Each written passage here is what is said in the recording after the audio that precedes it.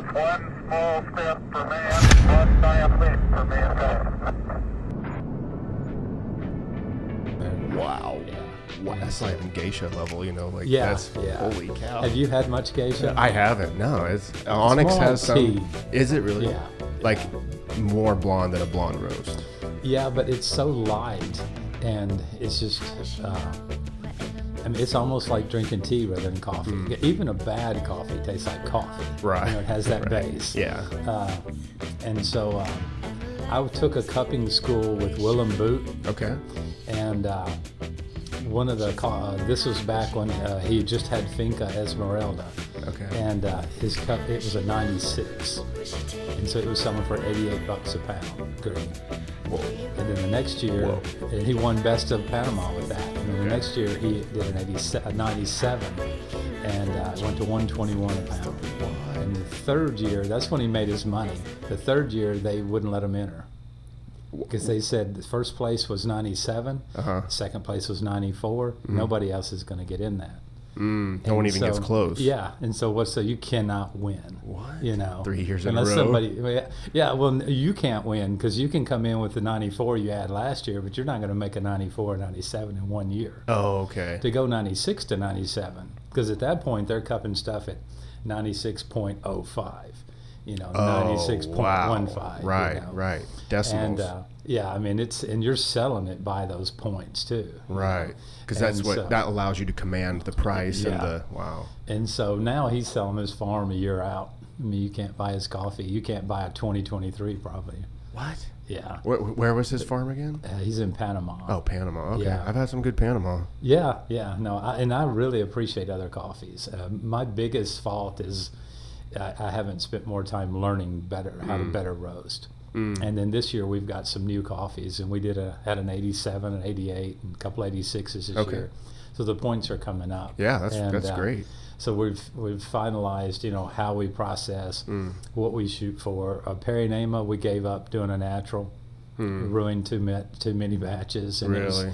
And we were getting like 83s on a natural and then 86 on the wash. So what's the point? Right. It's 3 times longer to dry it, twice as much labor, takes up 3 times more patio space. And it's not commanding a price. Right.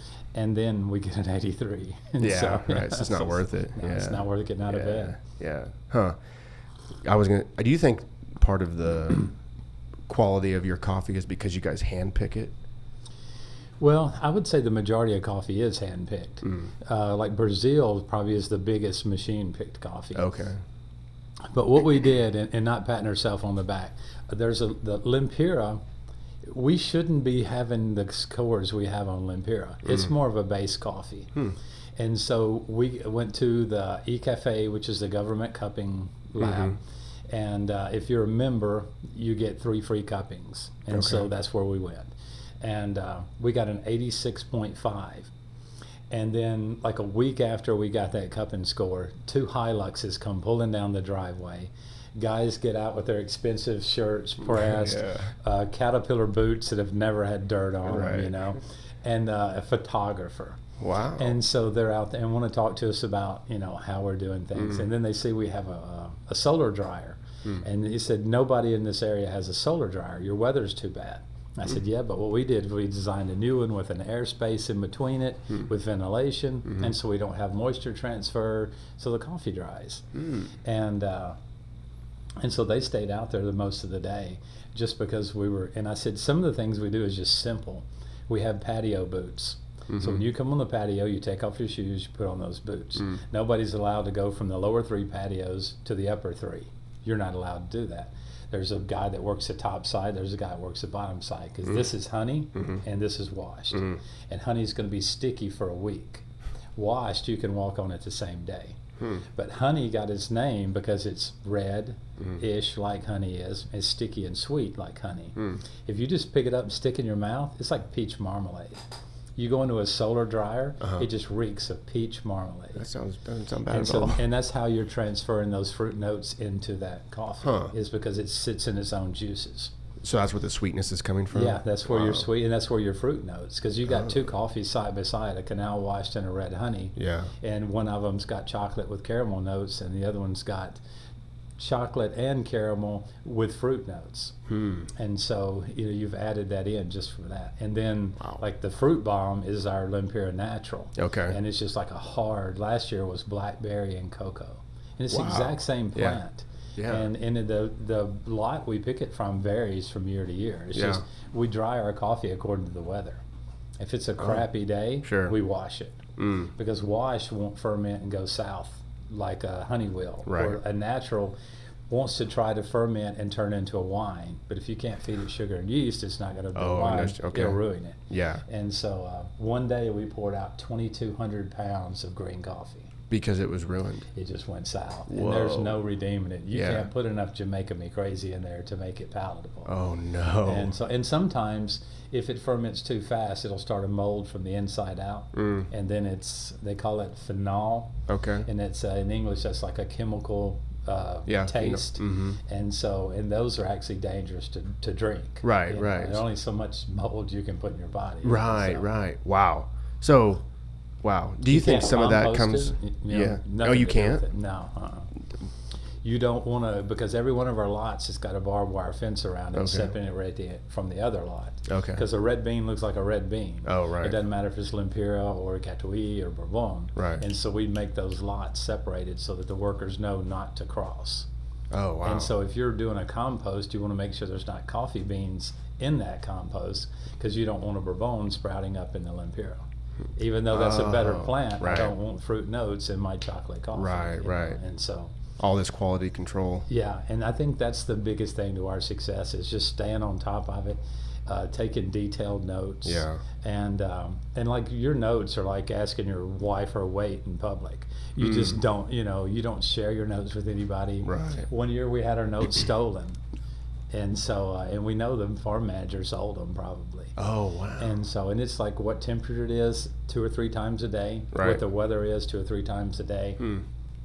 Because we had a Bourbon that was at 89.25. We wanted to try to repeat that. And so the next time we started picking Bourbon, we tried to look at all those notes. Right. And try to dry the wash process in the same time, in that same climate. Right. And that turns out to replicate what you're looking for most of the time? That's your best chance of replicating. Sure, yeah. Because it's all the temperature is picked. We've got refractometers, and so the worker will go out early in the morning and start checking sugar. And so if 2 lots are ripe and one of them's a point higher, we're going to start with a point higher. And that changes day by day? Oh, it'll change morning to afternoon. Wow. Yeah. But once you've committed to start picking, you have to finish. But some of the things this is all we could do. Yeah. And so if you got 4 people and 3 mics, you just make the best of it. Yeah. All right. So, been there before. Yeah. And that's a good problem to have. Sure. Yeah. And then there's been times we had so much coffee that we couldn't put it all on the patio. And people are like, well, that's a good problem. Right. Like now I had to sell it to the mill. Oh, right. And those are some of the things we don't get into, like on, a lot of times is most coffee is mill bought coffee. Right. So I go into the mill one day, and there's a little girl. Are we recording now? Yeah. Go ahead and pull that mic a little bit closer to you. Get real intimate with it. And there you go. We pull in the mill, and this guy comes in a moto taxi, like a little motorcycle taxi. And he drags out these bags of coffee, and he starts dumping them in. And it's some of the most beautiful yellow coffee cherries you've ever seen. Yeah. And I told the girl, I said, I hate that, he's the guy before him brought in this crap. Had to leave, send it to him. I said, I hate to see that. Right. And I said, now I'm selling you my coffee, and it's going to just go into be Folgers. Yeah. Is that what it turns out? Something like mass something product? Like that, yeah. And she's like, no. And so she turns her computer around, and my name is on the computer. And there's cupping scores. And I said, how do you get my cupping scores? Because that's very private. Oh, wow. And she said, no, those aren't your cupping scores. They're my cupping scores. Because when you sell me your coffee, I have it cupped. Okay. And so then they take it out to some of the names that I won't mention today, but they're household coffee names. And so they pull that coffee out, dry it, and she showed me in the pit, and there's 3 augers. Oh, okay. And so she said, when he came in, we did that. The guys hose it down, and when you came in, but the yellow went to this one. Oh, okay. Because he was an 88. Oh, nice. And so it was a yellow Bourbon. He scored 88 last year. Wow. And so they're assuming it'll be about the same this year. Yeah. But they still paid $34 below commodity price. Whoa. So if New York is $100, they pull out 34, and they're Right. paying 66 or 66. I can't do math. Yeah, somewhere in that area. Yeah. And so, and that's what they pay the guy. Wow. And then I've helped. He had a Mill City roaster. Mm-hmm. Shout out to Steve.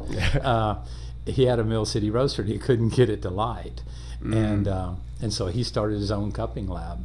And so now, Very cool. instead of paying $15-20 for a sample, Yeah. they have a guy come in and cup it in house. Oh, wow. And then I was there one day working on the roaster, and I looked out the window, and they had just card tables set up all the way Yeah. across. And so then they start coming out, and they're bringing cups, and they're bringing little bags of coffee, and it was this big company that everybody would recognize. A guy comes in with I might pronounce it wrong, like a Gin Cafe roaster. Perhaps. He pulls it out of the back of his backpack, Oh, and he a starts, portable one? yeah, Whoa. and it's just like a small sample roaster. Okay, yeah. Pulls her out, and he spent the entire day roasting samples. Wow. And then he came back the next morning and cupped, and he bought specialty coffee right there on the table. Wow. Right there. Wow. And he bought two 53-foot trailer loads worth of coffee. And he was the individual with this massive He was company. the cupper So with that he's like the company. recruiter or something? Like they just send him he's out? their cupper, yeah. And Wow. so he has a contract. And Wow. so he bought the coffee below whatever. Sure. And then, and he's a super good guy. He helped us Yeah. build our library, stuff like that. That's awesome. I mean, that's the world we live in. Yeah. You try to make a dollar where you Right. can make a dollar. Yeah, yeah. Our philosophy has been a little different. When we started the farm, if anybody goes to our website, you can read the full story of the accidental coffee farmer. But we were buying land because I had the idea we were building houses and just give somebody a house. I had the idea to have enough land with it, we could cut it in half. Pigs breed like rabbits. We're talking Honduras land Yeah, right in now? Honduras. Okay, yeah. And so I was going to cut it in half and get them a couple of pigs, and then the other half would be a garden because we have Cool. a full growing season all year round. Right. And What's your so- connection to Honduras? Back in '98, I Okay. went on a mission trip. Okay. A couple people backed out, and back before 9/11, you and I could change tickets. Oh, and right, I yeah. could put my name on it, and so I got a ticket for just super cheap because somebody backed out. I literally called my mom the first day and said, I want to come home. I was a Yeah. grown man. Right. She's the only person I thought would have enough compassion. Right. But, Come get me. come get me, mama. But we were in this house, and it was awful, man. It was an awful house, and there was chickens in there, and just pooping everywhere. And I said, why on earth don't they build a little pen outside? Right, You know? right. And like somebody would steal them, a dog would kill them. yeah. And a chicken is like a day's pay to buy a laying hen, Yeah. And so that was one of their prized possessions, and so Wow, they kept it in the yeah. house. And then at night we went back to the hotel, and poofy hat chef guy cooked me whatever I wanted to eat. Yeah. And the next day we went back to a house where they were divvying up 3 eggs between 6 people, you know. Right. And A little bit of cognitive dissonance there. You know? yeah. And so that gave me the idea. I went with the church twice, but it gave me the idea. I've always liked the little saying, if you give a man a fish, he'll eat for a day. Yeah. But you teach a man to fish, supposedly he's good for a lifetime. Sure. But if he doesn't have a fishing pole, hook, Right. that basic knowledge, if you knew everything about broadcasting, but you Right. don't have the materials to, You're a to little do limited. it with. Yeah. And so we had the idea that we were going to try to help people be self-sufficient. And so building the house was nice, but to be able to plant some mahogany trees so that in 15 years, that's a lot of money. But go ahead right now and plant bananas, oranges, and those things, and help them get a garden started. Right. Fruit producing. Yeah, and- anything, and then just your regular seeds and stuff. You Yeah. know, to start doing some, have their own crop and to, offset some of the money that they were spending before. Because Right. now they've got a house and that's great, but now you've got upkeep. Sure. And they don't know how to do Right. that. Yeah. And so, but now, we could free up a little of that money they're buying beans with each week when they grow their own beans. And Right. Yeah. and so we took that to, different levels. And in the farming country where we're at, I think it's about 8 months out of the year. People work about 8 months out of the year. It's not a specific 8 months. When a farmer needs some work, they bring guys in. Okay. So having a full-time job is a big deal. And so, and there's legal ramifications, and I've got to start putting back retirement for them. I got to give them wow. vacations, so that, you know, to hire somebody full time, we sit down and I have this little, what do you want to be when you grow up talk. Sure. And so Bahidio was sitting there, and I basically said, you know, what do you want to be? And my Spanish isn't perfect. Yeah. And he said, well, I'd like to have a barber shop. I'd like to be a barber. Sure. And I said, man, you are 30 feet away from being a barber. And he looked at me, and I ran in the house and got my wall clippers, because as you can tell, we do our own. Right. You know? And so, I was wondering. and so, and then the next trip back to the States, I got him like the skinny one, so he could like do the design. Oh yeah, do the fades and stuff. He faded me a coffee bean. Oh, and then you wore like a hat for a couple weeks. Backwards. Nice. It's like, what's gotten into Dad? It like somebody made an angry basketball in the back of my head. You know? He's your practice canvas. Yeah. I was hoping for a coffee bean, but it didn't work out. That's what it was supposed to be, a coffee bean in the back of my head. Oh, he tried his best. He did, but you don't want to be the first guy. Yeah, right. You like hop up there. And this last trip, he was doing my little fade on the side, and a truck pulled in, and he just dug all the way. Oh no! He startled The him. look on his face was awful. It'll be okay. But, It'll grow back. But you know, $1 haircut, and you know, you're good to go. Right. But so yeah, he knocked us both out with the haircut before he left. There you go. But so now he's got this, you know, a way of making money. Yeah. And so he works all day Sunday cutting hair. Wow. And he makes more cutting hair than he makes with his standard pay on my farm the other 6 days. Wow. And so sometimes you get somebody that just needed that little bit of help. Sure. And then there's times when I opened my mouth and somebody was talking about, well, what do you need? And I said, well, I need some money to build a bathroom. And it was for Bahidio. But how much do you need? I'm like, $1,500. I had no idea what it cost. Threw it out there. And so it cost about $800. Nice. And so we had some extra money, so we built one more tiny room, and we bought him a commercial corn grinder.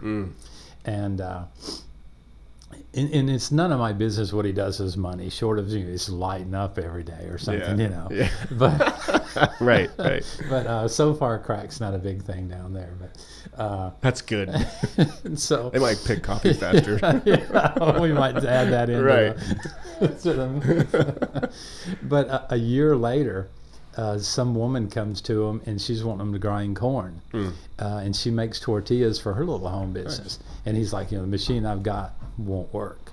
And so he calls our machine shop guy, and the guy says, you know, $1,300, we can get you a 5 horsepower corn grinder. That's significant. You know, that's a machine. And he had all these tiny little wooden boxes packed full of money, because he hadn't spent a single penny from either one of the businesses for a year. Oh, wow. And so he's loaded. Yeah, he just hid the money, and that's a good way to do it. And so he paid cash for it. Wow. And now he's, you know, making more than I am, probably. Yeah. Wow. And so, that actually might be true. And so, but this guy, you know, some people are just hungry, you Yeah. know, and some people have an opportunity, but then you give somebody that's already hungry. Yeah. And so he's taking shifts guarding on the new library project that we got going. So he spends a couple nights there guarding and makes some extra money. And then he works 6 days, and he cuts hair, and his wife grinds corn. He's a hustler. Yeah, he's out there. He gets and he's after making, it. Yeah, making good money. Yeah. And but he actually had a farm, and his tiny farm. Like last year, he produced 200 pounds of green coffee. That was the entire farm. But we can get him. You know, we've got people that we call it compassion buys, and they're paying him like $5 a pound. And well, last year we actually bought his coffee. Oh, cool. But you know, Anna's been getting $6 a pound, $5 a pound for her coffee, and people aren't asking what are the cupping scores, what are the flavor notes. They're just buying it to help her out. Yeah. But we found out, I mean, when we started cupping it, Anna had a 85.5 one year. This year she had something that was 86. Wow. And so, and she actually bought some coffee in the road this year. You know, the farmers, the poor farmers will put their coffee in the street, and the coyotes come by and buy it. Coyotes? And, yeah, they'll come by, buy it, and then take it to the mill. And flip it? Yeah. Wow. Yeah. And so, and so she said, well, why shouldn't I be buying it? You Yeah. know? And she had some extra money, and so Yeah. she bought some, and What was and the it co- cupping score on that? 86.25. That And so that's a really good cupping Yeah. score. And she paid below commodity price for Right. it. So now she is part of the problem, you know. right. She's become what she despised. But it ended up, it dried out to be 100 pounds. But Wow. we just got her $6 a pound for it. Yeah. And so, yeah, I mean, for her, that's, you know, an Significant. average woman, they get picked last for the team. Yeah. They get paid less because they can't pick up this big of bags. And it's Right, a very right. practical way of, you know, Yeah. subjecting women. Right. But, and so there's so many 20-something-year-old guys running around that Sure. do the same job for the same price. And so, but yeah, I mean, she's, I mean, last year, I think her pay ended up being, her coffee sold for like $4,800 or something like that. Wow. The That's amazing. Yeah, yeah. The first year she sent 4 bags, and they're like 150 pounds. Okay. And so my wife Julia, we said we were gonna, every time she sold a big chunk, we'd send her the money because she has a bank account. And so after the second bag, she sent us this nice heartfelt letter. Thank you Nice. for selling my coffee. Yeah.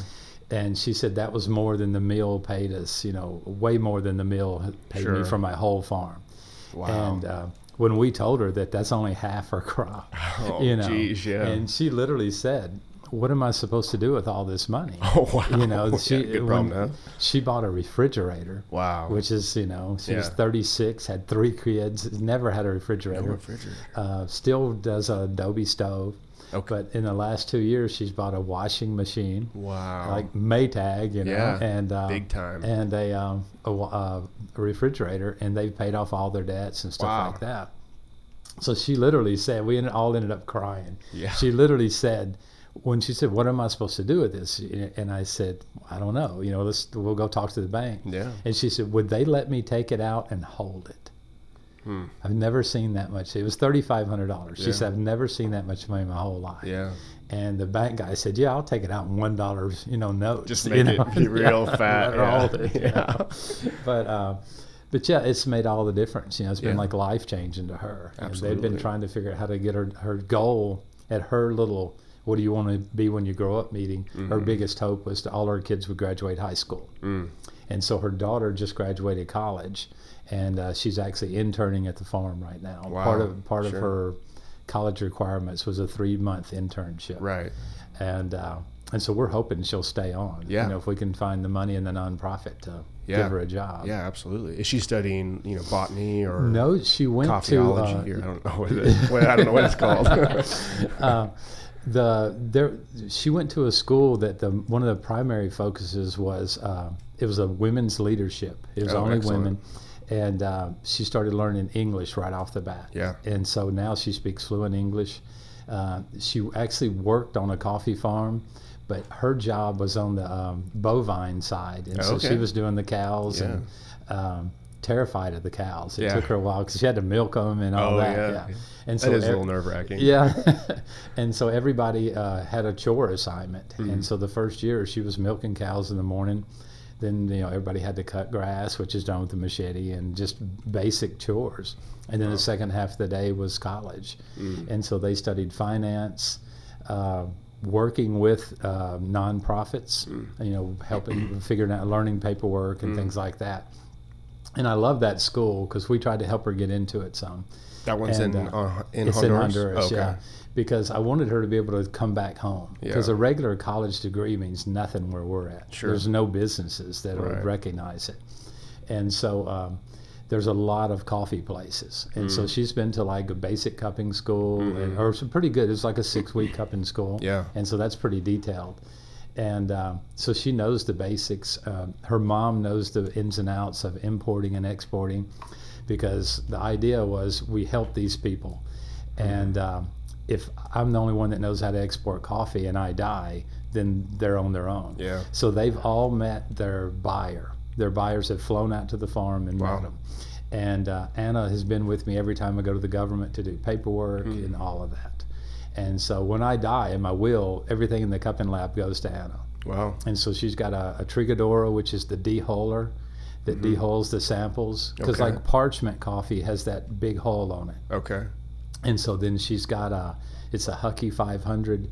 It's a pretty decent little sample roaster, and so she's got everything that it takes to like keep cupping coffee and keeping up with the quality of it. Because long before we send it to the cupping lab, this year I think we had 47 lots, and so Monday is day one. That's lot one, and so and then there's C1, B1. Okay. Those are going to be Bourbon first lot, Catuai first lot. So there was 46 lots of just the L'impero. Is a lot like where you put the green or the picked coffee? Or That's everything that was picked on Monday is lot one. Everything I gotcha. picked on Tuesday is lot two. Okay. And so according to how many people show up, it's according to how many people, how big that lot is. Okay. Yeah. The January lots are, the first picking is pretty small. Mid-January through mid-February, those are bigger lots. So is that your harvest season? Yeah. Okay. Well, it actually starts before Christmas. Okay. But usually that's the heaviest insect damage. Oh. And so we'll sell those to the mill. Yeah. And that'll get us a little bit of cash, because your biggest spending season is picking. Sure. And just because of the personnel that needs to be there. Yeah. And we pay a lot more than the other farms. Good. Because you can't have your one of the quality things is when it's red, it needs to be picked, and as soon as it needs to be picked, it needs to be processed. And so we need to have really good people on the patio to start working that coffee. And this year we're building a new wet mill just so that we can process coffee a little bit faster. Wow. That's not the solar thing that you were talking about. No, the solar dryer is where we dry the coffee. Okay. Once it's done. And the wet mill's where you soak it. Take the cherry off. Oh, okay. So the first process, the people will walk up.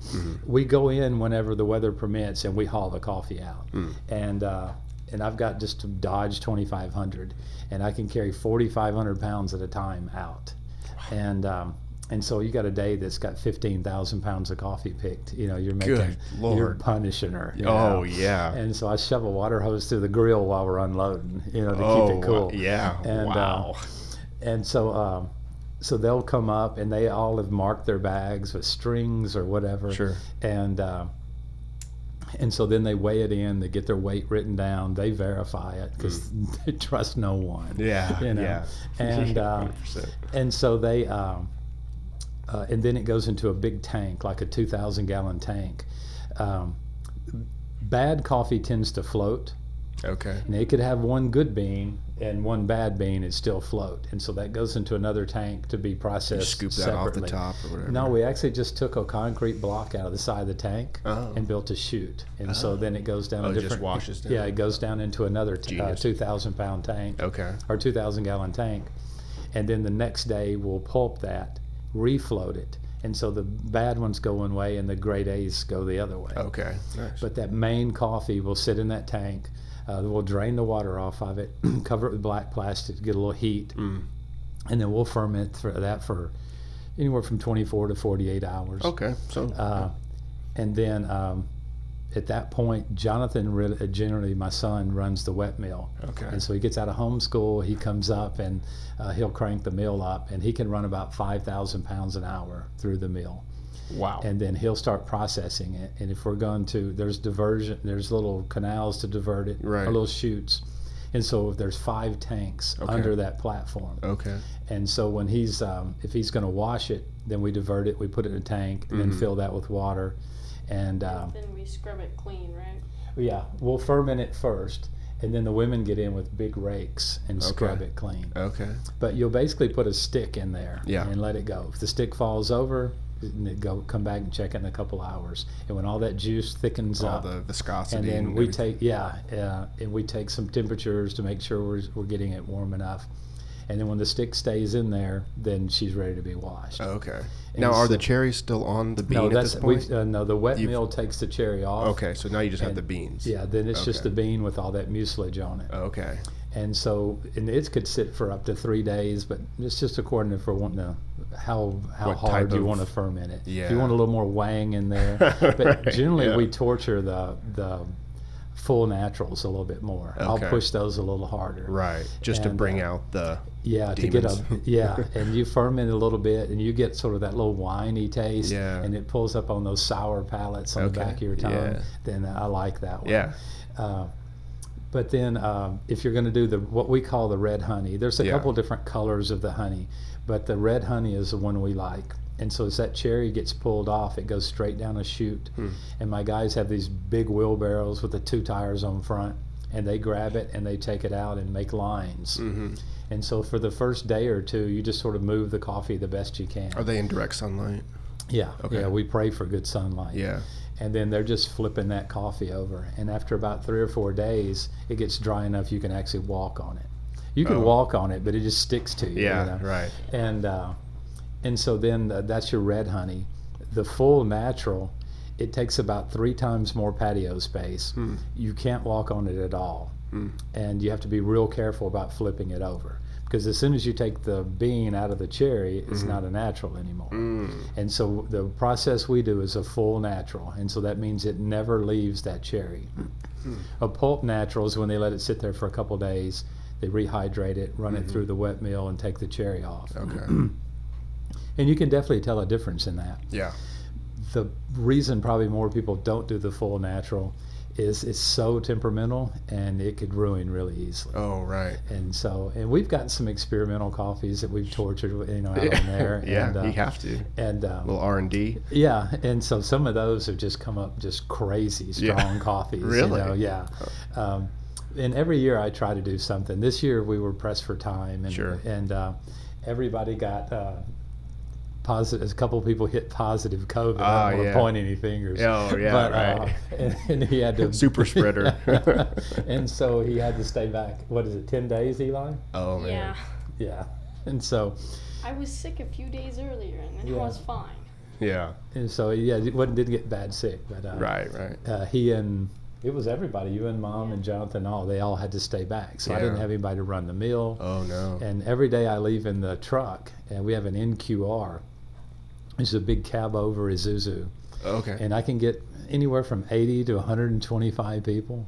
Julia compares it to What? Auschwitz when I'm, Oh, my when I'm going. So if you look on Facebook, there was one day I was going up the hill and just nothing but heads, Yeah. But you've never seen a group of people have as good a time. They're just. And you're going to pick Well, I'm going to pick them up and bring them in. to do some work? Yeah, Oh, my and so gosh. they're coming in to. So every morning, if we've got a group in another town, Julia will head out one direction in the Dodge, and I go the other direction in the NQR, and we get as many people as will climb in there. And so. I'm not logged in on Facebook. I was going to pull up the picture. But it's.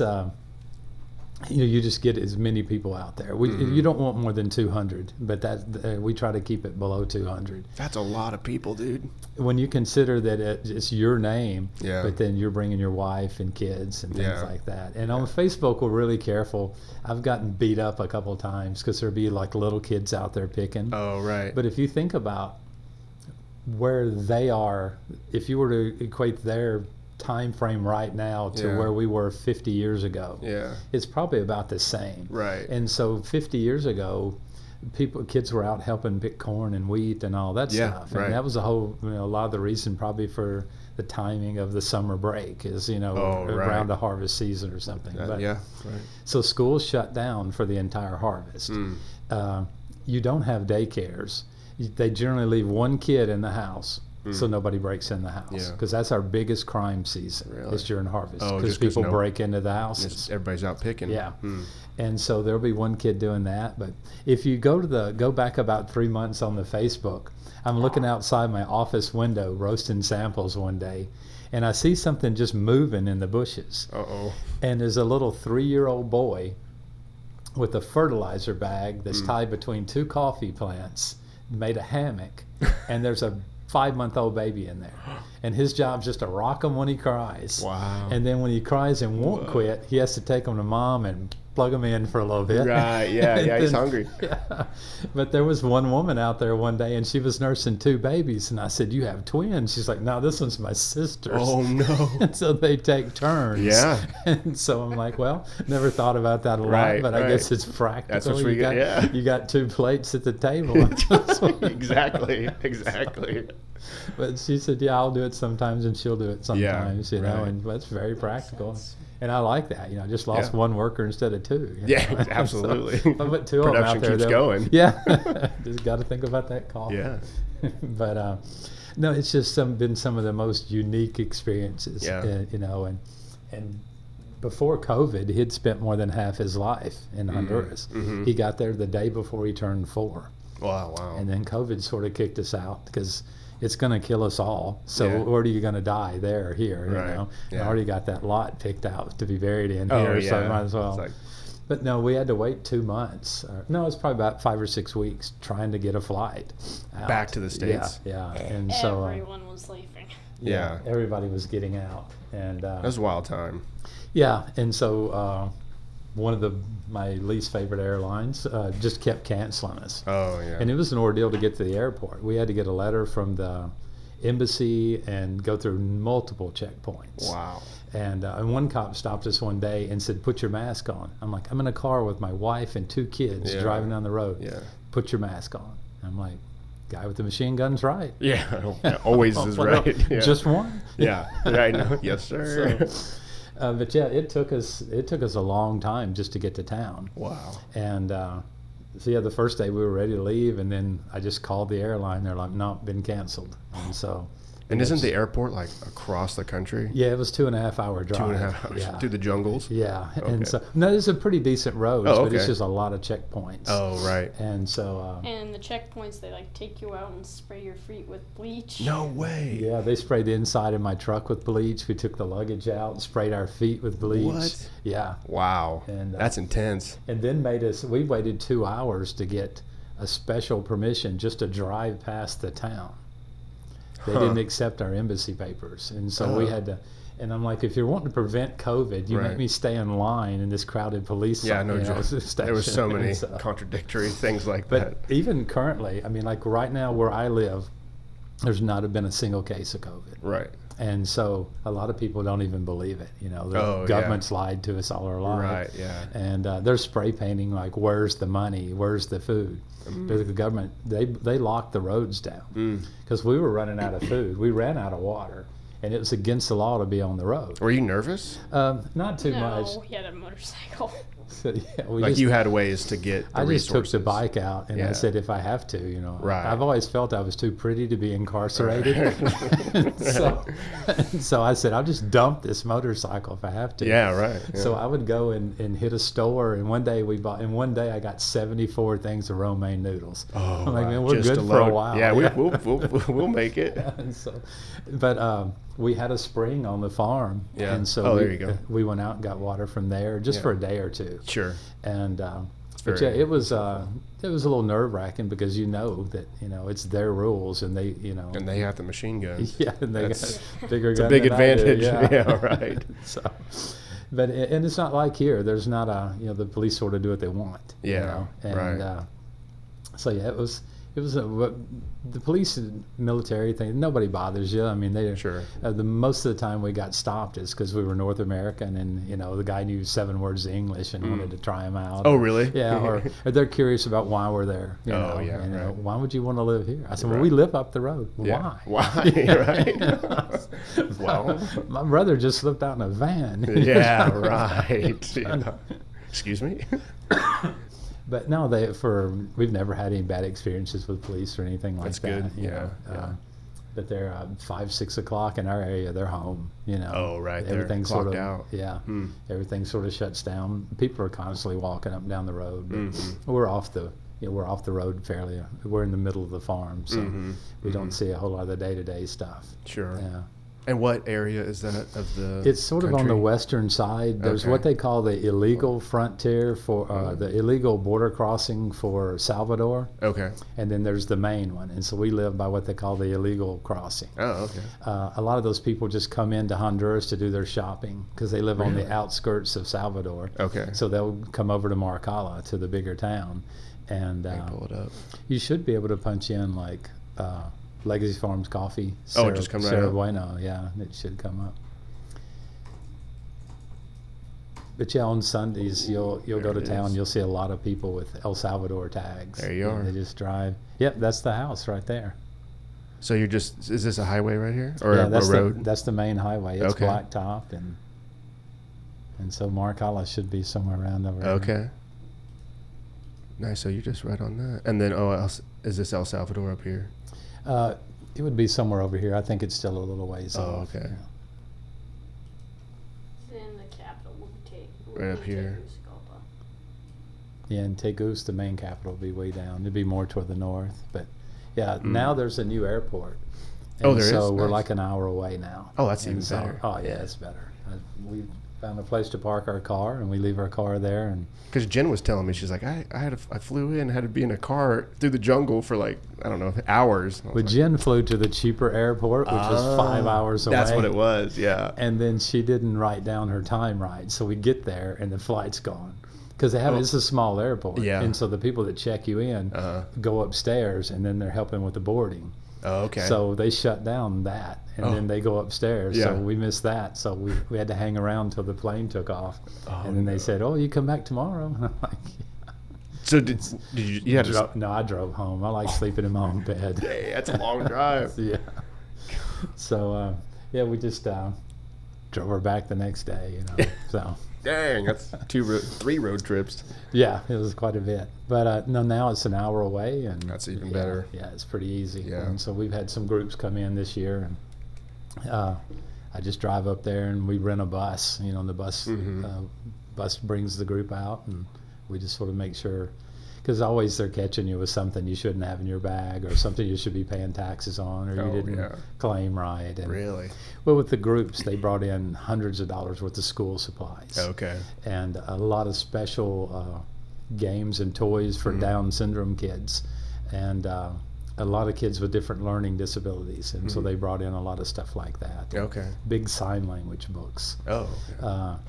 And so they had I think they had like 15 bags, like full size check bags. Right. But most of the times customs, they're looking for something big that they can Yeah. tax, Right, and then right. we have donation letters. We've got a nonprofit and all now. Yeah, So right. it's just a point of getting everything inspected and getting through and getting it loaded up without losing something. Yeah. And Always a chore. yeah. So when you were talking about how you got started, the accidental coffee farmer, you went down there on a missions trip and then kind of fell in love with the land and the people, right? Yeah, yeah. And then, so when did you acquire the farm and then be like, I guess I'm going to be a coffee farmer? Well, and that's the accidental part.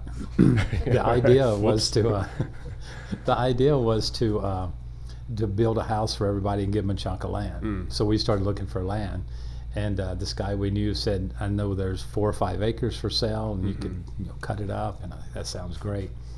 And so we went up there and looked at it, and they had these giant plants and stuff. And he's like, "Guy's going to cut down everything for $200." I'm like, "Awesome." Yeah. And I'm like, "Well, what is it?" And they're like, "Well, it's coffee." Yeah. I'm like, "Well, I'm not an idiot. Yeah. Coffee's not a big yellow cherry. Yeah. I said, "It's my mom drinks coffee," because I didn't even drink coffee. I drank And gas now you're station. obsessed with it. I drank gas station cappuccino. I was right. I was an Need that expert French on that. vanilla. Yeah, can't get too much of that in there. And I'll still drink it every once in a while. Sure. But, and so we bought that, and then found out it had coffee on it. Yeah. And then so there was a guy that they all thought it was funny because I wouldn't believe it was coffee. And because they'd jerked my chain quite a few times. I Right. knew like 11 words of Spanish, Yeah. and 5 of those were cuss words. Yeah, right. What'd you call me?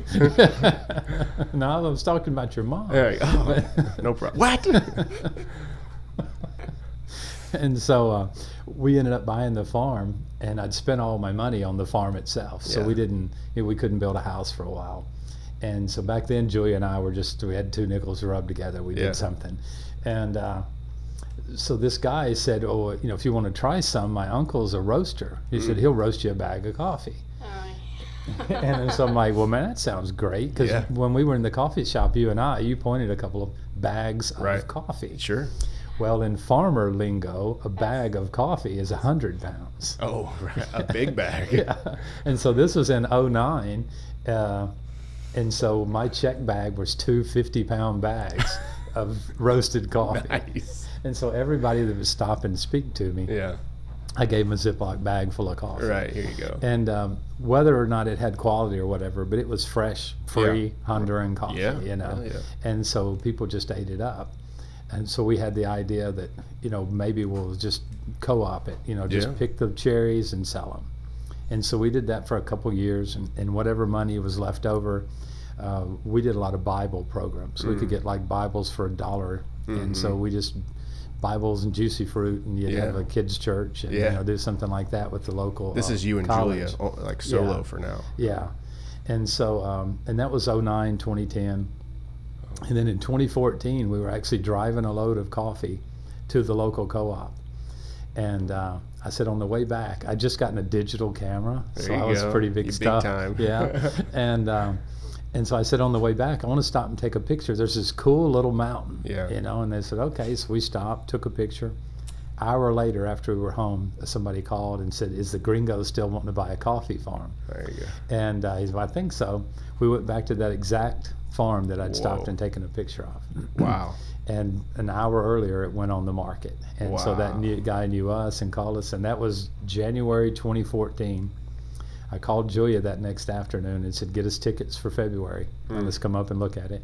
So she and I spent Valentine's Day walking this awful farm. It hadn't been farmed for years. Really? And so it took us 3.5 hours just to walk the farm. And that's with 2 guides with machetes clearing the path in front of us. Oh, wow.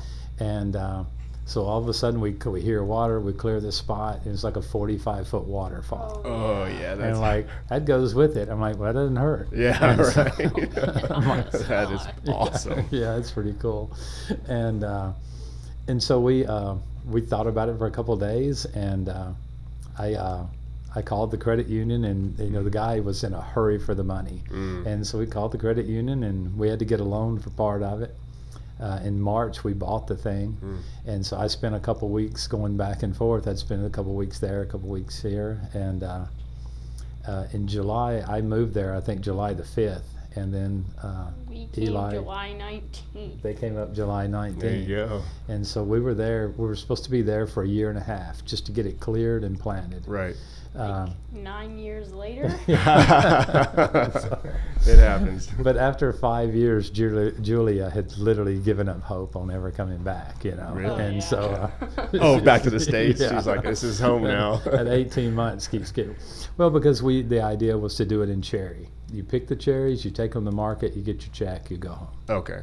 And so everything morphed into something else. Right. And I think I was too gullible and believed what people said or thought they knew. And so this one guy on the farm, I mean, he was a worker on the farm, just a regular old guy. Yeah. He's like, well, I know how to dry coffee. Why on earth I think that would think Why did that I he believe actually you? knew. Right. But it had these huge patios, drying patios, because it used to be a mill 40, 50 years ago. And so I said, well, let's just take some of them and dry it. And because you can sell coffee in any stage. And so a lot of times we'll, instead of just taking the coffee straight to the mill and sell it, I'll pulp it, dry it for a day, and then I'll take it to the mill and they'll put it straight in their mechanical dryers. Because we've already taken the majority of the moisture out of it. And so you'll get a better price. If it's pulped, you get a better price. A little bit dry, you get a better price. Right. And so we just figured, what do I have to lose? And so we tried it, and then it worked out okay. So the next year we dried it all, and nice. and sold it that way. And we were intending on selling it that way. And then another guy's like, well, if you just clean it, you can send it to it's green. And I'm like, well, let's do that. Let's try it. Yeah. And so we rented an entire shipping container for 88 bags. I think normally a shipping container will hold 280 bags, if I'm not wrong. And we had one container with 88 bags in it. And of course, it got flagged for inspection because what idiot else would is in send? there? There's got to be children in there. Right. But and so from then on, we just that year we had 88. The next year we had 123, and then we just kept doing it, and then it was marketing, trying to sell that green coffee and figure out what it's worth and who'll buy it. And then got to roast it. Yeah, and then we started roasting the coffee, Yeah. and I'm bad about looking around when I talk. No, that's okay. And so we just I figured if I was going to learn how to roast, why not buy a 15K roaster and learn? Yeah. And so that's what we did. That's what you have to do. And, well, later I bought a sample roaster and then started learning a little better. Yeah. But it was a basic artisan roaster. Yeah. It had a temperature gauge on the front that lasted about a month. And It's propane based. it was propane. And so, and when that broke, I got the meat probe or whatever out of the kitchen. We roasted with that. There you go. And Whatever you got to do. Yeah. And so the guy said, I'll teach you how to roast with it, when you buy it. And he was there in about 2 or 3 hours. And so he put in 75 pounds.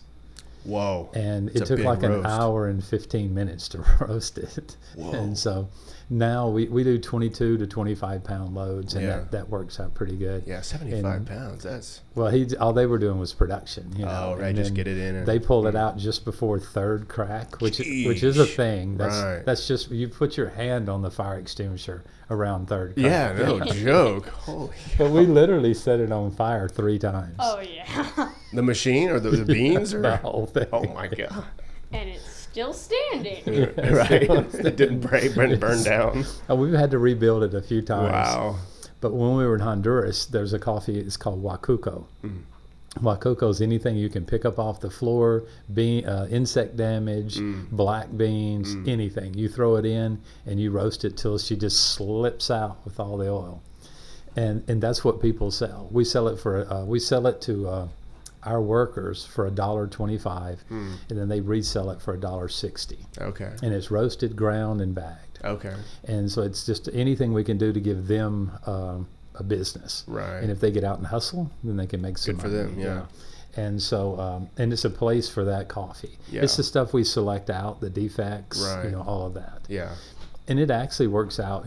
We clear about 35 cents a pound on it. Yeah. That's And not bad at all. and when we went to the government, they're like, if you're just selling that, there's no paperwork on that. Just you don't have to have a license. Well, we have our FDA license Yeah. and stuff, so Right. you don't have to have a seller's license to sell that. And, Right. Uh, That helps out. yeah, and the average workers don't have. They don't have to pay any kind of taxes Right. on their income. They just or pocket it anything. all. Yeah. Good. And so, it's just a way to do it. But Yeah. in doing that, you'd open the door a lot of times, and some of the beans would be yellow. They're like on fire. Yeah. And so, Good Lord. yeah.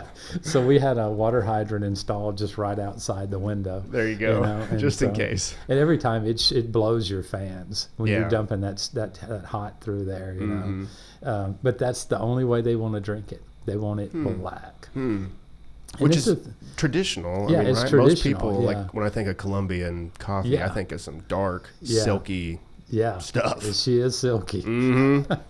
But yeah, I mean, and it does have a nice flavor. And that was for Willem Boot said one time. He said, that's the only reason for roasting coffee dark is to hide something, imperfection. And Right. I'd rather have woody and smoky than Whatever. green grassy, some kind of Yeah, off right. flavor. Yeah. And so you can cover that up, and you can control your air and keep a little smoke in the drum a little bit longer, Right. and flavor the coffee Infuse with it. that. Yeah. Yeah. Hmm. And so, but that's what they like, And for Christmas one year, we gave them all a red honey processed, Ika 2, I think it was. Yeah. And they didn't really like it, and That's some said, of my favorite stuff. Can we trade this for the, and I'm like, You can. I'll trade you. I'm crying a little bit. Yeah, but you right. can. But yeah, they'll, and even when they'll come to cuppings and stuff, you're like, Yeah. where's the sugar? I'm like, sugar, Oh, yeah. sugar's a cuss word here. Yeah, excuse me. But it's just it's a custom, and we go to houses all the time. Yeah. Rule 1, don't drink the water. Yeah. And so, but they bring you a cup of coffee, and Right. you're gonna have That's to the drink water. it. Yeah. Yeah. And because the whole boiling water, it's got to be boiled for X amount of time. Right. Right. Right. And so you drink it and hope for the best. Yeah, And right. a good cleansing Send it never up. hurts you. Yeah, right. Part of that. Part of that type of brew. I lost 4 pounds in one day. There you go. I think that would be a very popular cup of coffee around here. We could sell that in California. Yeah, there you go. But no, it's they go home, they take their shower, and they sit down, and generally the wife brings them a cup of coffee, and they put 2 or 3 sugars in it, and that's some sweet bread that costs almost nothing. Yeah. And that's just a traditional thing, and they enjoy it. And I'm the same way. When everybody pretty much leaves the farm by 3:30. Okay. Because they'll come in between 6 or 7, according to what group they're working with. Sunrise, yeah. And by 3:30, everybody's gone, and we lock the gate. And I get on the back porch, and it's either nap and coffee or coffee and nap. Man, that don't sound it's- too bad at and all. so- Yeah. And I've got some great back porch pictures. Yeah, just those sitting are out some of there my favorites on Instagram. watching the sun come up or watching Yeah. it go down. I Yeah. get confused sometimes, but my best day is I can wake up at 4:30, no distractions, Yeah. and I love you, my little distraction, but you got two boys, somebody's fighting. Yeah, And so- right. Yeah. But I'll get up at 4:30 and go out into the lab or on the back Mm-hmm. porch and brew a coffee and just sit there. Yeah. And sometimes I put on Star Trek or Star Wars according to what site's working that day. Yeah, and, right. And just sit there and think about nothing for a little Right. while. Yeah, and then that's at priceless. 5:30 I have to start thinking about what we're going to do, and Right. 5:45 the workers come in and Yep.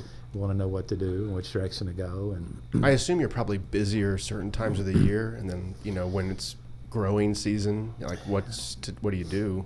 well, there's a couple of times, like right now, about a month ago, they finished up fertilizing. Okay. And this year it was very mechanical, we were measuring a couple times a day, calibrating scales. Fertilizer last year was $4,200. This year it was $11,500. Good Lord. And we buy our fertilizer from Russia. That'll do it. And so yeah, it's there's not that many ships coming and going from there. Good Lord. And so this year, I mean, they were really measuring out the fertilizer. Yeah. Usually you just sort of, Yeah. and so we take a stick, about a 3-inch diameter stick, and drive it into the ground. And then put the fertilizer in there. And then according to which time, everything's grown on an incline. And so I'll try to do my true fertilizings above the root ball of the plant. Oh, okay. Right. And so that gravity will take it down to the roots. Right. And so we'll do that twice a year. And that takes 20 guys, 11 days to fertilize the farm. Wow. How big is the farm? It's about 50 acres. Wow. We're not 100% sure. There's And is about, that all coffee? well, we have a spot that had so little dirt on it that it had coffee on it, but we had like 2-week dry spell and the coffee just died. Yeah. And so anytime that happens, we start pulling plants up and looking to see if there's these nodules that grow on the roots and when they started pulling them up, they just pulled them. Oh. And so there's only 6 inches of dirt. Oh, And so yeah. your main taproot just grew that way. And so 2 weeks without water, Right. plant died. Yeah. And it was a half an acre. And so I wanted to figure out something to do with that. And so we brought in a little bit of dirt by hand and started making some little mounds, and we planted a cardamom spice.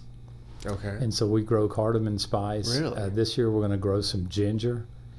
We'll grow that between the coffee plants. Like the Wow. new plants that have just been planted have Yeah. 1.8 meters between the two plants. Okay. So we'll plant ginger in there for the next couple of years.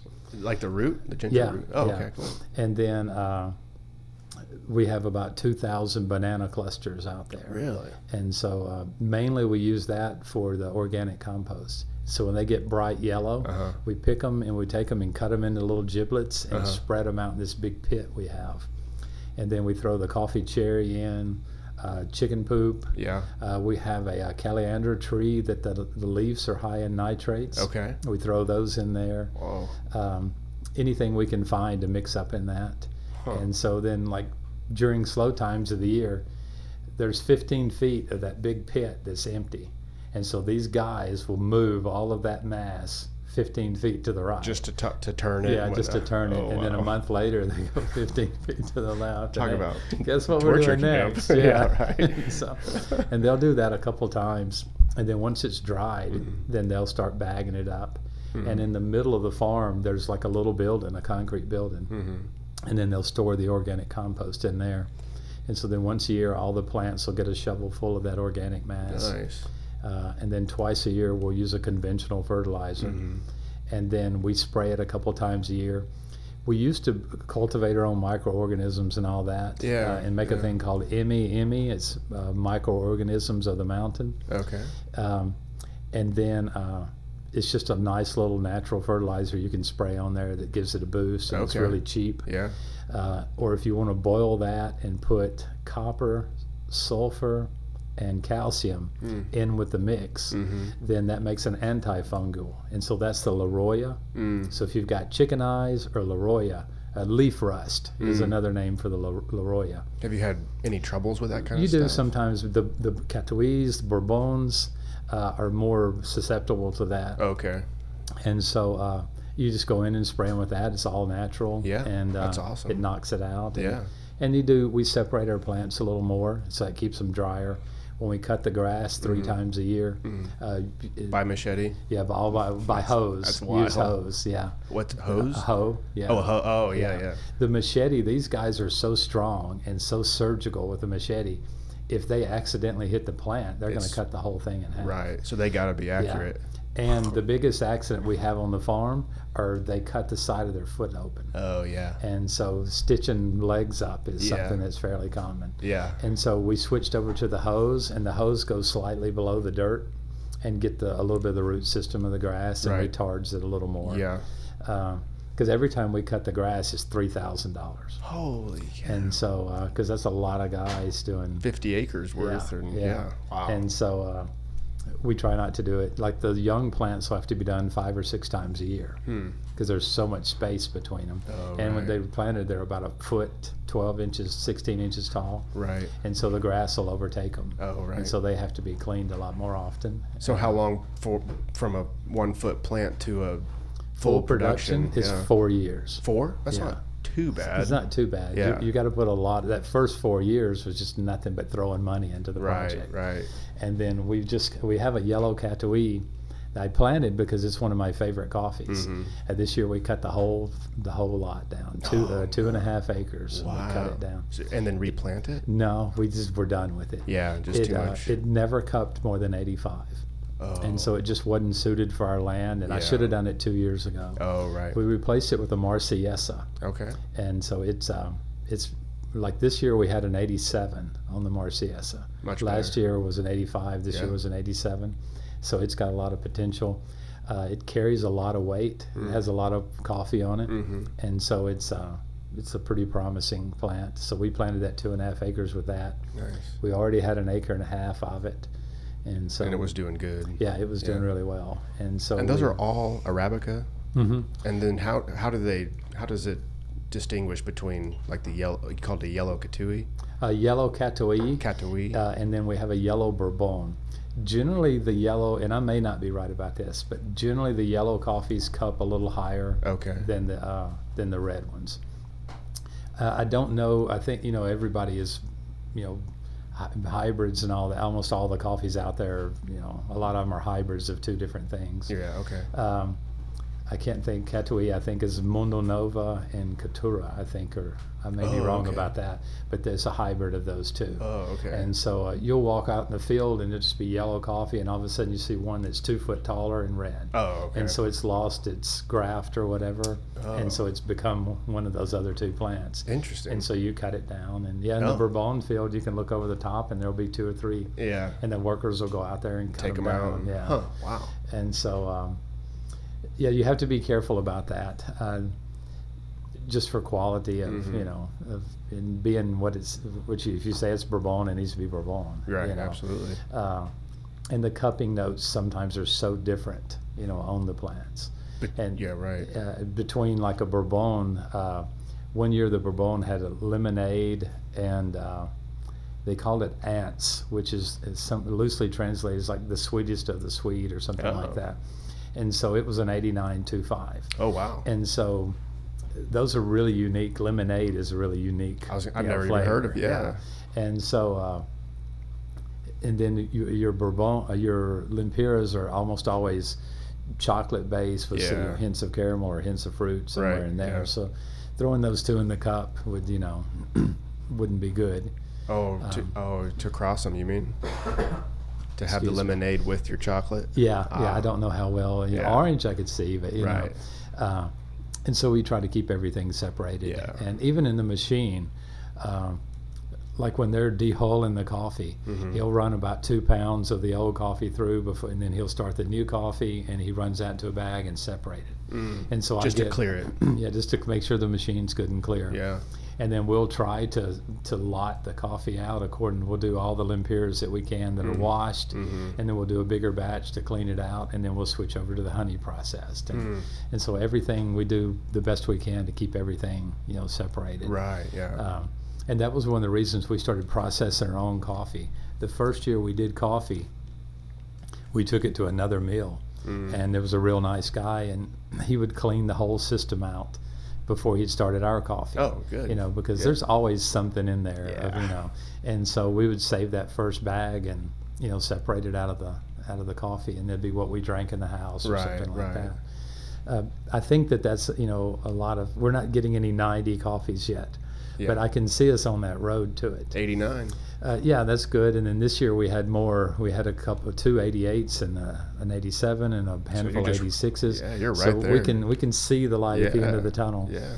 But you know, getting the production up and keeping it level. Last year the year before last we had 199 bags. Last year we had 96.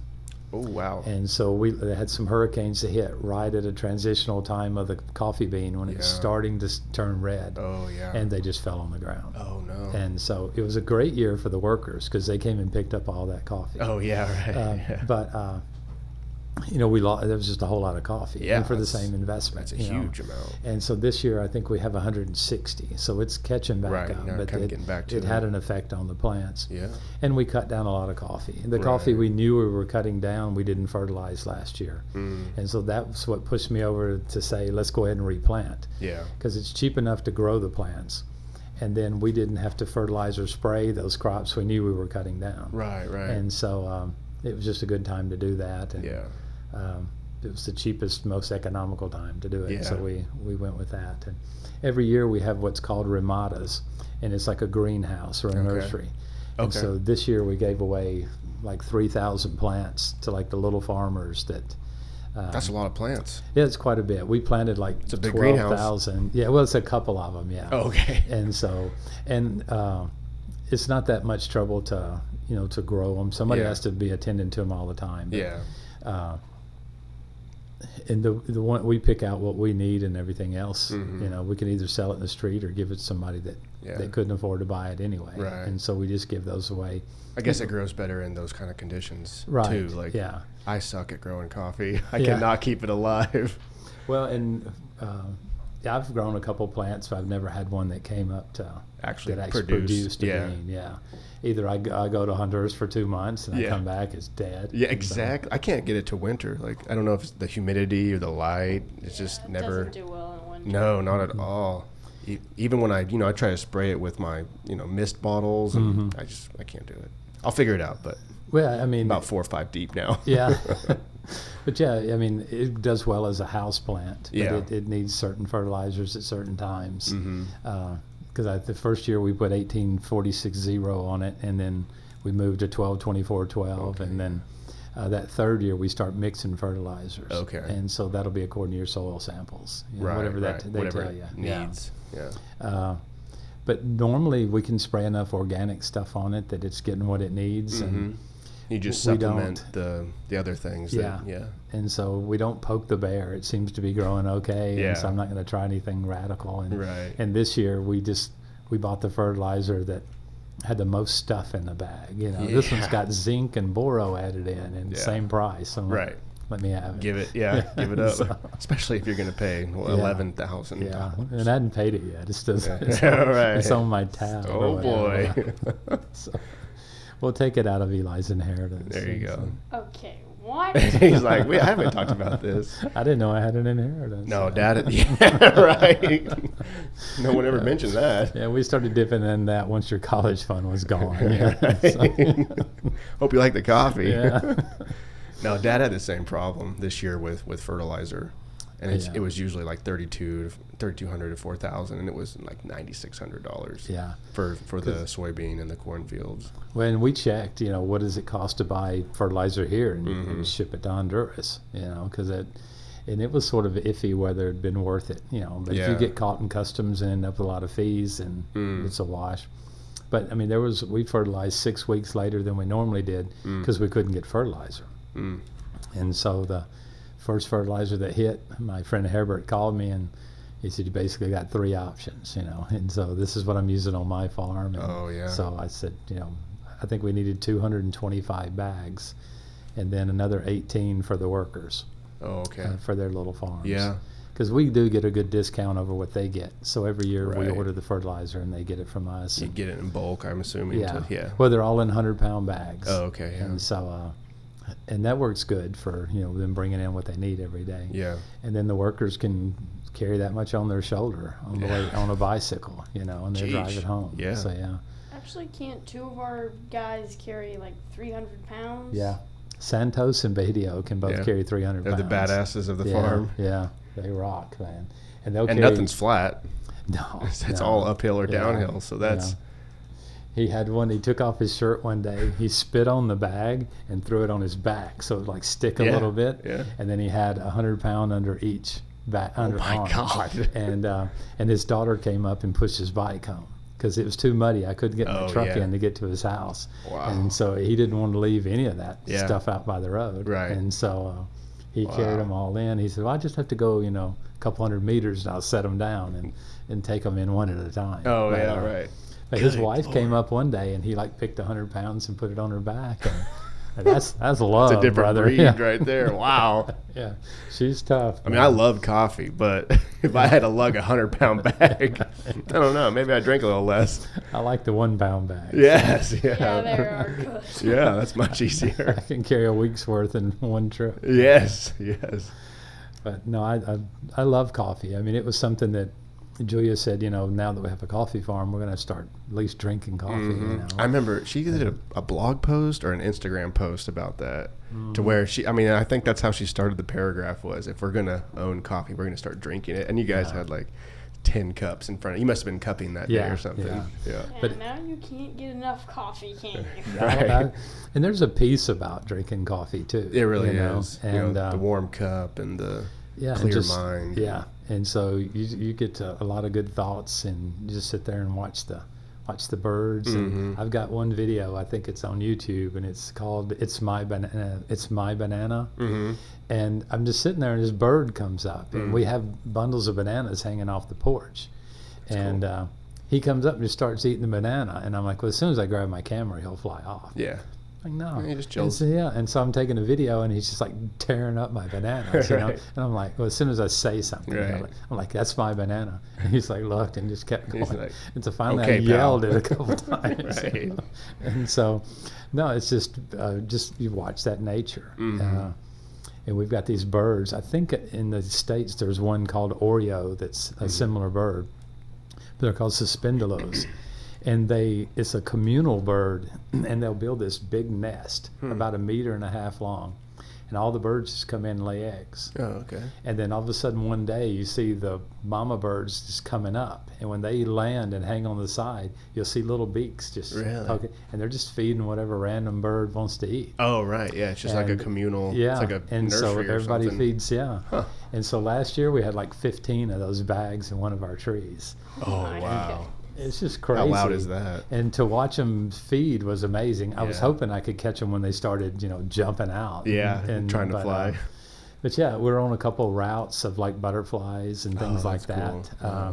And we had some giant wasps come by one day, but they just kept on going. You're like, thank you. Yeah, but no, it's been pretty fun watching the nature. And Yeah. I definitely wasn't organic, nature guy before Yeah. I went. I could Right. appreciate it. But once we saw the people down in the rivers below us, because the farm our boundary is 2 different rivers, and you see women down there washing their clothes, and when they get ready to leave, they'll take a 5-gallon bucket of drinking water home with them. Wow. And then you start thinking about, If we what you were put to. in the water. Exactly. Yeah. And we're at the high point. There's no longer any farms above us, and they changed the laws where there's no more planting coffee. And so the guy that had a farm above us is not able to plant there anymore. And because that's a natural wildlife preserve or something. Oh, And so, I see. so he wasn't he's a construction guy anyway. Right. But, But if he wanted to, he couldn't. yeah, he now. couldn't now. Oh, wow. And so, That is a very interesting rule, though. yeah, and so you're not allowed to cut trees. There's no hunting or anything like that. Is there anything to hunt? there? We've got a couple deer. Okay. And we got a mountain lion that walks around. That hunts you, dude. He's big, man. He's Really? big, yeah. You see him around? Yeah. What? Yeah. Like on the farm? Yeah. Oh my yeah. God. No, I sort of think I know where he lives. Really? But yeah, that sort of stay clear. But Is he black or like what he's black. Oh, yeah. wow. And he's got this super long tail. And the other day I'm just leaving the driveway, and he just walks right in front of the car and just climbs through the fence and just keeps on Good going. Lord. And he's always stayed in the farm. That's the first time Interesting. I've ever seen him by the house. Yeah. And so we may lose some chickens soon. He was awful close to that. But Right. if he wants them, he can have them. Yeah, right. I'm not, Don't you're not be gonna. me. Yeah, no joke. I put him up there with the cop with the machine gun. You know. He Yeah, can do right. He's got the claws and the Yeah. fangs. But most of the time they're more, they're not wanting to bother anybody. Right, They're yeah. just walking around, and we've got a couple big boas that Really? are out Oh, there. yeah. Just hang out in trees or. Most of the time I've seen them, they're on the ground. I hadn't thought about looking up. I Yeah, just- right. Until they fall on you. Oh. But yeah, the other day they were up by the house. Oh, yeah. Anna said she saw both of them off the back porch. I hope Julia doesn't listen to this episode. Skip this Oh, part. yeah. You can hit the cuss button on that one. Yeah.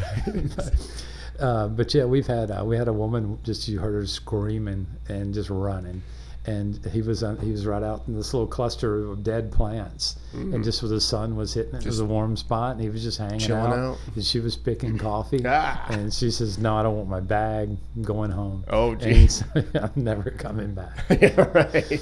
How But yeah, long do you think it was anyway? they're 7-8 feet. That's big. Yeah, because that day we tried to catch that one. Oh, yeah. I was yelling, "Get a bag!" and I had its tail, but I couldn't. He was already Too around the strong. corner. Oh, yeah. And so he was pulling. And at what point do I break his back? Yeah, right, I just yeah. wanted to, freak out Julia, and I was going to bring him right back. Yeah, right. Check it out. Because they don't really hurt anything. No, they eat mice. I was gonna say Yeah. probably eat your pests and stuff. Yeah. You know. So They I help like well, having them. actually. You kind of. Yeah. So one of them's black and one of them's gray, and they just sort of hang out, Just do kinda- what they want. And I mean, because you are in a jungle, right? I mean, that's what yeah, I it's mean, considered. no, it wouldn't be considered jungle. Oh, okay. It'd be More Mountains. tropical. Yeah, mountains. Oh, It's mountain mountains. range. Okay. It's definitely not tropical. We can't Oh, grow okay. vanilla or anything like that. Oh, okay. Yeah, we're And not too close to the ocean that much. No, because down in those lower areas, you have more of the tropical. Oh, okay.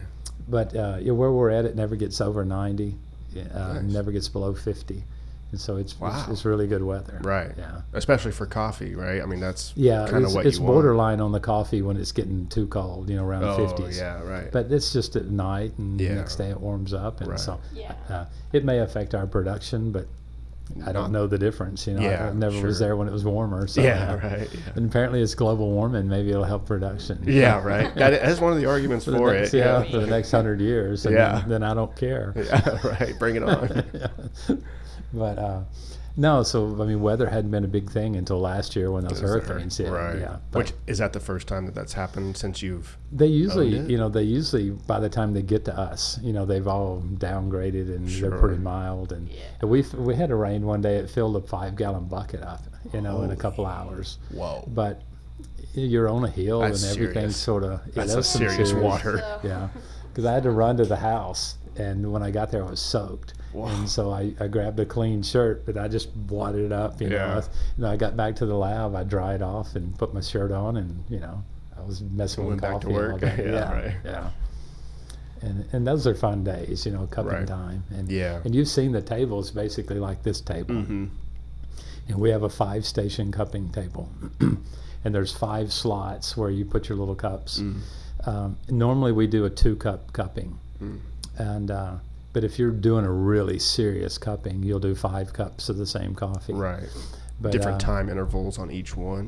No, they generally go ahead and pour them all. Okay. And then they'll come back a couple hours later and cup it again when it's cold.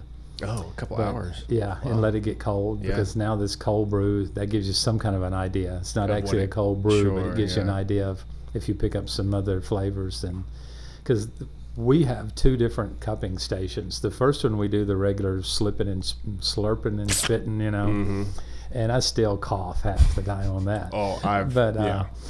and then we do everything and we get an idea. we just do Post-it notes, and I'm writing down what I think, and so then we'll put some coffees together.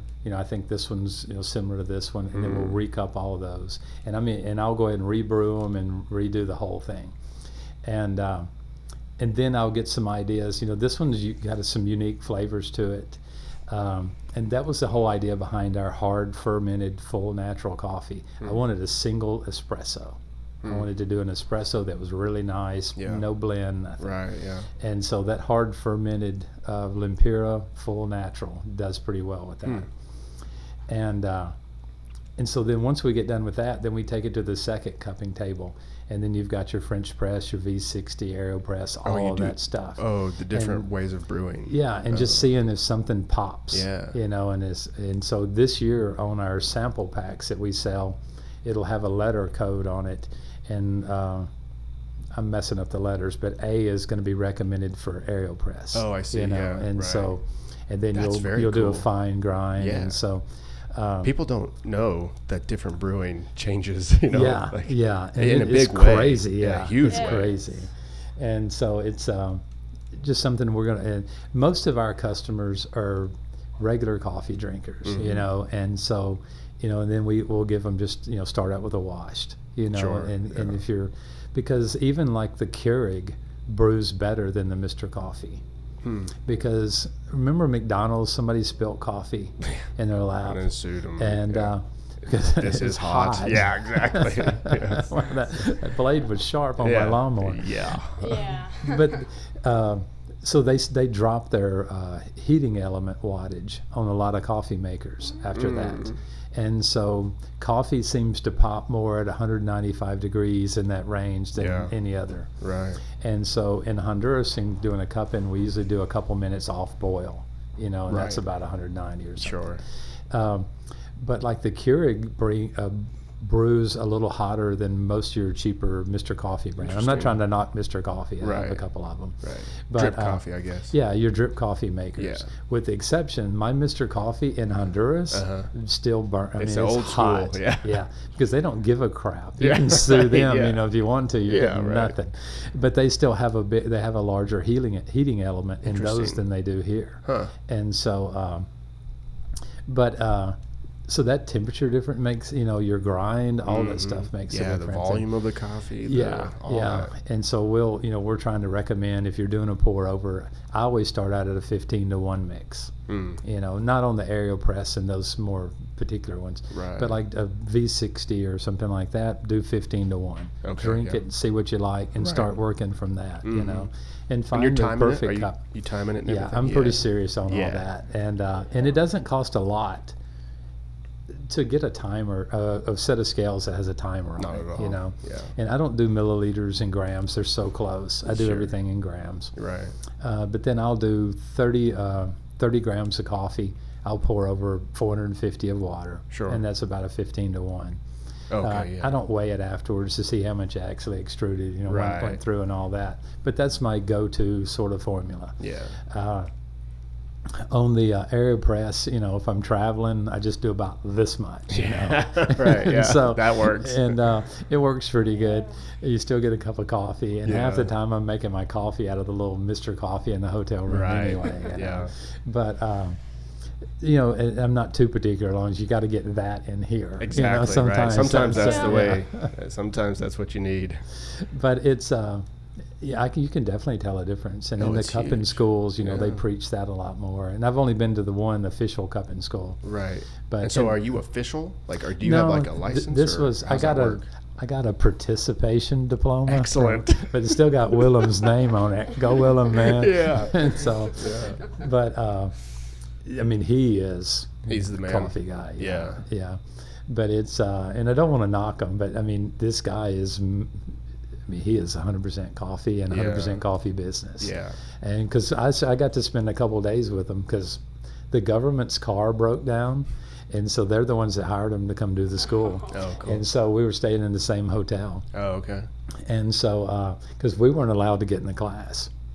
And because Gringo? we kept trying, I don't know if you're- it's Gringo or you just weren't on the right list. Oh, okay. Because we pull in the lot in the Dodge, Yeah. and it's like which Range Rover or which, It's that you know, serious? do we park next to? And so That this is was wild. money in this school. Whoa. And so, and Julia was like, let's just go, Yeah. you know. And so I just went. My name wasn't on the list, nothing. And then there, after the first break, I went over and said, well, I need to pay for my class.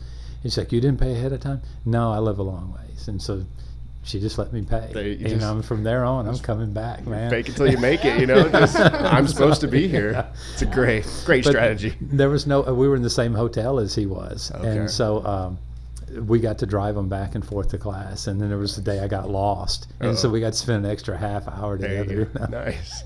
So, but no, I got to spend some time with him, and I mean, he knows everything about the bean. I mean, he's researched it, and he bought a farm, and it was, you know, you can't just buy a dirt farm and make a 97 coffee. Yeah. It already had a coffee. Right. And then he just perfected it. And because for me to go from like the year that we were in the, you know, 84s, the year that we had an 84.5, that's a big deal. And then because there's a word that goes with each section of numbers. Okay. And so 84 is good, where 85 would be very good, and 86 is excellent. And Oh, then, wow. you know, you get in the 90s and they quit naming it because you have arrived. You know? Oh, right. Um, You just hear the 90. yeah, You're like, okay, it's a 90 we know what we're dealing anything. with. You're you get to go into sit in a different class. Yeah, there you But go. but this guy, you know, 96 to 97 in 1 year, that's an incredible feat. Right. You know, and it's got to do something with how he's processing or fermenting or. Right. And we've just started this last year fermenting with a little. I forget what they're even called. It's like a little thing. You fill it with water. You set it on the barrel, and Okay. is it anaerobic for I think it might be anaerobic. anaerobic fermentation? Okay. We started doing that. Okay. And so and we had some pretty good results. This cupping scores didn't go up. The flavor profiles just went completely different. And so this next year we're gonna buy more barrels and do more bigger lots. And we tried some experiments with a Yeah. few things. They failed, but you know we know what to But not you've to do learned next exactly. year. Yeah, exactly. And so, but yeah, one of the barrels we didn't have enough coffee to fill the barrel, and that's the whole part is get the oxygen out. And so I'm like, well, let's yeah. fill it full of pulpa because Yeah. it's got a lot of good Something. juice in it. You know? Yeah. That's something you don't want to try. Oh, did it It explode? did not No, work it out. went. Well, it was like bubbling every day, and I'm like, man, it's got to be good. You know? Oh, it was terrible. If it's bubbling, that's a good sign. It took it down about 5 points. You Oh, know? no. Yeah. But it was still in the specialty grade, you Yeah, know, and that's so, cool. but there's bags that have my name on them that I'm going to have to drink, you know. Yeah. There's a full bag of Yeah. 78 that's got my name on it. Oh, no. You know. But still, you know, in the 70s, anything in the 70 range is considered good coffee. Wow. 60 range is called palatable, you know. And so, and then if you'll get a 50 if you walk through the door and convince them it's coffee, because that's where Right. cupping starts is at At 50, 50, yeah. right. And so, That's such a. I mean, that's like if someone's like, "You're palatable," I'd be like, "What?" just slap me. but I mean, the day that I started opening scores, because you get like 50 or 60 at the same time, I came in the house and Julia thought I was having a heart attack. She's like, "What's wrong?" She grabs me on my shoulder and I'm crying. Oh, I got an 89. yeah, that's huge. And I said, is pretty that was big. huge. This, you know, 1 year they gave us an 88. This cupping thing group out of Texas. I can't think his name's Leland, or I can't think. I'll think of what his company is. But he gave me an 88, and I said, "Man, I'd love to known about that." He's like, "Well, we only deal with 92s and above," and so I'm like, "Oh, that must be nice." Excuse me. And so, but 88 was the best score we'd ever gotten. Yeah, And so yeah, I'm yeah. like, you know, if you could dig up those notes and give them to us, you know, Right. that'd be awesome. And he did, you know, and so we tried to find out what lot that was and how it was done. Right. And so the next year we got some solid 86s, and because we'd about given up on doing natural. Oh, right. And so, and then that got me back to wanting to try it. And there were certain coffees like the Bourbon and the Perinema. We've never had a good full natural with those, you know. And how much do you try? You don't, because those barrels, when you're doing the different fermenting and stuff, somebody has to be on that all Right. day, every day. Oh, wow. And in that time of year, you don't have a lot of employees because everybody's working somewhere. Right. And if they're sharp enough to stay on top of a lot like that, and baby it, then they're working somewhere else or they're one of your key people. Right, right. And so from that, we've tried, pulling some people out of the farm, and we try everybody at every job just to see where they best fit. Yeah. So our like head would be Anna, Mm-hmm. our boss. Yeah. And she's our farm, Anna is our farm boss. There you go. And so she was like she was working out in the field. When I first noticed her, she was carrying coffee and planting. And so I noticed that, and we use women to plant because Yeah. they pay attention. Yeah. And they'll generally do what you tell them to do. Yeah. And the guys always have, well, we do this. Yeah, And right. so I'm like, well, do that somewhere else. Yeah, right. So- Well, today we're going to do it like this. And so, but you have to try different things, you Yeah. know, and just because that's the way we've always done it, and just because I'm the white guy with the money in my hand doesn't necessarily mean I'm right, Sure. you know. Yeah. And so, and a lot of people go there. I'm reading a book now, When Helping Hurts. It was written by some missionaries because we come there and we think that Yeah. because we're from the United States, Right. we have better technology, Right. we have know better more. ideas. Yeah. But we've tried some different things, and all I ask is, let's just try it this way, Yeah. and do your best to try it exactly this way, Right. and let's see if it works. Let's And- learn together. Yeah, and we're throwing something out there and see what sticks, and some of it stuck, some of it didn't, and Yeah. some of it we go back to their ways of doing it. But getting them to wear boots on the patio and really, Sure. this is in washing your hands before you go in and select the coffee Right, and those right. things, And I don't know that it makes any difference, but it's just a standard we're setting, and we're Yeah. going to stick with some of those things. I know the patio because there's dogs everywhere, Oh, yeah, and the right. dog walks through, and I've had some tasting notes of dog Yeah. paw before, you know. and and you and you never know what's going to make a difference, and so Yeah. so we put up an 8-foot chicken fence all the way around the patio. Right, right. And so we just try some different things and see, and everybody's talking about ferment. There's another fermenting. I forget. There was a chemical they were putting in it. Or it was a yeast. Wasn't a chemical. And we tried some of that and didn't make any difference. And then this new anaerobic fermentation, we've been trying that some. The problem is doing it on a large enough scale. And so we have a couple 1,500-gallon concrete tanks that we're not using. And so we've got to find a way to get the coffee into them Right. and then seal it up and seal it up. Yeah, because it can't have any 'cause oxygen. you- Oh yeah. And so I've got a design in my head how we're gonna. But if you were to press the lid down with Yeah, pressure, right. you would force the majority of everything out. You're right. And so we're gonna try to do that this year. That'd be and cool. and just see, Yeah. you can flush nitrogen, you can, and that's you can get a nitrogen tank there. You're right. And so, like oxygen and light are enemies of roasted coffee. And so when you're fermenting, you want to get that oxygen out as much as you Right, can. right. And so we just sort of try everything once and see what Take the happens. notes and- yeah, yeah. and take the notes, and we're not going to give up. We didn't have any different cupping scores, but just the flavor notes gives you another option on the menu when you're buying something. Absolutely, yeah. And the roasters love those things. Yeah, they do. Yeah. And so. And we're getting a lot of different things out of this, 6 different varieties of coffee. Yeah. So I think we still have a tiny bit of Catuai, but normally we have Bourbon, Catuai, Icatu, Lempira, Marciesa, and And Perianema. And what else?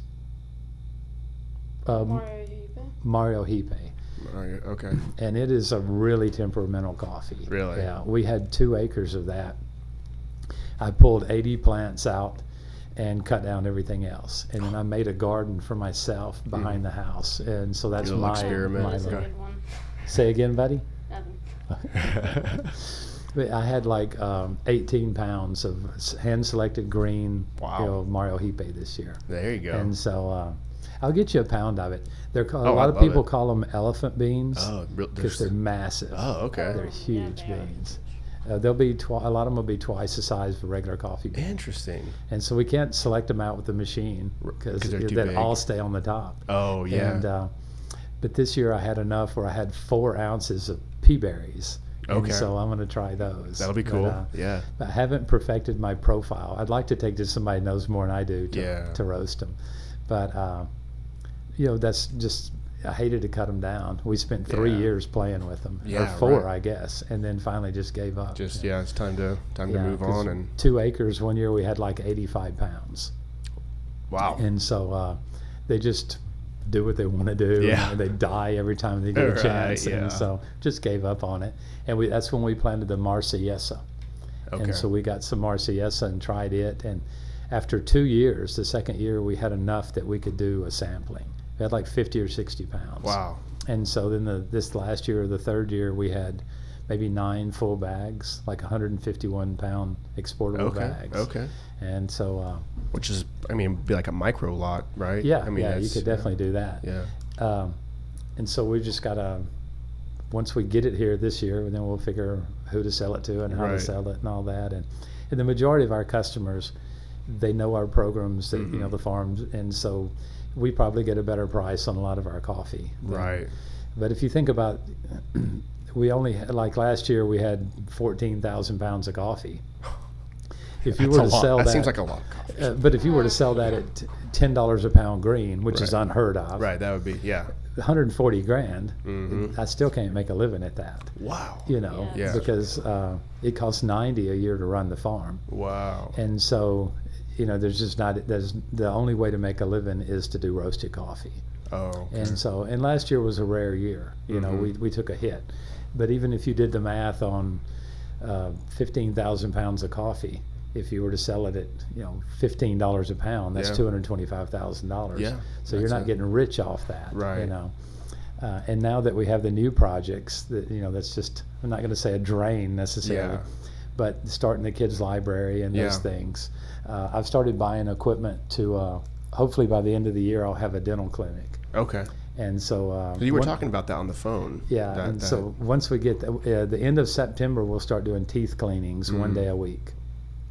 And so this is a little preventative, but hopefully by 2023 we're doing repairs and things like that. Yeah.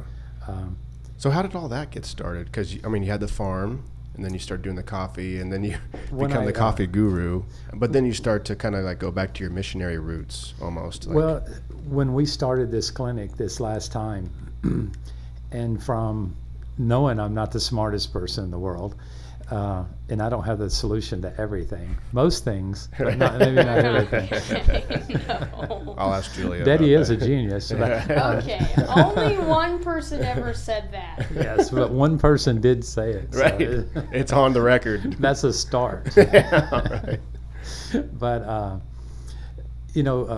I went to other people and said, more, what does the community need? Because there was a couple people saying, let's do a clinic. There's socialized medicine, so there's already clinics. They may not be the best, and you definitely can't get all the medicines, and you have to pay for a lot of. So the clinic is free, but the medicine costs money. And so basic stuff, they'll give you antibiotics and stuff maybe, but it depends on the clinic in the area. Yeah. But you'll be 4 or 5 days maybe if there's something big wrong with you. Oh. And so we went we had a meeting a couple months ago with the 4 little, they're not literally mayors, but they're like the leaders of the community. So I Okay. live in Cerro Bueno, so Yeah. we met with the leader of Cerro Bueno, Pavas, Pule, and said, what does the community need? And so we knew we had these interns coming in from that college I was telling you about. And so we've got them for 3 months. And they refused to do my laundry. I said it as a joke, but the no was pretty stern. And so, but pretty much we'll do whatever we want them to do. And so I Yeah. said, well, we've got the facility. Let's see, what we can do. And so they said, one of the needs is the library is already filling a huge need. And so we've got 8 schools coming out 4 days a week just to use the library. And so now I added in a 15-minute exercise program. Nice. Hardcore. Nice. I want them tired. Yeah. You know, before we start doing a 30-minute English class. Yeah. What's the exercise? I want them doing jumping jacks Okay. and running. Sprinting up the hills. And so the building's big enough. We run them in circles for a little Cool. while, do jumping jacks, Yeah. do some crunches, and Boot camp. yeah, it's like a little boot camp. But it calms them down. It's Sure. made a huge difference. Yeah. And then they'll do a 30-minute English class. Okay. And then and it's a class that'll advance up as they know a little more. Mm-hmm. And then they get 2 hours just reading books. Oh wow. And so they're not at the point where we only have 400 books. And so yeah. you can't take them home yet Right. until we hit X amount of books. Right. But the schools there don't have books. They don't have libraries. Oh. And so when the teachers found out, and we started visiting some schools, but they said doing some programs for the teens on the weekends. And so Friday night we're doing a girls class. Okay. And then we started the Saturday night boys class. There you go. Because a lot of them I are wanna go to working. that. Well, a lot of them are working, and then they get paid on Saturday. And so Oh. Saturday night they're It's looking the for time trouble. yeah. Right. Yeah. And so, I mean, we might even knock a dent in the birth rate if Right. we're We'll see what we can careful, do. yeah. But and then Sunday, the next class will be a Sunday class mixed. Okay. And so have a good place for the kids to go.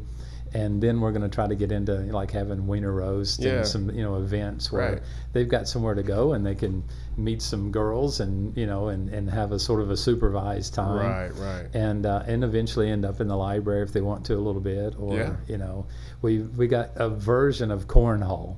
Okay. It's the total Well, regulation. yeah. But what do we call it I don't know. instead of corn? Oh, it's coffee hole. Coffee hole. There you Because all go. the bags are filled with coffee. beans. Yeah, That's awesome. And so, There you go. but I'm going to start doing roasted coffee. I didn't Yeah. think about that. Right. But they love that. I mean, Yeah. that has been one of the biggest games that they go to is the cornhole. It's super so fun. Jonathan, my older son, built the things, and I don't know if you got to help him or not. A little bit, not too much. It got so popular, then we did a second set of them, Mm-hmm. and so now we just put them in the 4 corners of the building, and the kids Nice. just break up into teams. Nice. Yeah, but sometimes instead of it's It's Like more of an army baseball. version. Yeah. Oh, yes. I was in the library and I heard them hitting the roof, and so. But yeah, I mean, they just good, clean fun. Yeah, something right. and something to do because Right. there's not parks to go to in our area. We had 112 people show up one day. And at that point, we had to start breaking it into communities, Yeah. and so this community can come this day just so we could Right. control the sheer number of people. This is the library. Yeah, at the Wow. library. And then the fun days are extremely, because we got, is it Jingo or Jenga? Jenga. I think Yeah, it's the Jenga? block game. Yeah. Man, they just love that. That's a fun thing, one. Yeah.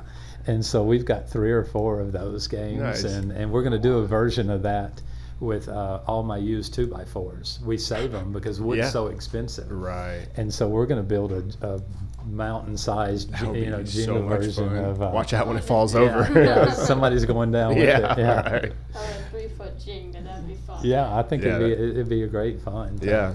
But they're coming, they're having a good time, they're not in the streets, and Right. so it's a good It's after-school safe, program. Yeah. And so this week we started opening the library after school every day, and so it's open all day on Saturday and then after school. So yeah, just my saying has always been to do the mostest with the leastest, and so the books will be expensive to buy and get there. But once they're there, running the library is not that expensive. And the community water project has donated the water and the water hookup, and so we don't have to pay for that. Awesome. We're a year and a half, and the electric company still hasn't set a meter. And so every so often you have to go, if you lose half your building, you go out and you wiggle those 2 wires. Oh my God. Because they're corroded so bad, my. that you'll lose 1/2 the breaker box every once in a Oh, while. no. So you go and you wiggle it, because if you pull it out, it's quite a little flame that comes out. Yeah, right. But I just put 2 insulated wires in a U shape and shoved them in there. Huh. And Yeah, we pulled that- that plate off the base. Whoa. And so, Probably wasn't the best idea. yeah. But it works. Mostest with the There leastest. you You go. gotta do what you gotta do. And so the guy that drives the local moto taxi climbed the pole and did a live connect for $10. He just Oh, lined wow. up. It was $8, but we went ahead and rounded it Yeah, to $10. yeah. Here's your tip, dude. And I said, I'll pay you after you're done. Thanks for no joke. But That's wild. but no, and then we invented a way to sort of do that a little more safely. Yeah. And we take a piece of rebar and we put that wire and coil it. And then when he starts, he doesn't have to touch it.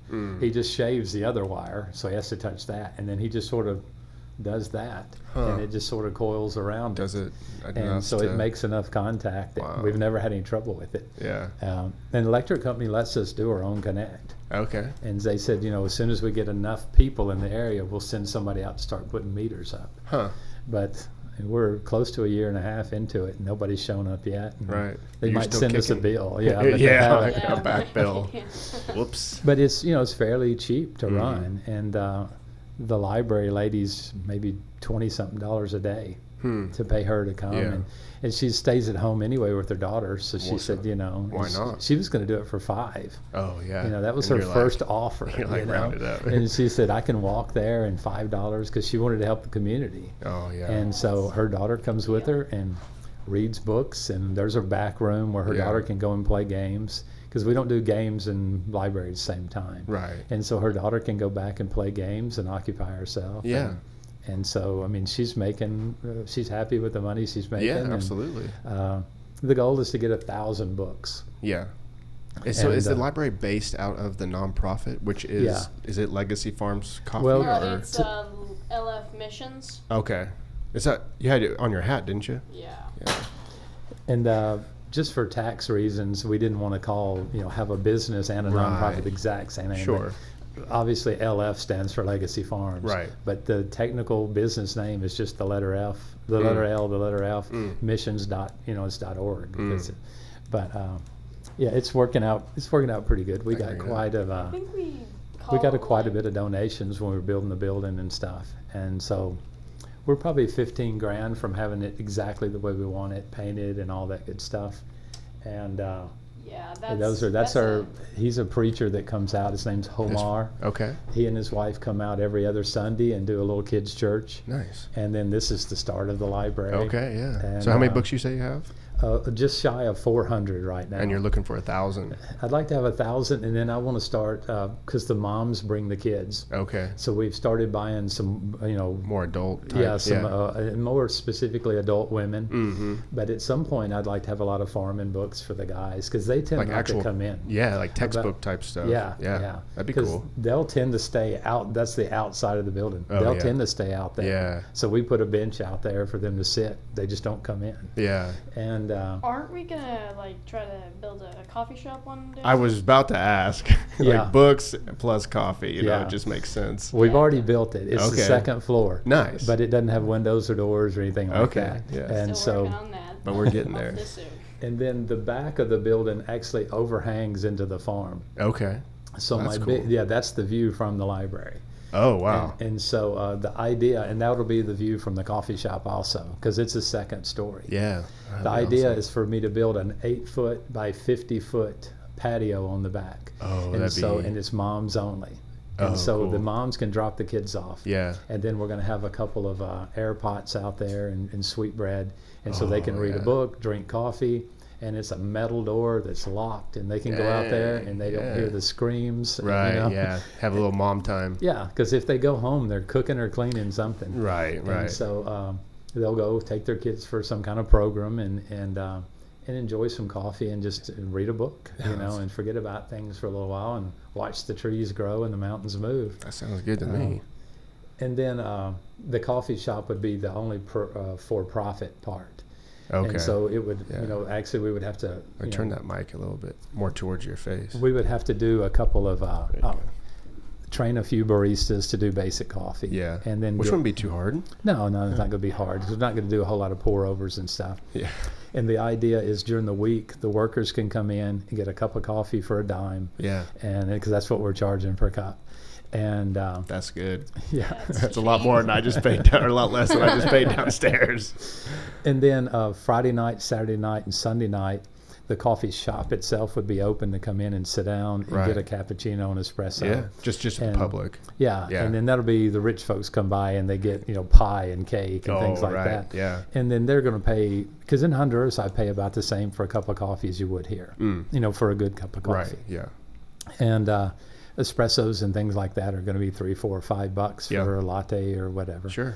And because I would imagine the milks and the creamers and all are more expensive there than here. Right. Yeah. Yeah, Got to find a dairy true. farm out there. Yeah. No, the fresh milk. We've got a farm pretty close to it, Nice. so you can get fresh milk Yeah. if you want to get there at 4:30. Yeah. Right. But, That's when you're watching Star Trek. so, so- yeah. Yeah, that's not. Don't bother me. I got something scheduled that time. Yeah. But no, I mean, I really enjoy going to the coffee shops Mm-hmm. in Honduras.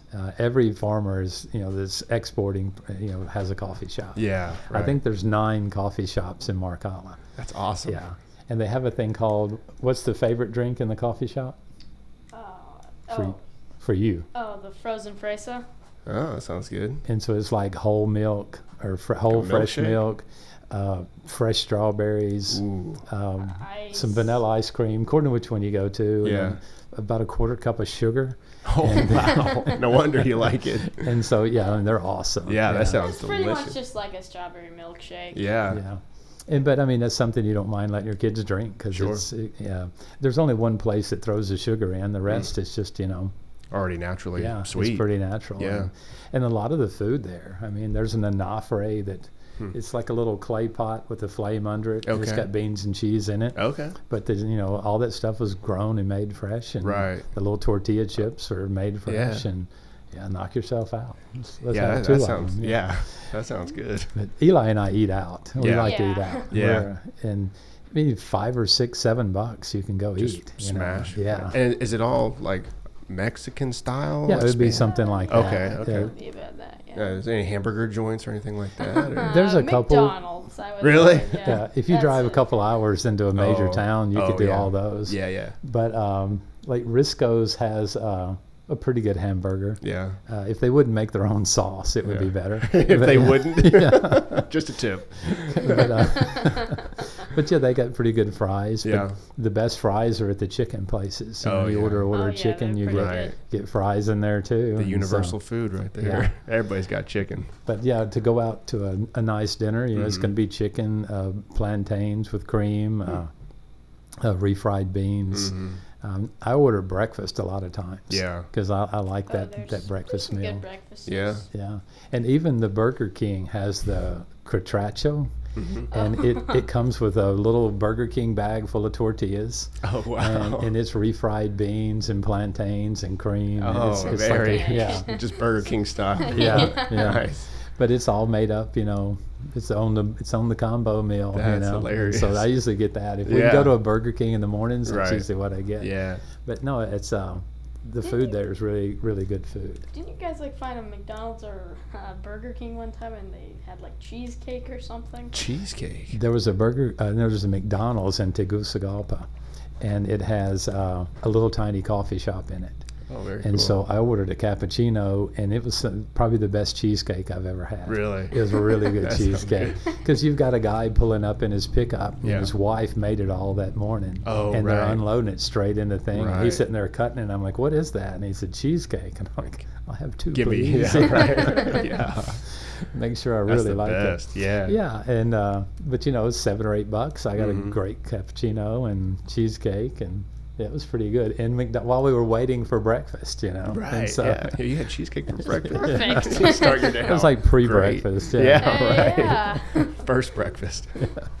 But no, I've really enjoyed the food, and I'll eat Yeah. at the little place that's cooking it on a barrel on the side of the road Yeah, that'd be every cool. day. Yeah. It's Yeah, like those their are good. food Yeah, truck type Chicken thing. was walking this morning. Yeah, right. Somebody Oh, broke yeah. it, snapped, That's threw the them on the grill. best. Yeah. We don't have anything like that here. Food truck is the closest you get to that. Yeah, you know? yeah, yeah. There's not as many food regulations there. Yeah. And the health department wrote me up because I didn't have or didn't write me up, but that was the only infraction. I didn't have a trash can in the bathroom. Oh, That was my biggest thing when they came through. And that can be fixed. yeah, you know? yeah. And so we Yeah. just took a 5-gallon bucket. He said, "Have you got a bucket?" And I'm like, "Yeah." He said, "Put it in there and you pass." That's And the so- trash can. Yeah, or is that that's the the trash bathroom? can. Okay. Yeah. Well, a lot of times they don't. Most houses you wouldn't flush the toilet paper. Oh, okay. All of our bathrooms are big pipes. Flush whatever yeah. you want. You can Yeah. flush it down there. Right. But most of the places there would ask you not to flush the toilet paper. Interesting. And so to keep everything clogged up. And most people bring their own toilet paper with them. Really? Yeah, they'll have it. So the bathrooms on the Wise. project don't have toilet paper. Huh? Just because they provide their own. Because if you do put it in there, you're going to go through 3, 4, 5 rolls a day. Because they're right. like, well, a little bit for now, a little bit for later. Oh yeah. A little bit for my friend. I'll just take. Yeah, exactly. Yeah. It happens. You know, it's you provide them toilet paper. It's like napkins at McDonald's. I usually Yeah. grab a few extra for the glove box. I'm thinking you of know? Taco Bell Exactly. mild sauce, just like. Oh, that's still got mine. mild sauce from Yeah. 2 years ago. Yeah, exactly. You can never little- have too much. And a little Diablo just Yeah. for Oh, that yeah. day you feel Yeah, spicy. Exactly. No, I've taken a Diablo to Honduras with me. Yeah. Yeah, and they're like, Oh. well, that's okay. Oh, I believe it. They Yeah. love the spicy stuff, don't they? Because if you don't cry afterwards, it's not really spicy. They literally have like one at one of the restaurants. They have like a cooler sauce, and then like hotter, and then like Inferno. Just or like- Yeah, the something. other one they call Inferno. Oh yeah. Lord, that one's No. scary. Yeah, and the guy gets it wrong constantly. Oh, it's the one dear restaurant we God. love to go to, and I'm like, can't possibly be the middle. Yes. Right. This one was the cool one. Because I can put the other in my car, Oh, and it'll my run off of it. God. But, Yeah, I believe their tolerance has to be off the Oh, charts. Yeah. they've got- but no, I enjoy some, but not to Oh, where I can feel it tomorrow. Not the way. Yeah. We grew some apocalypse scorpion peppers, which I still have Really? not touched. You know, we dehydrated them and they're just in the cabinet. Like, I don't know what I'm going to do with that. Man. No, I don't want it too hot, but yeah, I enjoy the foods, and I'll pretty much try anything Yeah. once. And even with the chicharron, which is like the pig skin, the tongues, I've eaten that. I mean, Tongue's just, awesome. yeah. Love tongue. that's pretty good. And the kids have eaten them; they just didn't realize it. Yeah, right. Did you like that? Yeah. What? I've always eaten chicken. In the It's always chicken. in the tacos from Taco La Luna. Yeah, I've Really? ordered those a couple The times. lingua yeah. tacos, yeah. Yeah, the lingua's pretty good. So good. The skin is really good. Mhm. And I ordered them by you and I ordered that night. We were working on the coffee shop, and I forgot to tell them what kind of pupusas I wanted because we're near the El Salvadoran border, and so there's a Oh, lot yeah, of there's pupusa restaurants, They have great pupusas. and they were really good. What is pupusa? Pupusa is sort of where they take 2 tortillas when they're hot and something they can fill them with cheese or beans, but it's a real traditional El Salvadoran Okay. food. And then they have like fermented vegetables, and they'll have like carrots and things that have been soaked in vinegar for a while, and you just pile that stuff That on sounds top good. of it. Yeah, I would Yeah. actually call it a more delicious El Salvadorian food. Yeah, it's really good. Yeah, that and they've sounds got a good. white sauce that Lord only knows what's in there, but it's really I think good. it's ketchup or something. Oh. It Ketchup could with be. There's something in there that's got a familiar twang to Yeah. it. I But, think it's ketchup and mustard or something. Yeah. Or even ketchup and mayonnaise. I don't know. but you don't eat them like within 2 days of travel because it's sort of hit and miss whether you're going to have trouble in the bathroom. Oh, right. You never know. You're rolling the dice. Yeah, the group that came here last couple weeks ago, they said we want to try the pupusas. And I said, well, let's do it tonight. And you got time to get over it. Let's start before. strong. About half the time, you Yeah. know, it hits you. It's all the salads and stuff that you're Oh, eating. right. But Oh, huge it's compliment. it's still worth it. Yeah. It's still so good. Yeah. Yeah, it's worth it then, but then when you're throwing up later, it's not. Yeah. Right. And then you get back to it and you're like, nah, I'll try again. Throwing up is usually over quicker than the. Right. The other way lasts all day. Right. Yeah. Yeah, I throw up a couple times, I forget about it. But- Right. And you're good. You're good to roll. No, we've had there's 3 or 4 low pupusa places, and one we'll never go back to. But then the rest of them, we still all So you got 3 local. The guy that places. used to do our radiators, that fixed the Okay, radiators, I like he that switched over one. to a Interesting. pupusa restaurant. Nice. You can still Same smell the building. grease and all in there. I wanted to go back to that place. So that's the best one yet. Yeah. Well, the grease. What's the secret Maybe- ingredient? maybe the Right? same grease. Maybe Yeah. it's Right. We grease. cook it in the diesel grease. 40 weight. Yeah. Yeah. Yeah. No joke. But no, it's definitely been some different experiences. Yeah, a no, lot yeah. of For good, sure. a lot of bad. Yeah. A lot of things you probably never even thought would No. happen, you know, because you're No. only supposed to be there for 18 months. Yeah, and never Yeah. never thought about getting into the coffee this way and this deep, and it being the only thing we do. You know? Yeah, and right. so Did you do farming in Kansas? Like, yeah, your No. family was, weren't they? Julia's family did. Okay, yeah. Because when Wayne, her dad, got ready to retire, he had 3 daughters, and so they said, would you want to take over the farm? And Which was mostly a hog farm. well, he did hogs, but he had quit that, and mainly he was a wheat farmer. Oh, okay. He had 700, 800, 900 acres of wheat. Okay. And I said, no, there's no way I'd ever want to be a farmer. You Yeah. worry about, is it going to rain? What's Yeah. going to happen? And then Julia said one day, so you realize you're a farmer now. Yeah. I said, You're no. like, Oh. I said, no, I'm an entrepreneur with a coffee farm. There you go. Ah, There that's you go. better, that's However you want to better. word it. Right. Right. You're still the same thing. Right. But I honestly don't worry about it that much. I mean, as old as I am now, what's going to happen is going to happen. And still I blow up and get mad about things. Sure. But as far as worrying about is it going to rain and how much, Right. it's going to rain, how much it's supposed to rain. Yeah. Now, the idiots you have to deal with day to day. And Yeah, that's what I a get whole mad other about. thing. Yeah. Yeah. And, just like getting the coffee shipped is a nightmare Yeah. every year. I remember you saying that. And you just sort of have to mentally prepare yourself that I went to all the meetings, signed all the papers, Right. was here a week, and what's going to happen? Well, you didn't sign this one contract. Yep. You didn't give it to me, Right. Yeah. but you didn't sign it. Well, give it to me and I'll sign it. And so we did that, and then we've been waiting 2 weeks since then. You And didn't then sign another paper. today they said, well, you have to contract the importer. And so I'm like, well, I haven't never had to do that before. Right, Well, you're right. going to have to do that this year. But they, waited 2 weeks. Right. And To tell so- you that. Yeah. And so, yeah, it's just because there's no big benefit for, you helping somebody else. Right. And a lot of people see that just as competition. And so, you just sort of have to know that that's going to happen. But, Yeah. I mean, at this point, I think I've got 11 bags of coffee here at Stateside. Oh, wow. And so, That's not good. yeah, that's not a lot of coffee. No, not at and all. so I'm gonna have to fly back down there and make Figure sure, out. it gets done, because otherwise I'm gonna have to start buying coffee. Yeah. Because Oh, last year we lost a lot of the farms, so we had to cut out a lot of the home roasters, and we had probably close to 100 home roasters. That you sell directly to. Yeah, Oh, yeah, and Whirly Pops, and Yeah. Whirly Pops. I bet we've got 20 customers that use the Whirly Pop, and that thing's a great. It's a pop, roaster? It's the popcorn popper that has the okay. wire Yeah. in the bottom of it, Okay.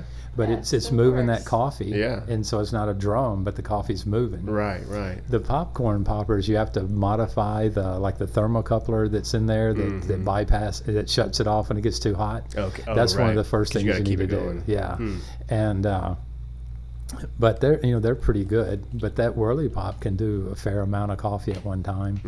Because I don't know what the fresh roast would probably be the cheapest coffee you could get, a roaster you could get into, and it's 300 something. And the Be More now is probably in that 300 and 400 They pound do range. like 200 grams or something like that at a time. And so I think the Be More is supposed to do a pound.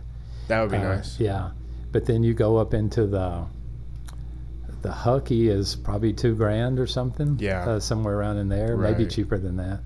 And how big? I mean, it's. No, the Hucky just does a pound, Oh, okay. but it's a little tiny coffee roaster. That's good. And so I like it because it more mimics, I'm a drum roaster. Yeah. And so it sort of more mimics, and you've got great air control on it. Right. And amazing heat control on Yeah. the thing.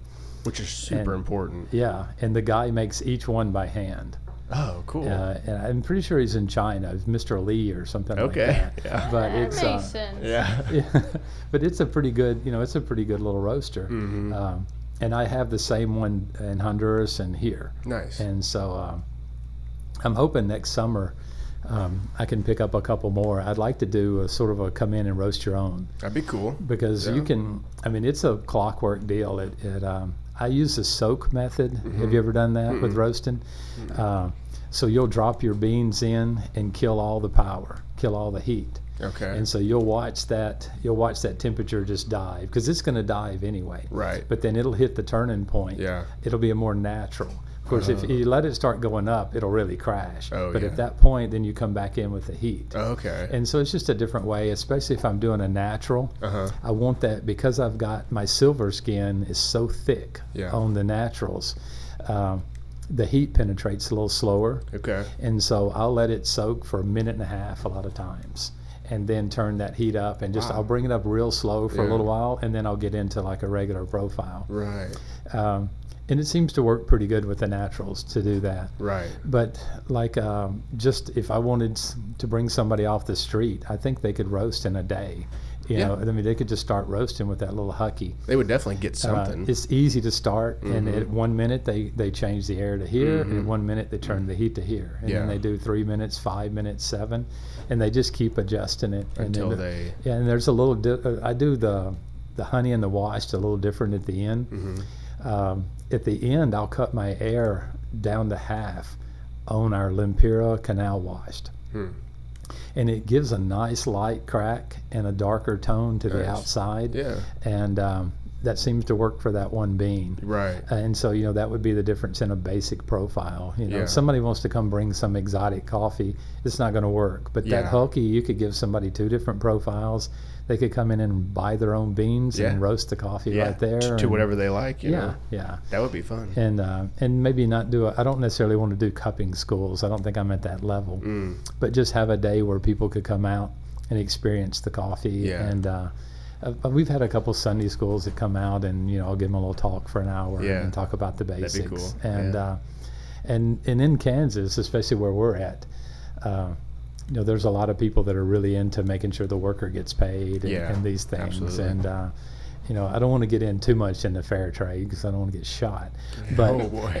some of the rules of the fair trade, they make sure the farmer gets paid X amount more, and they make sure the workers get paid X amount more. Right.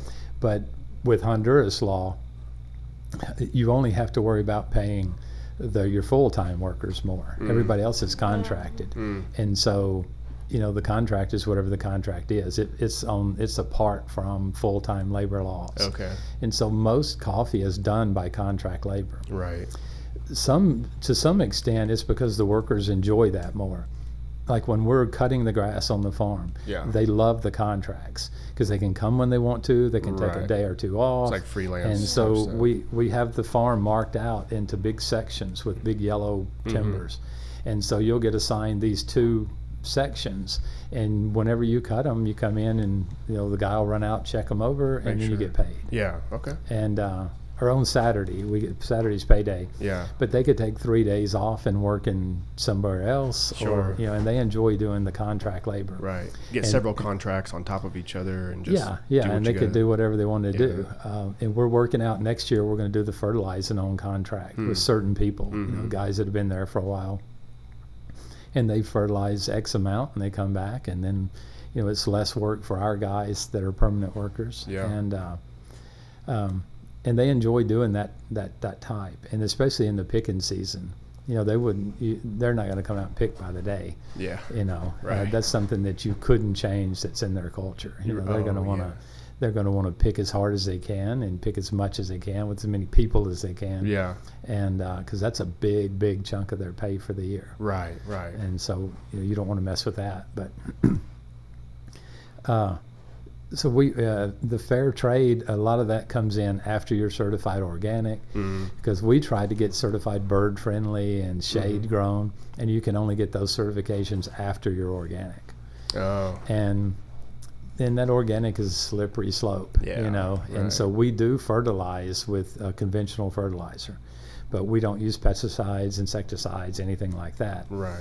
And so we were certified organic at one point, but we had a disclaimer on the website saying, you know, we do have the seal, but we do Right. fertilize, you Yeah. know.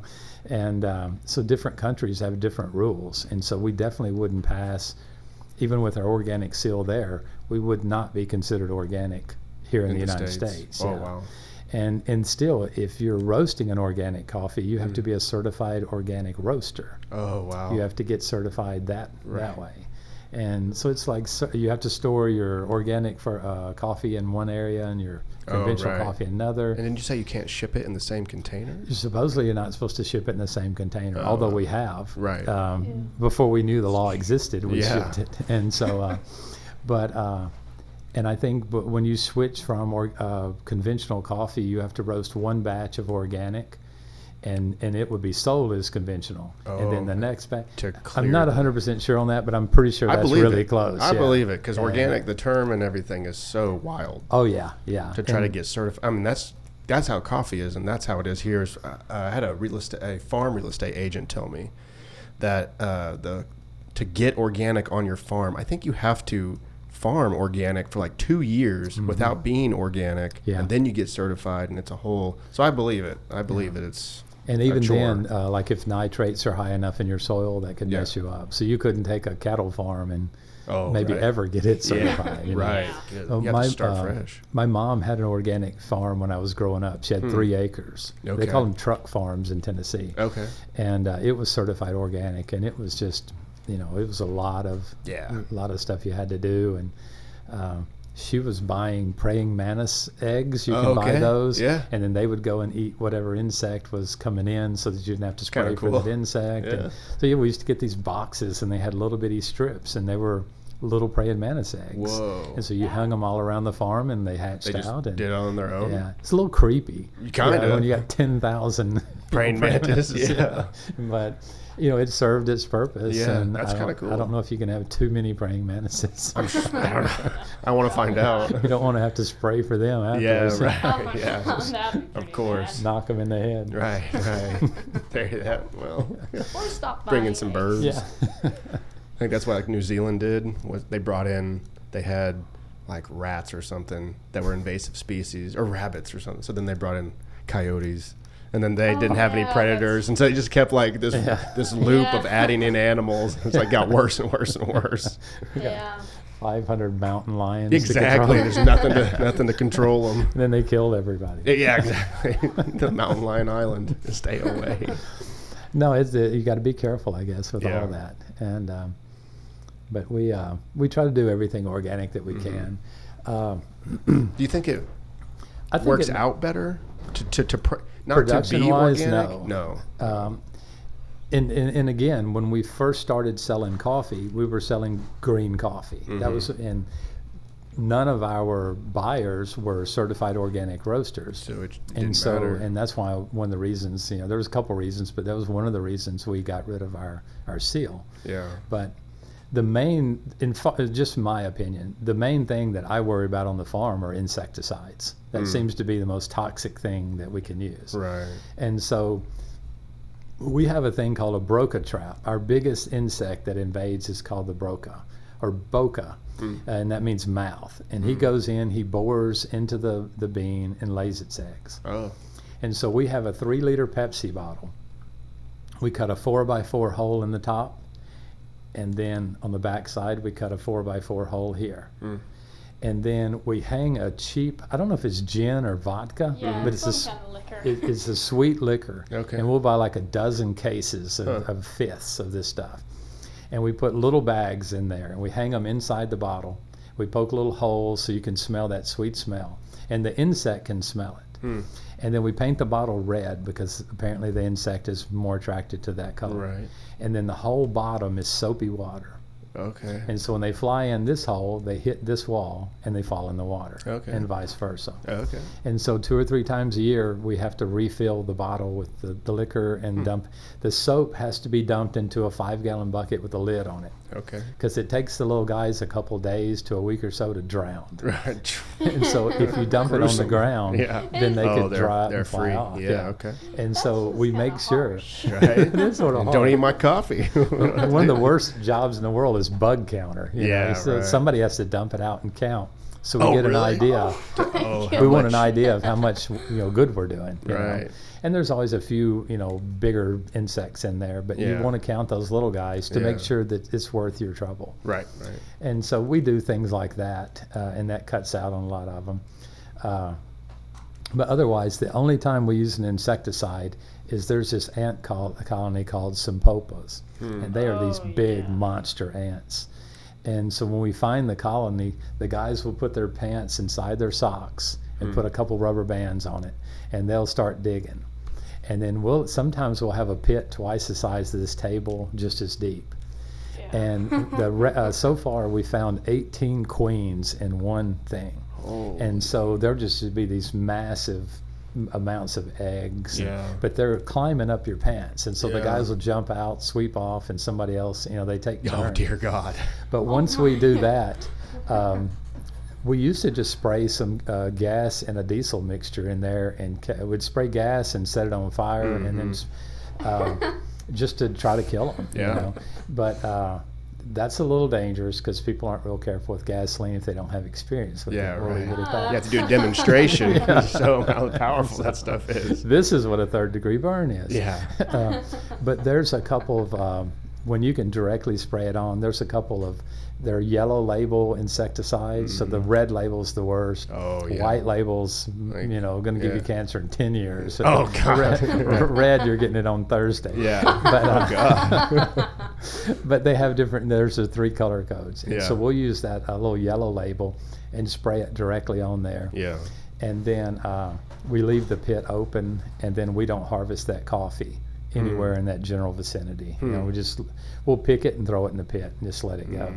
But maybe once or twice a year you'll have to do that. You'll find those big But ant colonies. they're in such quantities that you'll see their road.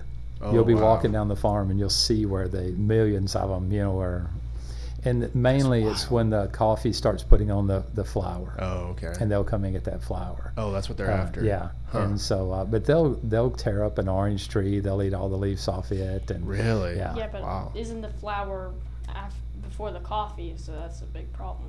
yeah. If you take all the flowers off of the coffee, it won't produce. They don't pollinate. Yeah. Okay. Yeah. And pollination in coffee is not super important, Mm-hmm.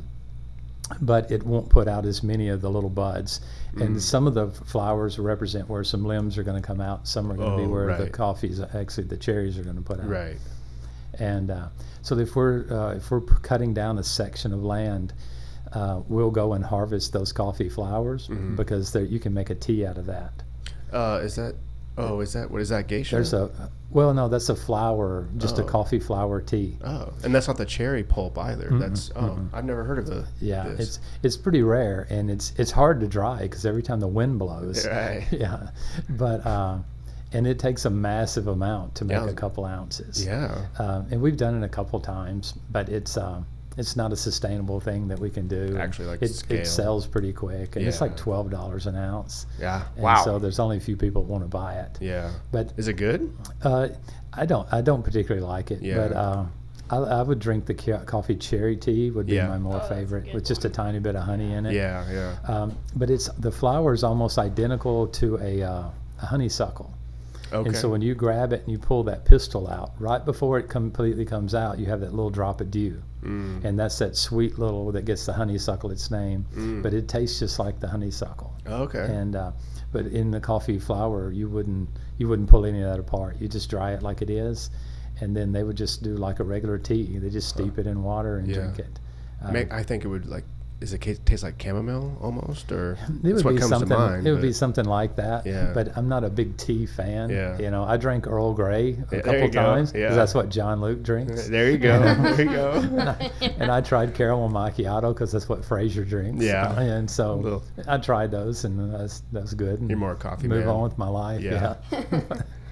If somebody gave me a bunch of tea, and I looked through it and picked out the Earl Greys. Yeah, there you go. Hey, Earl Grey's good. Gave the rest. Black yeah. teas are good, man. Yeah. But no, I always wanted to try it, and I never had an option or a chance to. And then somebody gave me some one time, and I'm like, well, John Luke likes it. Yeah, right. Good enough for me. Because Janeway always just said coffee. She never Yeah. said, I want some good Honduran or right, just right. slap You gotta something out of the distinguish. replicator. Yeah. Because if it's a replicator can do anything, let Yeah. it do something good. Right, yeah.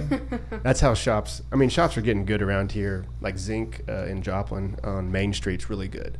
They ask you like what you want in your pour over, not light, medium, dark. They say like what origin Yeah. or what blend, or so that's cool. That's But pretty there are a lot of people that's like, you want a light roast, you want dark roast. Like, well, where's Yeah. it from? And all that kind of. Is it pea berry? Is it all that kind of stuff? So it's Yeah. getting better, and the coffee vocabulary is beginning to take Yeah. hold. That's a pretty good thing. Yeah, it is. Like pulling espresso. There's one shop, one of my favorite shops. They don't know how to pull espresso. They just load it, pull it, and I get some dirt water. You know, I Yeah. still drink it. Yeah. But then Alberto, do you remember? Did you meet Alberto? That Yeah. worked at Downstream. Yeah. Yeah, Alberto taught me the way to pull espresso. And in fact, I tell this story. He pulled one time, and he's like, yeah, it's okay. You know, I took it. I'm like, that's the best espresso I've ever had. He goes, let me try again. He goes through it again, measures it correctly, pulls it, and gives it to me. I'm like, that's even better. Like, just a tiny little change in his strategy changed how much that espresso. And his bad cup was the best cup I've ever had. Yeah. So there's a lot of science that goes into it. And thankfully, this place is starting to pick up on that more and more, you know. And espresso is getting more popular. And this next year, we're really gonna focus a lot on the more. Just my personal opinion. If I do an espresso and I don't have anything else, I would do like a canal washed, something that's going to be real clean. But if I have my preference, I'm going to do something with the full natural in it. And I like the flavor as much. I don't care if it's Robusta and you get twice the caffeine. Yeah. I like the flavor of Same. it. Yeah. And so, and this next year, Yeah, I think we're gonna start more Robusta. We just have one plant right now. yeah, but we have one. Are they bigger plants? No, not Not necessarily. necessarily. They're about the same. Okay. But one of them there was a couple Robustas, but only one survived. Oh, okay. And so we have it. You can definitely tell the difference. Really? And it was a good cup. You know, people Okay. beat up on Robusta. That's And maybe all it's I've because read. there It's was just- this awesome roaster roasting it. Or Yeah, what. right. But, Makes a lot of difference. And so I roasted it, and because like I saved 2 years of beans, so I could have enough to roast because Yeah. it's just one plant. Oh, And yeah. I loved it. Really? Yeah, Because I I've loved not it. heard much good about No, Robusta. besides its main Folgers quality or is the whatever. caffeine. You know, Oh. it's got double the caffeine. It does double? Yeah. Oh, wow. And so I'm sure every plant, you know, some plants might, but on Yeah. average, I think it's twice the caffeine. That's a lot of We need to caffeine. Google it. Yeah, right. I can't. but But, don't they? I think I read that they use it to mix most of the time, right? In espressos to give you that Oh, I extra, gotcha, it comes in gotcha. there. Okay. But it gives espresso a little harshness. But the one we have is a red bean. They call it a Julia, is what they call the variety, and that's why I wanted it because Yeah. that's my wife's name. Yeah. And so I keep that one plant. But he had the idea this year to. Did you tell them what the little mountain you saw became? Oh, the thing that caught my eye the day that farm when we bought the big farm was there's this little mountain, and so we call it Eli Mountain. Oh, nice. And so when Eli came up with the idea to make a blend, we call it Eli Mountain Blend. That's awesome. And so the idea need a is t-shirt. Jonathan has his own farm. We need to do that. Yeah. He has his own farm. It's a couple miles up the road from ours. Your And son? Yeah. Oh, okay. So it's Finca Juancito. Okay. And then he's getting a new coffee, right? Some kind of new one. Yeah, he's the reason we named it Finca Juancito because it's a Honduran tradition to name after your oldest son. Oh, okay. And so Bahidio's farm is Finca Osman, Oh, okay. and His that's his youngest- second born child, but the first one was a girl, so she Oh, don't count. Right. What is Yeah. it? That's his fourth burn child. He's Well, the last. He's I'm not the sure. youngest. I'm not sure if Claudia and Betty how old they are, but he has 3 girls and one One- guy, so oh. he named it Finca Osman. Fair enough. And so I named it Finca Juancito, just Yeah. for funsies. Yeah. And but then he sort of got into, well, why aren't we doing this, and why don't we do this? And so I said, well, Have make at some it. calls, yeah. Yeah. And so then when he was about 12, he started making, saying, well, what if we, I made a talk one day, and they were talking about why do you fertilize, twice a year? Why not just throw it all out there? And I said, well, it's, I equate it to, I had a big breakfast this morning, so I might could skip lunch, but I'm not skipping supper. I'm Right. going to even out my meals, Yeah. and 3 meals a day, you tend to not to get hungry. Yeah. And so on some of our test lots and on that farm, we're doing 5 fertilizings a year. Wow. And so, just that was the idea behind it. And he sort of, said, well, why don't we do this? And why don't we do that? And so then when he started looking at cupping scores, he's like, well, the Lempira sort of sucks, Daddy. And I said, well, What's going on here? and so we planted 50 Perianema. And he got an 85 on his Perianema. And he's like, well, I like that. Yeah. And so then 2 years ago, 80% of the farm produced 20% of the coffee, and 20% of the farm produced 80%. And so that Perianema was Interesting. really producing a Yeah. good cupping. Yeah. So then he's like, well, let's just cut it down. I'm like, well, it cost you 0, Yeah. to do it, so let's Right. do it. Yeah. And so then we planted it, and I said, I've got a guy I did a favor for, and because most of the time farmers won't sell you coffee. not if they got some good stuff. And there was one called Anna Cafe 14, and so it's Anna Coffee Anna 14 is the translation, and it's a really good variety of coffee. And so he let us have 500 plants. Wow. And so we planted 500 of those, and then the rest of the farm is Perinema. And Wow. so this year he got like an 86 on his Perinema this Wow. year. And And aren't we planning to plant the Robusta on Eli Mountain? yeah, and so what got off Eli's point, but yeah, he's going to start. We started saving some of the seeds off of the one Robusta Yeah, plant, right. and so I've got 25 seeds. So we'll start growing those. Actually, in 2 weeks we'll plant them. Very cool. And then this year's harvest we'll dry all of those to be replanted. And you dry them different if you're going to plant them Right. versus Keep drink the them. seed alive. Yeah, we keep the moisture content up Oh, a I little gotcha. bit. Yeah. And so next year, we should hope to have about 300 Robusta plants growing on his farm. Wow. And so, And this is the same timeline, 4 years to get them to Yeah. where you need. Okay. and then, because by then I'm not so much worried about it. And then he can, because there's very few Robusta in Honduras. Right. It's just Don't they not come that mainly much. from India? I think a lot, and China's doing a lot. China. I think Vietnam has Robusta. There's a fair amount of Robusta out of El Salvador, but I tried for years to get some of them to where they would get me seeds. They also have a nice pink Bourbon Okay. that I tried. Yeah, that's a good one. They have a pink and an orange that I wanted to Okay. try, but Yeah. I never could get any seeds. Sounds good. Then no one's gonna sell them. Yeah. Can't it's- order them or something? You guys don't have Um, Amazon? I don't know if you could order them or not. Yeah. I'll have to look and see. I've ordered a ton of seeds online. Really? Yeah. Well, I'll have to do that because we need like 20 or 30 pounds. Oh, You yeah. know. I mean, you might be able to find them. Yeah. I mean, it would probably cost a lot of money though. Well, it'd be worth it if it's your Right. only option. Oh, yeah, if 'cause you have some pink. This Willem Boot, when he had that 96 geisha, a guy that I was in cupping school with cut down like 10 acres, 10 acres of his farm, flew to Panama to Willem's farm, and I bought see. seeds straight from the farm. I gotcha. And brought them back to Honduras and planted them. Yeah, And you might have to so- do that. But no, if I didn't even think about ordering from Amazon, I'd have to make sure I could I bring do a them lot back from into eBay. Honduras. I do a lot from eBay because there's there's like just individuals that have really rare seeds. I've ordered tobacco seeds and vanilla seeds, and Really? I got a call from USDA once because I ordered bamboo seeds from somewhere in India, and they're Bamboo? like, yeah, they grow like 100 feet, or they're just crazy Really? big, yeah. And the guy's like, don't plant those. I'm like, well, why? He's like, that's invasive species to Oklahoma, and if you plant that, Oh, it's really? really hard to control. It's like, oh, okay. It's like kudzu. So yeah, Yeah. so I tossed him. I tossed him USDA. I promise. Yeah. I did not want to deal with that. Spooked me. Like what? But yeah, you can find a lot of stuff on eBay, and hell, just the internet. Just Yeah, as go long over as and I look. can, get it back in, Mhm. then I was trying to find some. Yeah, because the whole planting the coffee, we plant the seeds first, and then transplant them to the. we planted in a 50% sand mix with 25% organic, 25% dirt, Interesting. and so and then we're fertilizing them like every 3 or 4 days with the liquid fertilizer. But once they come up, the coffee bean, you plant it, and it actually puts out a root system and pushes the bean back out of the ground. Right. So the bean is above the ground. And they nickname it the soldier because he's wearing his little Yeah. helmet. Oh, okay. And that first set of chipotle leaves that come out, they knock the helmet off.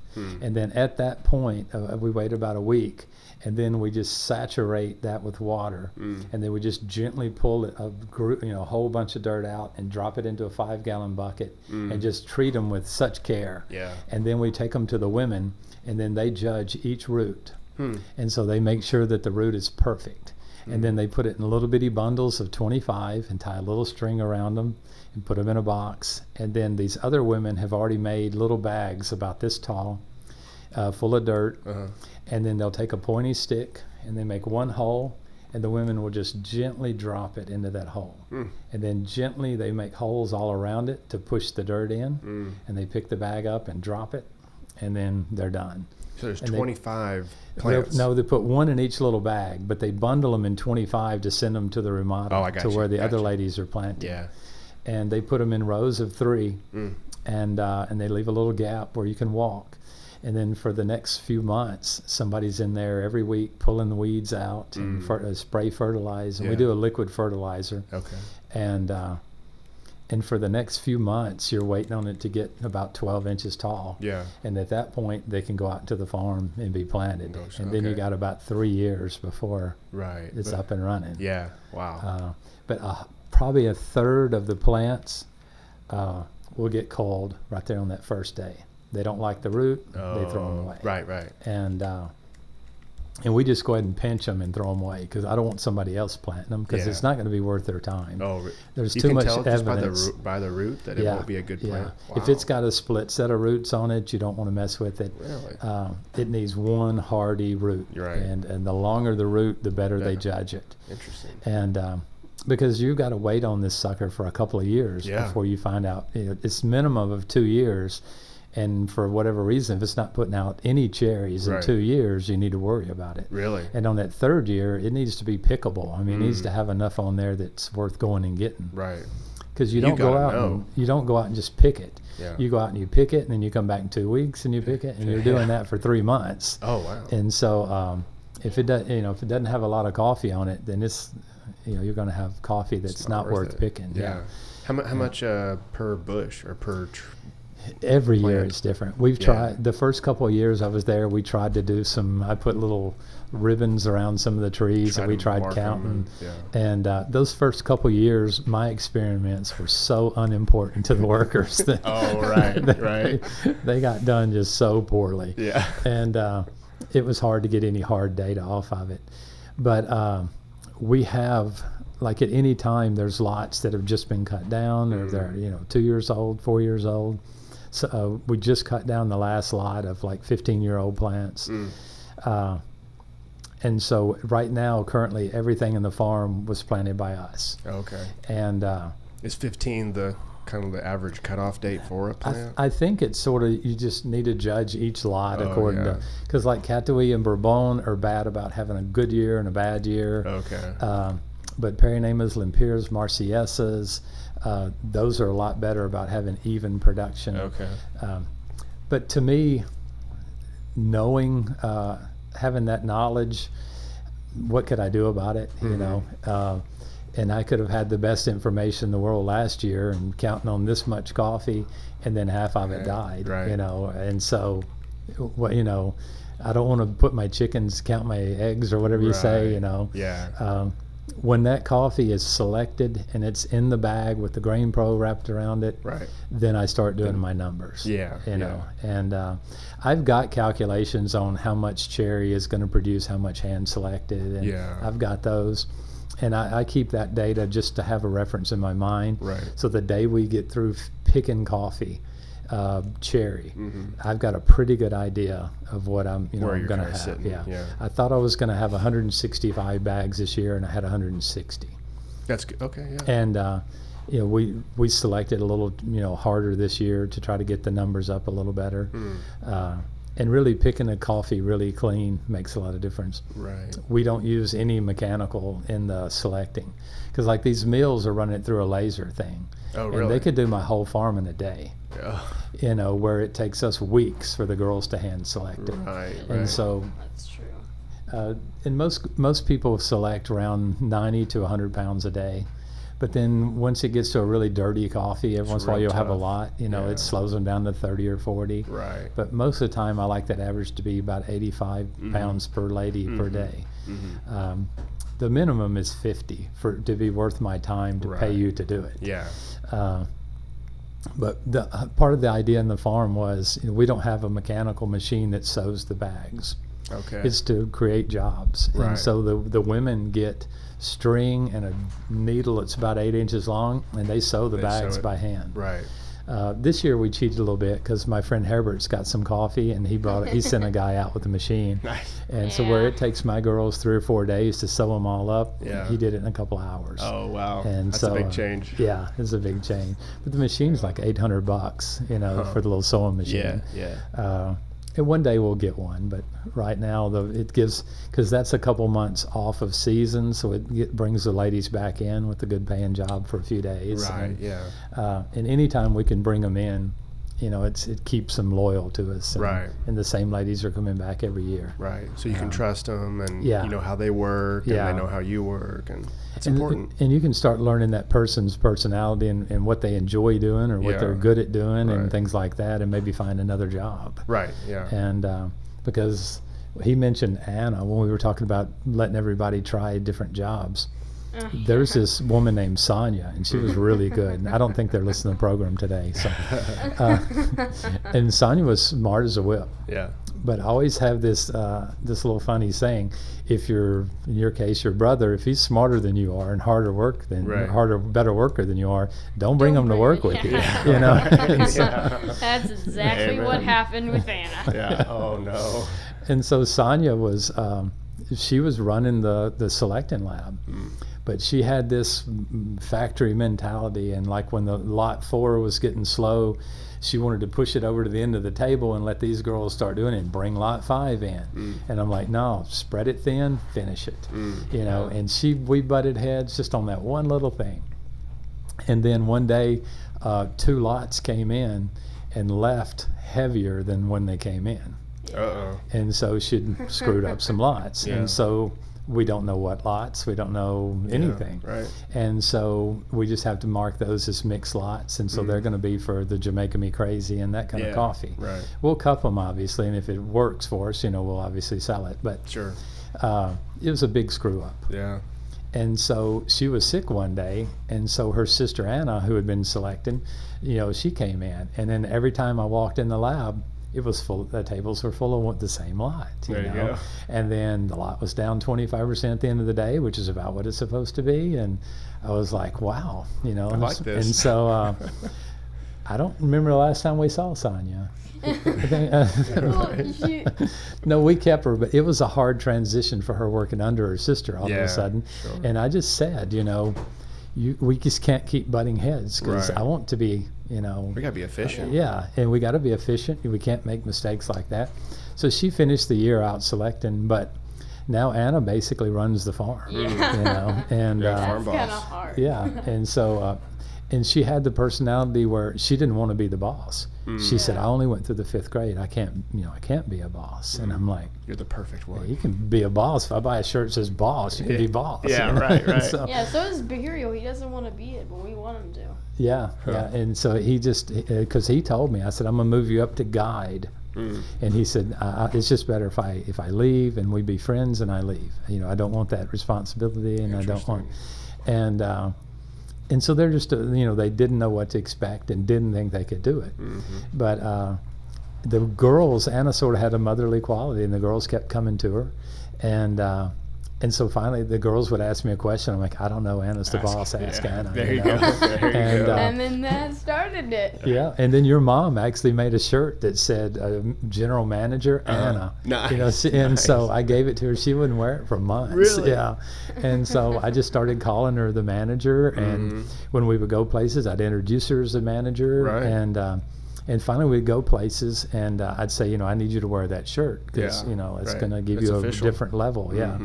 And so she started wearing it, and I mean, now she does payroll, and she's the one that told me I was a genius because Yeah.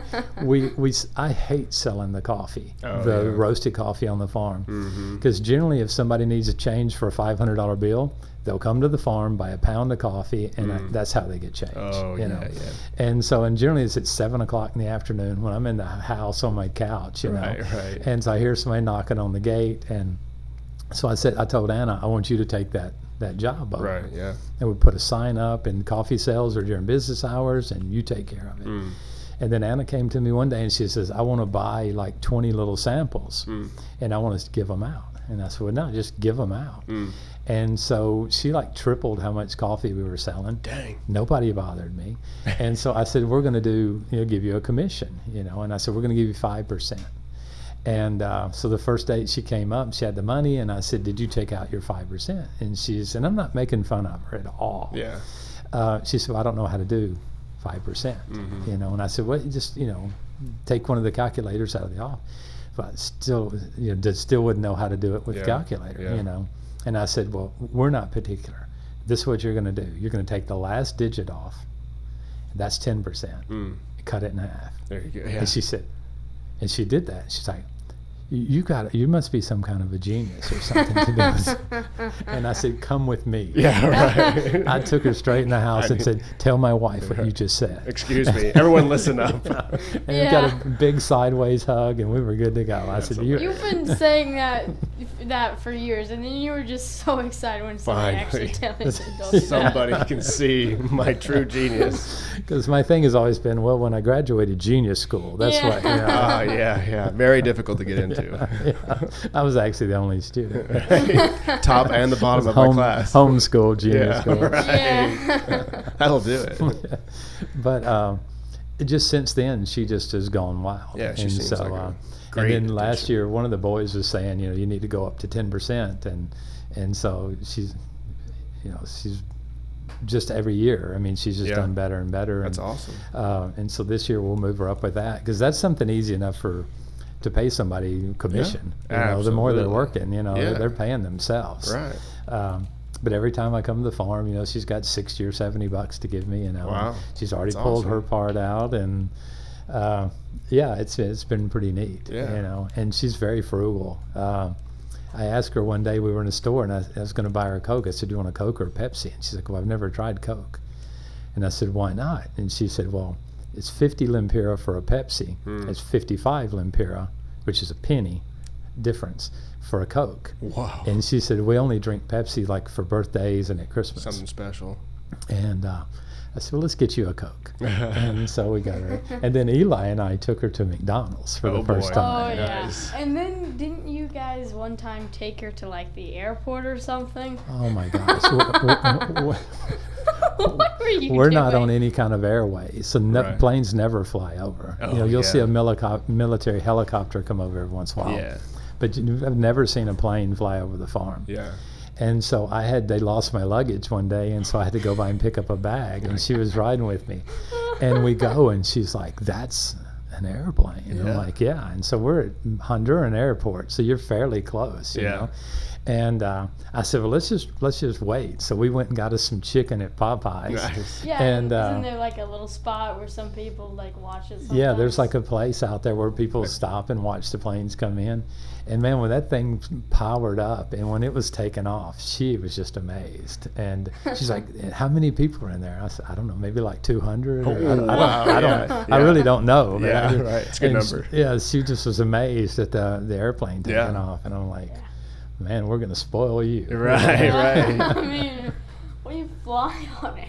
Yeah. Right, And wait till she has her first flight. Yeah, Oh, yeah. she's I'd gonna love be to bring her terrified. here. And Yeah. we've been doing a special English class on the farm, just so she can, pick up basic English when the Yeah. North Americans come. And so we built an apartment, and now we've got a plan. We finished up the library. We're going to build 3 more little apartment mini houses, something like that, Yeah, yeah. because we're close to the airport, and more groups are wanting to come out there. And then having a mission project is great, but if you got a mission project and free coffee, you know, right. and if you'll come during harvest for 9 days, you can actually pick the bean and drink it.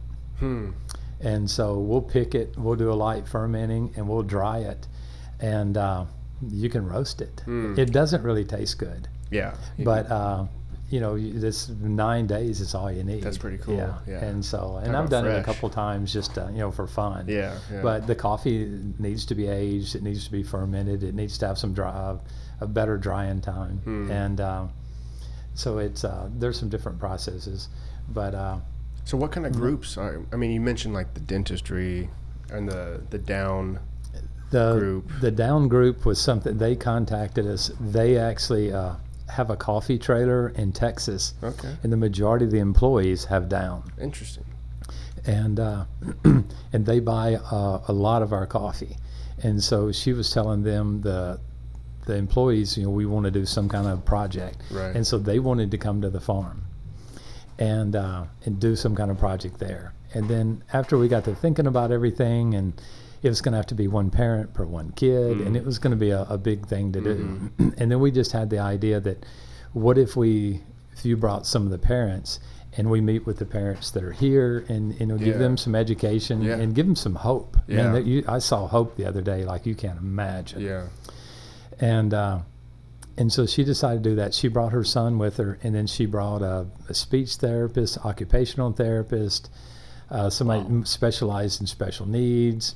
And so the local radio station advertised it for us. Yeah. And then we paid people's way to come out, because a lot of them were sort of rural. And we had some people show up with hydroencephalitis, autism, and just that had no hope because there's not schools. There are a couple in Honduras, but there's not any schools within a couple hours of us.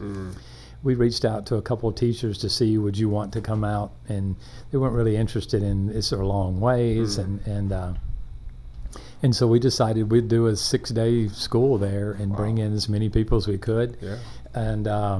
And a couple of the kids, like this one kid had autism. And one of the things with severe autism is you can't really communicate. But this kid and his mom had developed a language just of the grunts and hand gestures that that only the two of them know. Yeah. You know. Wow. And so he had a lot of ability that, you know, nobody had really ever noticed before. Yeah. And then the mom said, well, no, he wants this, or he needs to do this. And just before, and so when that one lady got a hold of that, she's like, well, we can start. They brought a laminating machine, and they were laminating cards with different colors, and it's like, well, you guys can learn if he holds up this is what he wants, and you can expand his language. Be more universal. Yeah. And so, I mean, and the kids, he's still coming back every Wednesday, or every other Wednesday. We're doing a little school there. That's awesome. And we can't call it a school or a clinic because we don't have anybody certified. But they train the interns to do, you know, there's the exercises this type of kid needs to do, and you know, and this is a way to interact with them, and you know, this kid needs to make more eye contact, and you know, he needs to learn how to do this. Wow. And so that's what they're teaching them. And you know, I didn't need another project, and I told them, I said, I'm not looking for another project. Sure. My idea was to, you know, if they can get funding and we'll move them. I've got a friend that's got apartments in the next town. I said, and they need to be in the next town anyway, but they were like, no more than it costs to bring people out on the bus, then you know, they wanted to be there. And so they've got a meeting today. They're supposed to let me know something late tonight to the temporary school. And I mean, we can run a weekly school there for $2,500 a month, you know, and see like 25 kids a week. Yeah. And that's paying for, you know, a little meal for the family while they're there, and paying their transportation. That's all of that. So we'll see. You know, right now cool. I don't want to thin the mix on donations, you know, as far, because I really want to get the library finished, and so it's going to be up to them to get that. What's the best way for people to help? Is it to donate, or is it to buy coffee, or is it to get a plane ticket and show up? And, no, I'd love to have some more groups come out next year, and we're I'll probably be there in November, and you know, there's some options for some groups to come different times. But next year we'll have a formal calendar of when groups could come out. Very cool.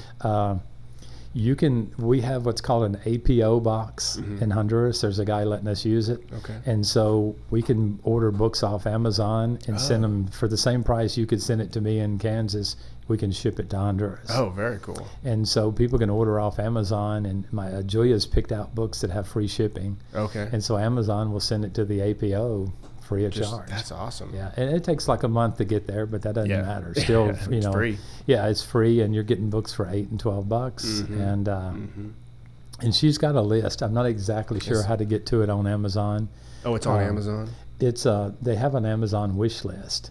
Okay. But then, you know, you can always donate on LF Missions and .org, and then the money, the nonprofit is.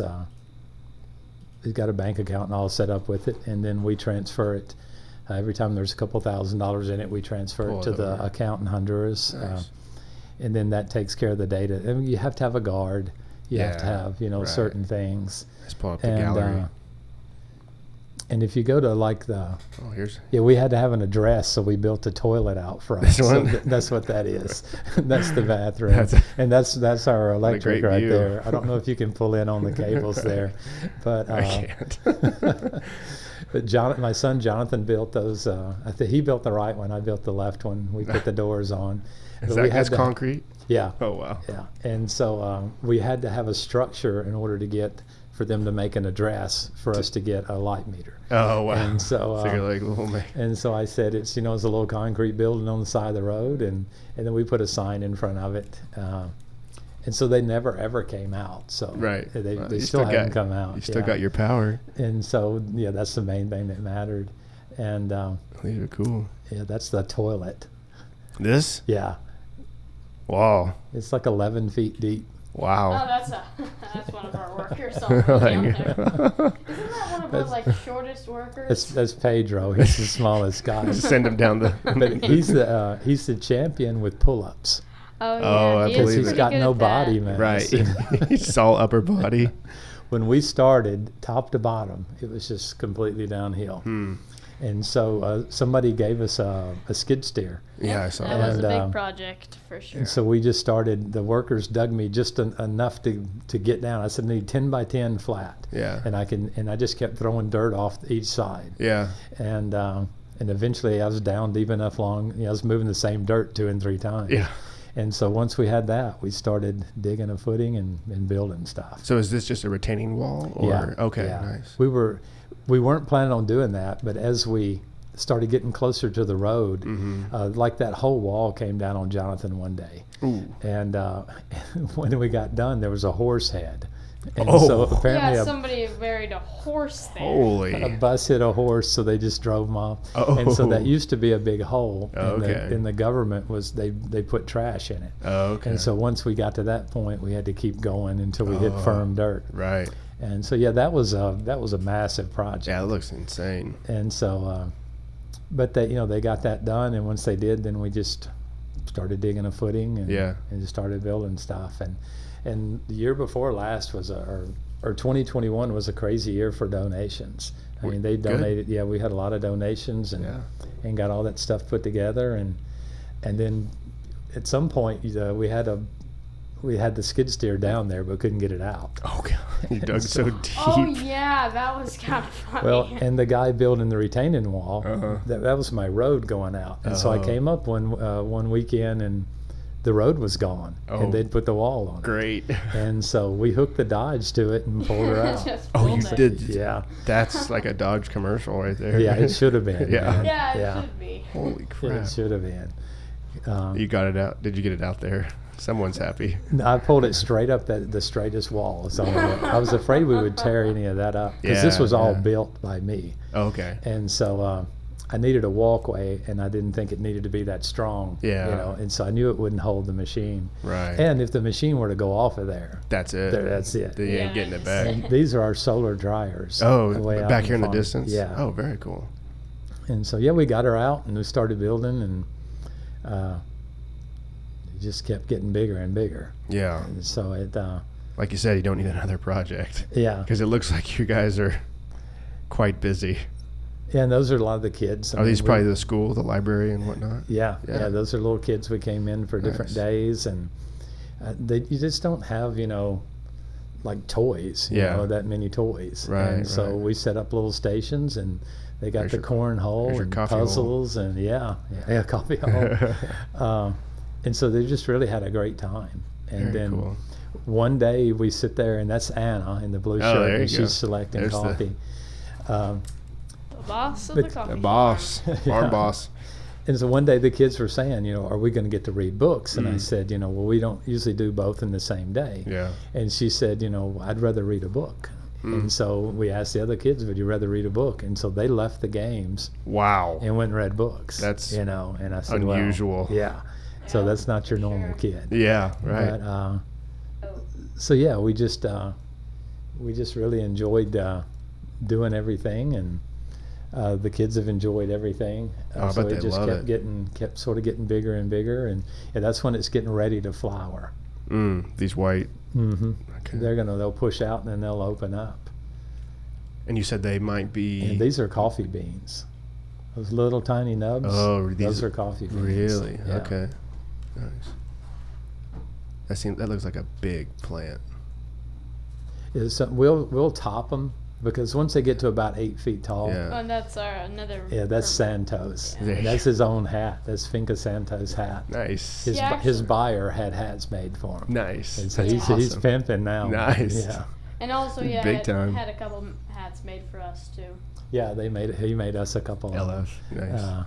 So yeah, it's pretty cool. So are they picking here? I mean, that looks pretty green, right? That Or no? one's staged, yeah. Oh, they gotcha. did some pictures for the site. Yeah, right. But yeah, that's Ica too. I Okay. like the Ica too because it's a really late plant. Oh, yeah. And so it's we're going to plant some more of it in the future, but it's we'll pick it twice after everything else is picked. Wow. And we need later crops. Yeah. Because the weather's really bad in December and January. Yeah. Is that And if you go far, hurricane season? For well, that no, area, not or- necessarily that. Oh. It's just their winter time. Oh, it's gotcha. their hard Yeah. winter. And if you go to the regular like Legacy Farms coffee site, you'll see more of the like when they're actually picking, picking the coffee and the. Yeah, Are you on .com. Facebook or just straight up? Just Oh, okay. straight to your, yeah. I'm not sure what all. Yeah, no, that's a great picture. Very cool, yeah. And that's natural. That's a full Okay. natural.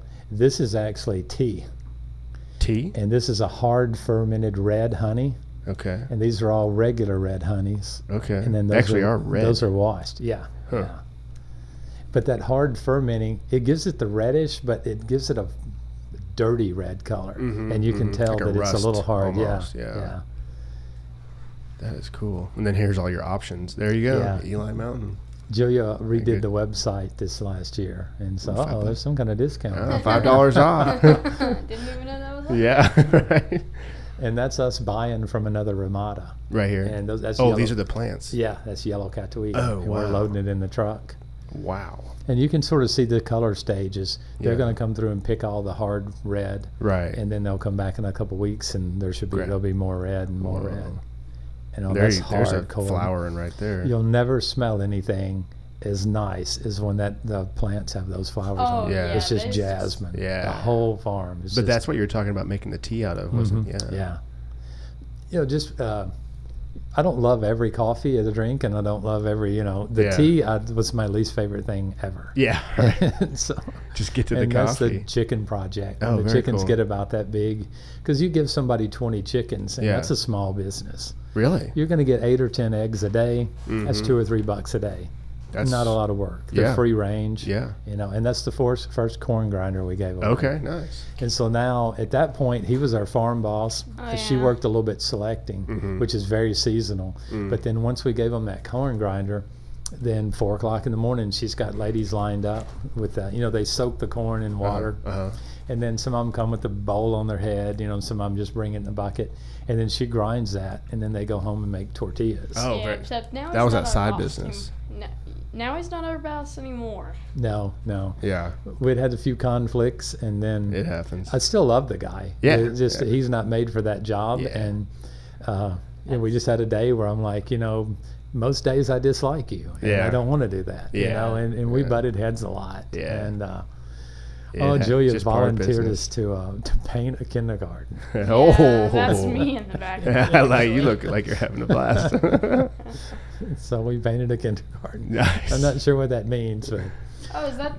That's when Mama. did we get that? When did we get tomatoes? I don't even remember what we were doing. there's a commercial tomato farm about an hour from the house, and they come through and they pick at a certain color green, Okay. and then they're done. They pick one time and they're done. Oh. And so the guy said, "You can come pick all you wanted." I don't think. Oh, he had- after they're. Yeah, oh, after they wow. were done. So the big trucks had just left, and so we came out that next day, and there was red tomatoes Yeah, on the vine. ready to eat. And so we came out with the 20-foot trailer and the Dodge, and we all have these baskets. Yeah. And so the truck was stacked, and we brought 6 or 7 workers with us, and man, we I don't tore think it they up. were. They were expecting not. that. Yeah, right. They A whole did. operation. Yeah. And so then for 2 So days, cool. we were bagging up 10-pound bags of tomatoes, and people were just lined up at the gate. We were take giving 'em. away tomatoes. Nice. That's yeah. awesome. And then I taught them about fried green tomatoes, but Oh, that yeah. never took off. Yeah. They didn't like it. No. Oh, come on. I don't even like tomatoes. Yeah, one of these days. You might like the fried green tomatoes. They're Yeah, a they're whole lot better. super good. Yeah. Throw a little ketchup on them, and Oh yeah, here's your. Is that your trough or? that's where the Canal. original canal wash came yeah, from. Yeah. But we outgrew that. We still do a lot of washing and floating there, Mm-hmm. but now we use there's some 1,500-gallon concrete tanks that weren't in use before. That Mm. More we- like, is this? that's what's concrete above tank? it. Oh, okay. Well, I did ceramic tile. It was Okay. cheap enough Yeah, because they yeah. make a lot of tile in Guatemala. Yeah. And so all the tile for my house, it's like a 900 square foot house. Yeah. I think I paid like $400 and something That's for all unheard the of. tile. Yeah. And That's like one room. Yeah. And that's going to be a red honey. It's still got the juice on it. You can It's tell still it's got some sticky as pulp on hell, it. yeah. The second and third day, oh, it actually says honey on it. Yeah. But 2 or 3 days later, it's going to really change color, and that's when you can like just suck all the juice off of it and drink it. You know? Mm-hmm. Yeah, Yeah, I it's- really it's like really the honey good, process. The Lempira. And then some of the coffees have really popped with the honey. The Marseillaise Yeah. is doing good. The Perinema, There's your that's soldier. a little soldier. The Perinema on Jonathan's farm is really doing nice with the honey. Yeah. And I think I had some. Did you guys have some last year? Yeah, we did Yeah, have I some got to last order year. some of that last year. that was the first year. That was the we made 3 loads of that. Yeah. It's a small miracle Those we made bags, it. I think, are Like how all low- like 150 pounds. I was gonna say, look at Yeah. the truck. It's Yeah. you can tell it's truck. Oh yeah. We had 7,400 pounds in it one night. Oh man. Yeah. And it's still Oh. running, still Still Yeah, going. going. that's She's still true. going. It has had some It's work. proven on it, its I'm worth. sure. I think it's been. Oh, repaired a yeah. couple Here's times. your link to the missions. It probably Okay. takes you to. Yep, takes you to the Yeah. .org. Okay, very cool. So, if And- people just go to legacyfarmscoffee.com, it's all right there. Yeah. The shop, the missions, project, story. And then there's thousands of pictures on the Legacy Farms Coffee Facebook page. Yeah, yeah. That's where I post that quite a bit. And now we've got, I think, Legacy Farms Coffee 2010 at Instagram. And And there's yeah. If I could log in on Facebook, I'd pull it up, but I can't remember my password. but no, I like to post pictures, and I started doing the back porch thing where I do little short clips on that. I think that's and where I keep up with you guys the most. Is probably Instagram or Facebook. I just started that a few months ago, and I'm still learning the reel or post or what. yeah, you know, yeah. It's still always learning. changing. And then Eli's done a lot of brew Okay. brew videos on Nice. Yeah. Like YouTube. how tos. Yeah, Some YouTube. Nice. yeah. He's going to be my marketing guy. There you He's go. definitely You gotta a- I have think you've one. already paid me once, like for your marketing person. I don't You know. need some commission off of YouTube ads. If I type in Legacy Farms, Yeah, it should be Legacy Farms Coffee. we can bring that up. See what. Very pops cool. up. Yeah. Nice. Yeah, Yeah. doing the shorts That's going to be the new. right here. That'll be the new floor Jonathan did last month. Okay. That's Pedro. Yeah, stupid mixer wouldn't start. Oh yeah, and then that's Anna and Bet. And so we had 2 groups doing those both at the Nice, same time, yeah. and had a couple guys just hauling 5-gallon buckets on their Full shoulder. of, yeah. That's Bahidio with the bucket on his shoulder. So And- what's the roof for? I did the columns. Okay. And Jonathan, that's Jonathan, he did the entire thing by himself. Wow. He didn't want any help. Wow. And so he built a floor out of those 4x4 beams and then put a regular tin roof on it. And then he boxed it in, did his rebar. And so there'll be an auger that brings the coffee up and go into the depulper, and then it'll go down that hole. Okay. And then according to which chute we divert it to, it could go in the tank to be washed. Okay. Or it'll go straight out to the patio and be processed as red honey. Oh, very cool. And so, So your efficiency is going to get should even, be. Well, yeah. we're gonna as soon as I can, I'll buy a second machine. That's the tank that the coffee will go into. Okay. Well, I wouldn't say he didn't do. He did it all by himself. If you Right. count me as help. Oh then yeah, I- he Right. drags. Did you- Eli's title sometime is gopher. Oh yeah, that would be. Everybody needs one. Yeah, probably. And that is coffee that the women have just finished selecting, and then they weighed it out on the scales to 151.8 pounds. Okay. It's in the There burlap. he goes. But we've got a group coming in, and we need to use that room for a meeting. Oh, there you So go. Anna had the guys. She said, "Stack all you can, and then move the rest into the other room." Yeah, yeah. And so this is the second time they've had to move that same coffee. Yeah. They're like, let's figure this out. Oh, that's me trying to do a live connection. We're big enough now that the energy company says we're like an entity or whatever. Oh, And so okay. they let us have a couple of security lights, and we can hook them up on the transformer side. And so I'm trying to do a live connect on the while the juice is still on. I mean, So- just film yourself doing it, right? The first time he had me on a 20-foot ladder in the bucket of the skid steer Oh and my lift it up gosh. to where I hooked the other line Oh up. yeah. And so that was a more nerve-wracking day. Yeah. The wind kept blowing, and Oh. I really don't like watching myself. You can learn a lot by watching yourself. Yeah. Yeah, it's true. Please subscribe. there you go. I'll give you a Yep, like. that's always. He's like, Yeah. subscribe or follow. Coffee farm. Here you go. He's It's done like a good couple vlog. different- Kids' he's life done- on the coffee farm. Yeah. And this next week, he's going to interview me about the different washing processes. That'll be and, awesome. I and know. I things thought it like was that. varieties this Or week. varieties? I Okay. think we Yeah. already did processes. Yeah.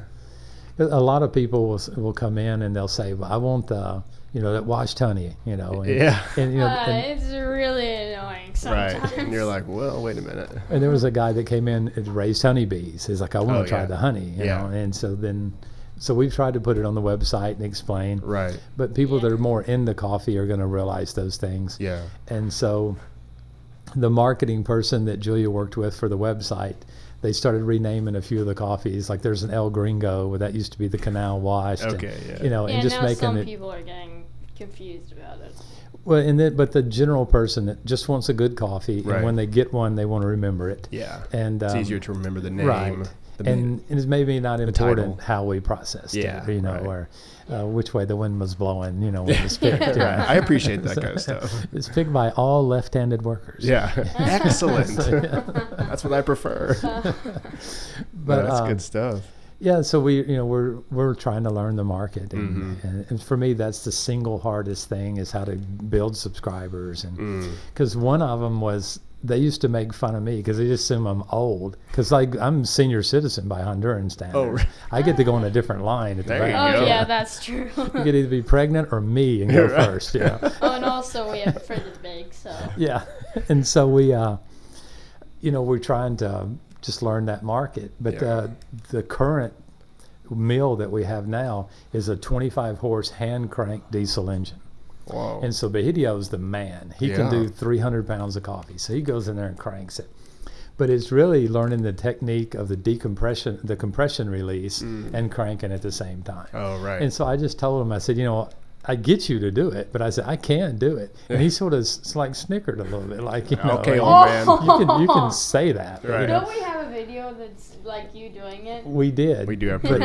Is that We proof? do. But I am old, and I don't realize that diesel is a slang word for marijuana. And Oh, is it some really? other- Oh. We put apparently. it daddy on diesel, so that Right. was not a good thing. So I just threw the phone down there, turned it on video, and Yeah. I go over and crank it by myself. Yeah. And I went like that, and so I took it and showed it to the workers that I actually could crank the Right. engine. I put it on YouTube, and it said "Daddy on Diesel."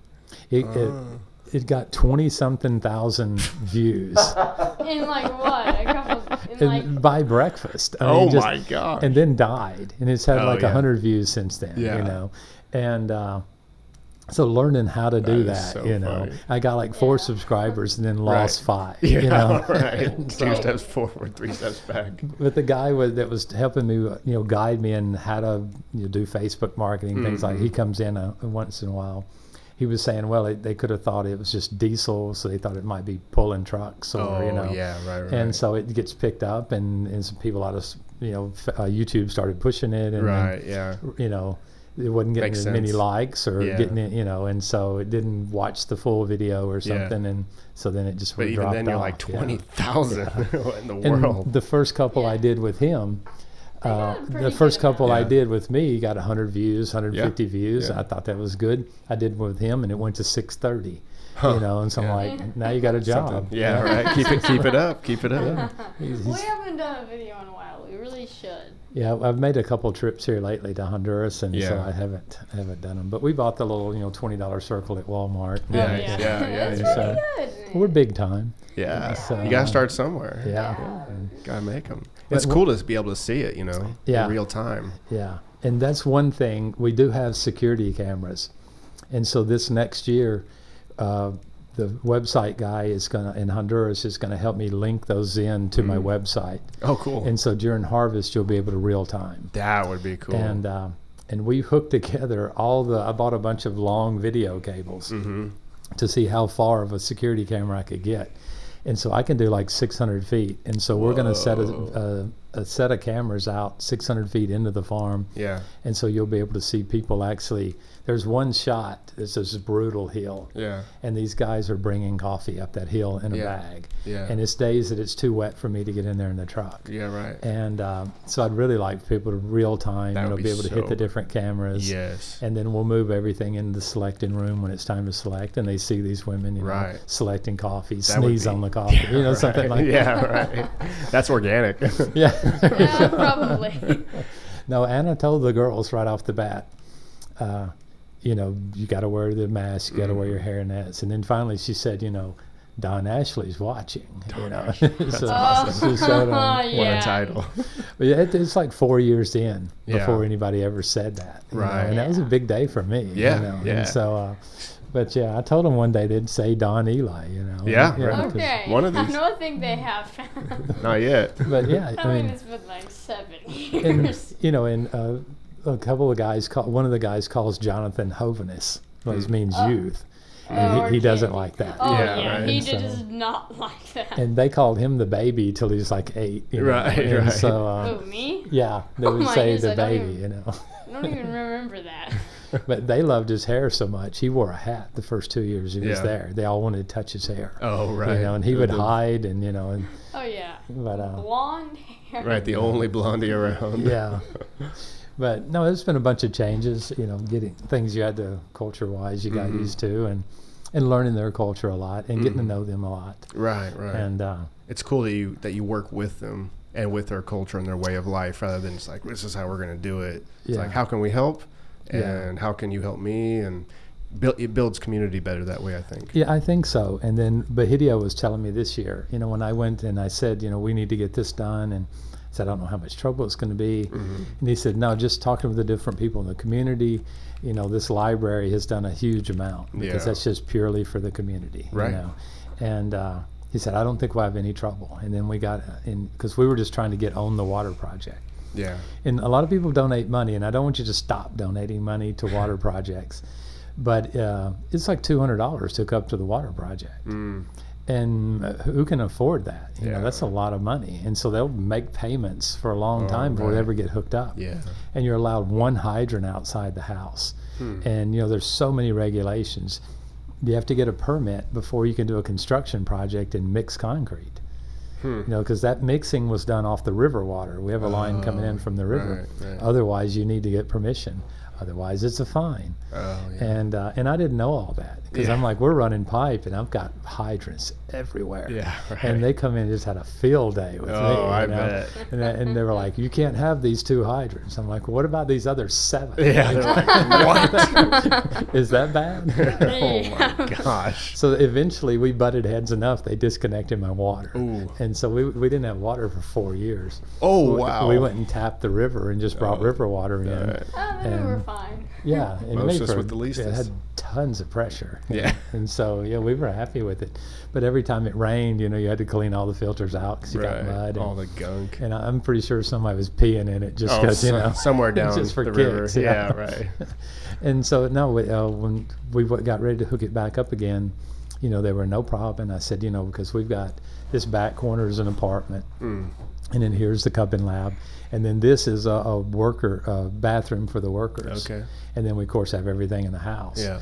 And so I didn't know if we were going to have to pay independent for each one of those things, and so Right. they were like, no, whatever you want to do. Yeah. And so they let us hook up everything just under one bill, and Nice. so yeah, it made a big difference. And then they gave us the water for the project, which if Oh, you just good. go up this hill, Mm-hmm. then that's where the little project is. And so yeah, it's been a big difference working with the local government on that. right, yeah. And so Seems and- like a good move. yeah, I think so. overall. Yeah, and Julia's been wanting the library. We did the Yeah. library just for her. Yeah. She's been wanting it, and so we gave her a little something, and And now the it's kids have expanding. loved it. Yeah. And then we'll keep going. And Jonathan built that set of shelves, and we'll just have to keep building more shelves and Yeah. buying more books. And, Yeah. so every time I land, I go by the friend of ours' house, and she's picked up the books and has them Nice. ready for me. And Yeah. So there's probably, I think I've got 40 in my suitcase. Oh wow, And, it's a heavy suitcase. yeah, there was a store in Wichita, and we just went. Everything's $1, Oh, there you go. and That's Like, amazing. we'll take it all. yeah, and so but we had to dig through bins because Yeah. they only had 5 Spanish books, and so we bought those. I didn't think about But that. I just spent an hour digging through bins and found another 20 books. And Nice. So Eli and I think we're going tomorrow, and just dig through the bins Yeah, and see how just many look. books we can Yeah. find. Nice. I've got some money to spend. Yeah. For books. Hopefully we can turn the listeners on to the Amazon link to Yeah. help out with Yeah. that, because that would be really cool. That's a couple clicks and then Yeah, you yeah. guys got a book. Yeah, and Yeah. Amazon's been really great about sending everything. So Yeah. yeah, we're tickled Sure with has that. been helpful. Yeah, Absolutely. yeah. Sounds it's- like you got a lot going on. well, we're you know, trying. We keeping still up got with everything. still got to get you down there. And Yeah. I actually talked to a videographer friend of mine. I'm like, you want to go down and shoot some video, bring the drones and stuff. Oh no, not Yeah. another drone. I mean, Yeah. I Oh, don't what know. happened with the first drone? I don't know, the first drones.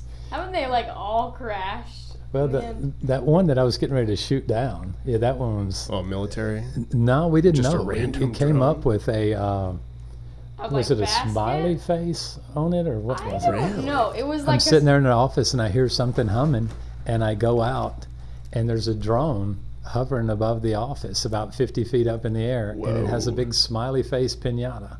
and then it just drops it. And then all of a sudden it just dropped it and it just like hit the roof. What? And some knucklehead. That's was- freaky. the school, somebody donated to the high school a drone. Mm. Well, his kids were having a birthday party way over on this other side. Oh, yeah, So yeah, he yeah. was going to bring a pinata across way. all the way across our farm. Well, they don't have that kind of range. Right.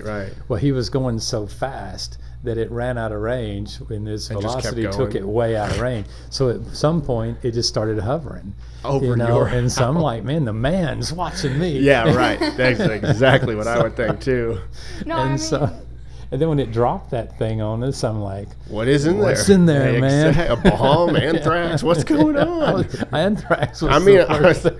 biological warfare in a pinata. You know, we can't be too careful. that would be pretty That's funny. exactly what I would have thought. And so we, it just all of a sudden it just started going back. I guess it figured out Sometime- something. yeah. Yeah, it was a pretty It decent knows drone. where Yeah. home is. And it had like a working mechanism, so it wasn't Yeah. your cheap dime Right. store, That's a drone. pretty nice drone. And then a couple of days later, one of the workers came and said, This is what they found happened. out, what Oh. happened. And but yeah, You're a like, guy how close I was to shooting that yeah, thing. mounting it on my wall. Yeah, right. Burying it where that No, horse I- was. Get I rid just of thought it.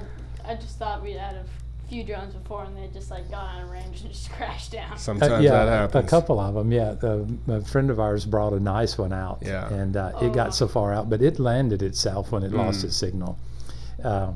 But yeah, we had some pretty good pictures of the farm. We drove it all so over. Cool. Yeah, 50 acres worth. But With the I- mountains. Yeah, and- and you have to let them know because they confiscated one guy's drone because it was a pretty nice drone when he came through the airport, and he was sort of shady anyway, and so Yeah. they, Did you get it back? yeah, he got it Oh, okay, back, all right. but I still don't want somebody else having my drone for a Hell week. no. Yeah, No, I got cameras. Like, but no, it was pretty cool. His drone had a camera on it, and he took some pretty cool yeah, you can get pictures. some great pictures. And like with all the projects going on, all like the personnel, you like got Anna and Julia, and then you and Jonathan. Like that's just the making of a documentary to me. It's like that that's would like be- perfect. Yeah, I think you've been talking maybe about writing a book. yeah. I thought book about would be doing a cool. book. Yeah, Yeah. I've got two different viewpoints. Yeah. One of them's the Other side dark of- side of the cup, and Right, the other yeah. one is Like on the other side of the cup or something. yeah. This Part one, part two. Yeah, 7 years in hell. There's a couple different titles we're throwing away. Is this about coffee? No. But no, I mean, there's been so many experiences Yeah. that like being caught in protest, and Oh. Eli and I were going to spend 10 days in Honduras, and Oh, by ourselves the first time, and then my mom and my brother were on the runway, and then there was a protest, and they got tear gassed. Ooh. yeah, well, they were in the airport, and we left them because once you go through security, you're there, Right. and he and I were leaving, and he said, "Look, Daddy, there's a black stormtrooper." And what it was SWAT in full riot gear. Right. And right as we were leaving, they were shutting these 2 big steel gates. Oh. And so the guy, a friend of mine that was driving us, told the guy, said, we're just going, up here to this, and he knew where it was. It's like a mile away. Yeah. And so he let us through. But within 30 minutes or so, Julia said, the protesters knocked down those 2 steel gates. Oh my They were gosh. throwing Molotov cocktails and rocks. And when the cops started tear gassing them, they'd thrown some rocks through the windows of the airport. The ventilation system picked up the tear gas. Oh my So it tear gassed everybody in the airport. Oh, no. So then they moved everybody out on the runway. Oh, and then at one point they started coming towards the runway. And so then all of a sudden out of nowhere, U.S. military shows up. Whoa. Like U.S. citizens move over in this circle. They started bringing out, deuce and halves and stuff and started loading them up. And Whoa. about that time, enough guys, Honduran military started pushing them backwards. Yeah. And so it was, rubber bullets and some fun stuff. Jonathan's calling me on the phone. He's like having the time of his life. He's like, you can't believe You this. just got tear gas. I'm crying my eyes out, but this is amazing. But like all the other airlines, went ahead and landed at Oh, yeah. some airport, and this one turned around, and went home. Oh, And so it was like 5 hours. We were watching it on the news. wow. And it was 5 hours. And when we went back, it was a Oh. war zone. The streets were yeah. just, What were they protesting? I think Thursday. we have no idea. Oh, wow. This time I think it was because The new the president. president got, it was the anniversary of something, or they were, Okay. yeah. I can't remember. I think I heard something about that, maybe. One time they attacked Jonathan and I when we were in our truck. Oh yeah, And, we still have like some light machete marks from where it hit. Ooh. Yeah, there were 16 machetes that actually went through the truck, And then so they were all, weren't they like all over you guys? yeah, I mean they were climbing in the back of the truck Whoa. and Trying yeah, to it steal was- stuff from it. Yeah, they stole everything out of the back of the truck. And then Wow. you like hit somebody or something. Allegedly. Allegedly. Yeah. What are you supposed to do when you got some machetes that going in At your that truck? at that point, I Yeah. mean, it was no That's turning right. around. We were No. in the thick of it. We had to get out. That is gnarly. And, yeah. So yeah, there was. They broke the windows. broke the tail lights, headlights, man. knocked That's- one of the mirrors off. Oh, jeez. There's 2 machete marks in Jonathan's window where it dug into the window, but it didn't break. Oh, And yeah, it was rough. that day. is gnarly. And then it's been, the Dodge been a couple, or a couple days and Yeah, no joke. repairs. Hauling 10,000 pounds of coffee and taking machetes. Well, I just, I mean, at that point, I just assumed we were going to jail. Yeah. And so went home, and there's a go bag. I said, Yeah. get the go bag. And Yeah. they're gonna come get me. Yeah, right. Right. But the next day, I went and bought a quart of Bondo, and started sanding and Bondo the machete Yeah. marks. And a buddy of mine knew somebody at a paint shop, and I said, we took the rack off, took the fog lights off. I said, I wanted looking different. Yeah, right. I was nowhere near this place. And so we took it to a guy, and I said, just put a black stripe down the side Yeah. of it. Also, we actually just got the fog lights back on, didn't we? Yeah. We had it marked up for a little while. Yeah, That's it's- wicked. Yeah, That it's is. like, well, That's one of those experiences where you don't want to do question twice. yourself. No. No way. But no, I knew it was the point, and there was no turning around. Yeah. There was like 300 people. Oh, and so I was man. like, no, we got to just keep moving forward. Uh-huh. So, and we come out of it, and there's a bunch of cops sitting around. I mean, they're throwing bricks and rocks Yeah. and everything else. The cops are sitting there, and I just went like that Oh, and yeah. punched it. What's the deal? We were rolling home, man. Oh, I'm telling you, they'd never been home so Yeah, fast. we were. Well, But after yeah, the big we- protest when they got tear gas, there was a lot. We got stopped at a bridge or something. Yeah, but I mean, most of the time they're not necessarily mad at us. Right. They're just You kinda mad just at the get world. caught. Yeah. Right. And yeah. We're just the wrong place, wrong Right, time. right. Yeah. It's nothing personal. but yeah, and so I mean, if it hadn't have been already escalated, you probably could have talked your way through some of them, Sure. and we did a few of them. Yeah. But yeah, we were trying to go to the beach one time. Jonathan and I were, Yeah. and we checked out of our. We were getting ready to check out of the hotel, and the guy said, there's this protest and something's happening all over Honduras. Ooh. he said, "You guys need to go," you know. And he said they're trying to shut down the one bridge that you have to cross. And so when we got to that bridge, I mean, there was 200 or 300 people there, and so the rest of the day we just had to make our way home. At one point we were on the beach, just driving down the side of the beach because the roads were closed. You know, they'd taken them over, and so it was all these real nice hotels. Yeah. You know, but nobody would let us. None of the hotels would open the gate and let us. So we just Back kept on the road. driving. Jeez. Yeah, and so we were. It was a very exciting, like 12-hour ride home. Oh my gosh. And so you'd get stuck at a protest, Yeah. and then all of a sudden you'd see 20 cop cars come blowing by, and then the traffic would start moving, and they were out there just pushing the burnt tires, and Jeez. I mean, that's like there was people sitting on the side of the road that looked serious like protest. You know, that's they looked like they got the hard end of a baton. sometimes that happens. But yeah, it was.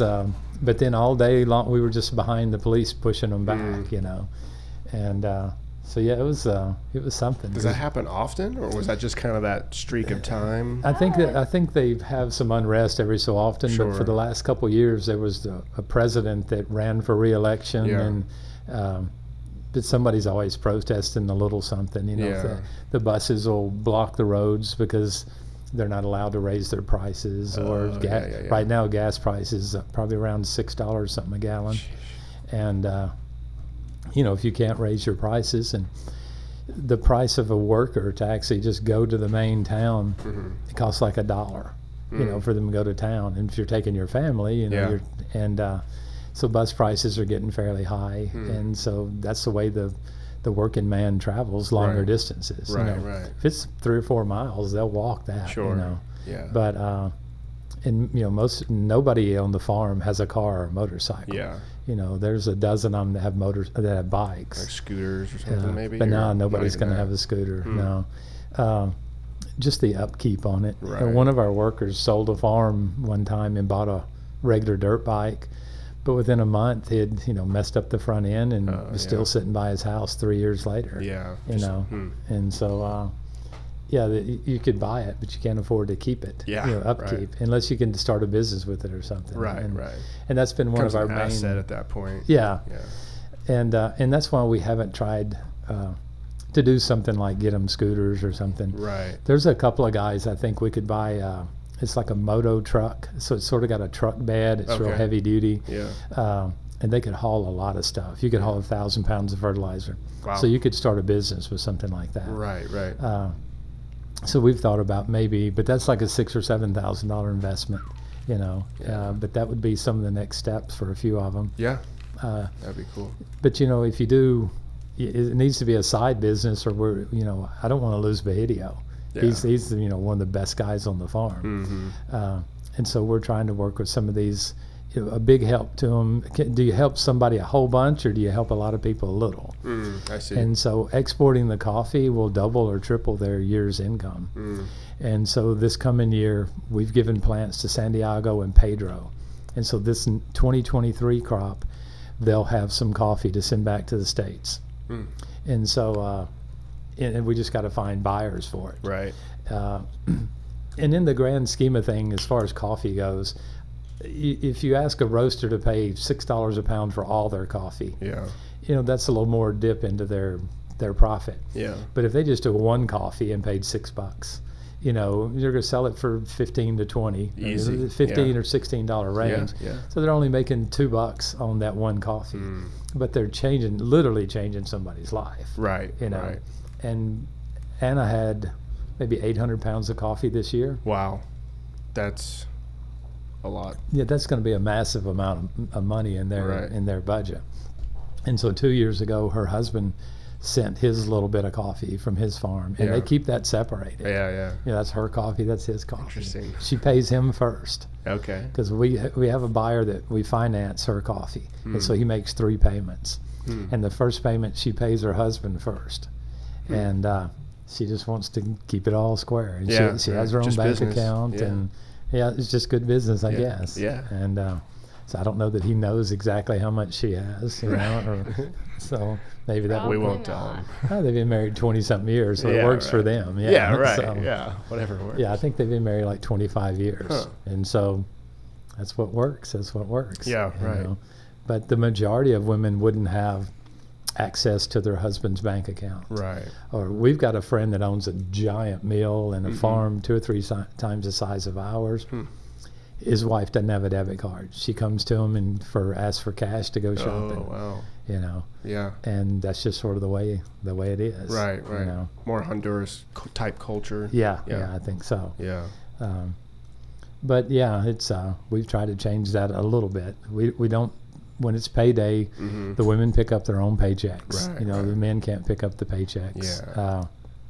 And you have to do it both ways. Sure. You know, and so and there's some of them that have, you know, we've known for a while, but there's been some times where the women came in for their paychecks and we were like, no, your husband got it. You know. Oh, and, yeah. and And they then never just- see it. Yeah. Possibly. Yeah. Yeah. And so and we've had some little micro protests on the farm when the Really? men found out the women were making the same wage. Oh, wow. A couple of guys weren't. Wow.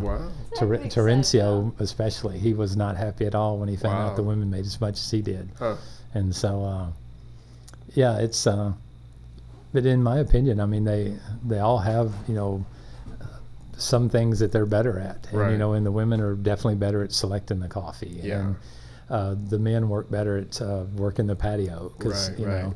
know. The women do just as fine, but when it comes time, when it starts raining, Mm-hmm. you need a bunch of men loading up 200-pound bags and getting them off the patio. Right, right. And got so it. we use men for that, just for that reason. Yeah. You know, and learning the worker, What they're good at, what they they're like, good at, and yeah. just simple things like Yeah. Santos and I were at the point where he was going to quit, and he's my oldest worker, and he didn't want to be in charge of the patio, although he said that was one of his favorite jobs.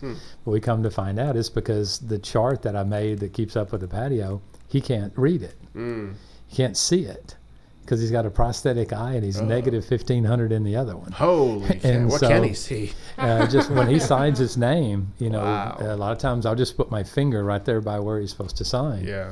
And so I said, well, just put a dry erase board up and have 6 big things, and you just write it however you need to write it. But he never thought to mention that to me or say that's why he, you know, and he drives so far, even on his Yeah. bicycle, it's 45-minute drive. Oh, wow.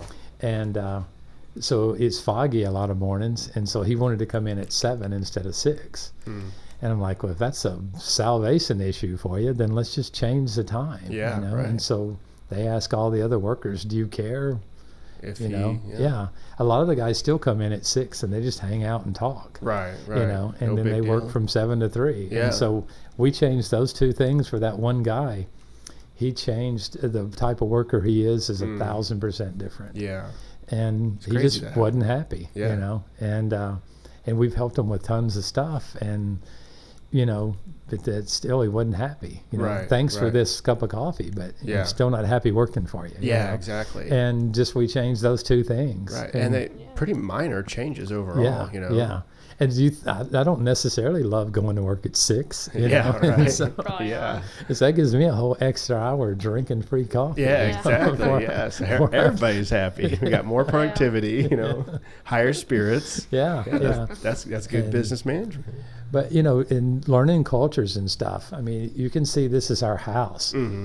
But I don't think This is right here? yeah, that's our house where we live. Oh, okay, cool. I don't think we've ever had anybody come and knock on the door. Oh, right. They'll stand 20 feet in front of the house and either whistle or click Really? or something. They won't come because Yeah. that's not, you wouldn't do that.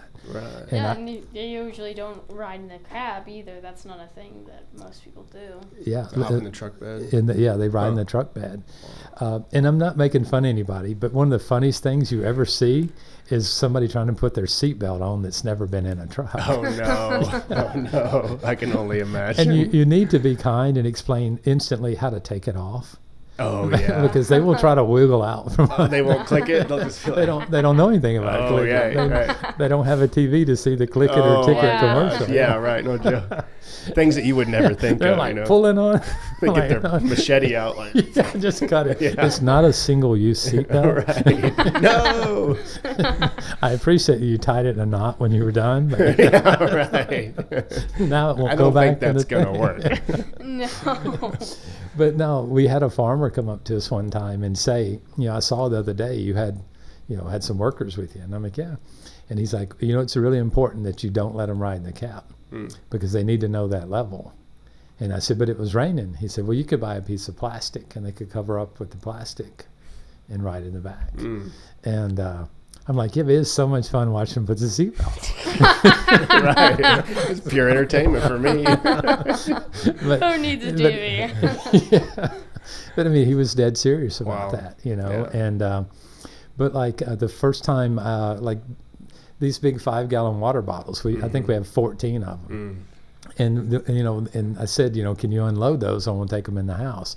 And I come back and the front door's blocked with all the water bottles, because they're not going to go in the house. Oh, They'd never dang. been in somebody's house like that. And I'm like, no, come on, come Right, on in. that's- And so then I started, just every once in a while, and especially when I'm there by myself, I'll bring them in for breakfast. Nice. Yeah. And so But the they love first time, he had like a stack of tortillas, and Yeah. 2 or 3 of them will have beans. Yeah. But the most of them just are tortillas. And so I'm like scrambling eggs, I'm Yeah. chopping up onions, got some tomatoes, Yeah, and just throwing cheese like it's Yeah. free, and so I'm like, no, I made you an egg and all, Omelet. And I had one guy that literally didn't know how to use a knife and fork. He was he would tear off a piece of tortilla and then he'd rip a chunk of omelet off and he just ate it like a little mini tortilla, But yeah, that's something that normally you wouldn't get to, Right. go in the house, Yeah, that's wild. And so we constantly go in the house, but you can definitely tell they were super uncomfortable. Yeah, right. And then the new girl that's Anna's been sort of grooming. I was going to eat breakfast, so I said, well, y'all just come on in at breakfast, and I needed to leave, and I said, y'all come in. And man, she was scared to death. It's just like a deer in the headlights. Yeah. And she sit there, and there was a plate in front of her, and she was just sitting there, and Anna's like, no, you could, Go ahead. that's your food, Yeah. And she looks at me, and I'm like, It's all I said, good. it's free. It's all good. Yeah, right. Doesn't Maybe cost- she was waiting to see if she had to pay. Yeah, right. That's wild. But yeah, Anna never had a cappuccino. And I'm like, man. And Let me show yeah, you something. What real coffee is. Yeah. But no, just little things that, and then so many things we do are so wasteful anyway, Yeah. But Anna told me, she's like, on Sundays, I buy the tortillas from the store. Whoa. Yeah, Like I get real fancy. That's what she's gonna do with that extra $4,000. Yeah, right. Living And the I dream. got a Coke. Yeah. And you gotta go. But no, I've seen her loan money to some of the other workers. Sure. And sort of passing it on Yeah. down. And Santos and his wife legally adopted a kid last year, and Bahidio took in a little kid and just doing things that not really that common. Yeah. But you can definitely see them helping other people and loaning each other money. And That's what you want. Yeah. It's like Because the whole teach a guy how to fish or a person how to Yeah, fish, yeah. And then they're going off and teaching other people. and helping them get that rod and reel. Exactly. Yeah, I mean it's that part's been this part's been incredible. We built this house for this girl named Blanca, and this is when I thought I knew everything. And so I take this little girl. Before she's you like- were a genius. Yeah, before I was a genius. Certified I genius. hadn't graduated yet. And so I'm like, I take this little girl. She's got one kid. She is pregnant as a goose. And so we build her this house, not thinking she can't pay for the house. She doesn't have a job. What's she Yeah, gonna do? right. So then we come back and the roof is gone, the doors, windows, all the electric stripped out. Everything's Whoa. gone, and they're gone. Oh, And she said, they were gone for the weekend. Somebody robbed the house. they But- literally robbed They the literally house. robbed the house. And Oh then, my. and so then we went to visit her parents' house one day, and she picked out this funny color blue for all of her shutters, doors, Yeah. and all that. Yeah. Well, the Sure the enough. house is Yeah. the doors at their mom and dad's house were blue also. Yeah. And so we realized, we gave her something that she didn't really need. She may not even wanted, but it Yeah. was. I mean, who's not going to take a free anything? Yeah. Yeah. And so then we True. we got the idea that we would start helping somebody sustain themselves a little bit, and Right. with garden and doing smaller things for a $7,000 house versus being able to buy 6 or 7 corn grinders, Yeah. and then you have to factor in. We researched the area to see how many people in that area already have a corn grinder, and to make sure it's going to be a sustainable business. Right. And What 'cause- was it? How much was it? Like 0? what now? Is it like 0 or what? But how many other people already Yeah. had one? Well, there's a lot of people might have a hand grinder, that they grind by hand. But if there's one other person living near you that's got the electric one, then Makes it you know difficult to- it's going to make it difficult to have Yeah. a thriving business. And Right. Santos he wanted a corn grinder because he saw somebody else get a corn grinder. Oh yeah. But then when we started looking, there walking distance, there's another guy with electric corn grinder. Right. Right. And same thing with Santiago and Pedro live right next to somebody by Jonathan's farm that has a corn grinder. And so you're looking, you need to build a little room for it that can be locked. Yeah. And, Right. And so you're looking at $1,000 Right, to set yeah. up a decent corn Wow. grinder. Right. And it's a waste of money. Right. You know. And so one of the things we learned when we started paying more money, we did it too quickly because we had 4 years before the farm got into production. Yeah. So then we were stuck paying people more money when we didn't have any money coming in. Yeah. And so we started noticing that people weren't showing up for work on Monday. And it's because they have this extra money they don't know what to do with. Oh. They spent their whole lives learning how to live on X Right. and how much beans they could buy or how Right. many beans they could buy. And so now all of a sudden they got an extra $5 or $10 every Yeah. week. And so they started smoking and drinking because that's what rich people do, you Interesting. know. And so we saw cigarette butts around the farm, and Yeah. we saw people not coming in on Mondays. Huh. And so then I got a little bit smarter and decided, well, I'm going to visit everybody's house and sort of see what they need. And one of the things was, you know, if they had a big project, if I could finance that project for interest free, we could do something like that. Right. Or the downtime, we just show up at somebody's house and we could build a bathroom in 2 days. Right. You Right. know, and so starting to do some, you know, make sure the sanitation. So now it's a little more formal. Right. Make sure the sanitation's good. Then you get a dry roof on the house. And then we try to get running water to the property. Yeah. And then you work on concrete floors, doors, windows, and those Right. things. And so that's what we did with Santos. His house literally fell over one day. And so it was not just good. it was just a stick house he'd made Yeah. with like sticks, Oh. and it's filled it with Little mud, sticks. and so you weave little sticks in between Oh, the yeah, big yeah. sticks, Huh. and then once you put the mud on it, it's sort of solid, Right. and it fell over. So then systematically, you know, we got him a couple rooms going, Yeah. and so then the first year we got water and a decent bathroom, and the very last thing we got him was electricity. And so, and I mean, now he's got a nice house. Nice. You know, Yeah. And then, you know, we've helped him get his farm going. He already had a farm, and then 2 of his sisters had farms that they were selling, and so we were able to finance those for him. And he just pays them off. You know, Yeah. $5 a week, $7 a week. Which And, is, that type of helping is so much, you know, more Yeah. directed rather than here's 10 extra bucks. Yeah. And they don't know what to do with it. Rather, it's like, this is what I need help with. Yeah, yeah. And then last year, he saved every penny of the money that there was a farm for sale, but he was scared to come to me and ask for another loan. Oh, yeah. And so then when Anna finally came and said, look, he's wanting to ask you for a loan, but he's scared to ask you, I'm like, okay, let's say. And then I put it out on Facebook, and I had $2,000 of finance money, you know, on Facebook. Yeah. Wow. And then so I said, go talk to him. And Yeah. he went, and somebody else had already bought it. Oh. And so, too bad. but he had a little over $2,000 in his bank account from Wow. selling his coffee the year before. Yeah. And so he's set on that. And he's like, I don't want to take it out. So he's made some little micro loans so that he doesn't touch that. Oh, nice. And nice. and so he's waiting. I said, someday, you know, I said, maybe it's a God thing. You know, God Right. didn't want you to have that farm. Right. And said, when it's time for you to have a farm, you be as ready as you possibly can. Yeah, You know, right. and I said, you know, and I've got people here that'll help you, and I'll help you all I can. And says, so you could buy a serious farm, Yeah, you know, right. and because tiny little micro farms are really expensive. Really? It's like if you go buy a 100-acre piece of ground or you buy one, you know, you're going to pay a little less per acre Right. for that. And it's the same way with coffee. The exception in coffee, generally, it goes from in the family. Yeah. It's unusual that it leaves the family. Right, right. And so his sisters were selling the land that his dad had left for him, and you know, he didn't have the money, so now his farm size has tripled in the last 7 years. And then this year, this 2023 crop, all of his farms will be in full production. So he'll have some decent amount of coffee. Yeah, And we right. planted one of them with Perinema, and the other one's got a little yellow Catuí. So he's got good And so stuff. he's going to have 3 different varieties for the Yeah. 2023 crops. That's pretty And good.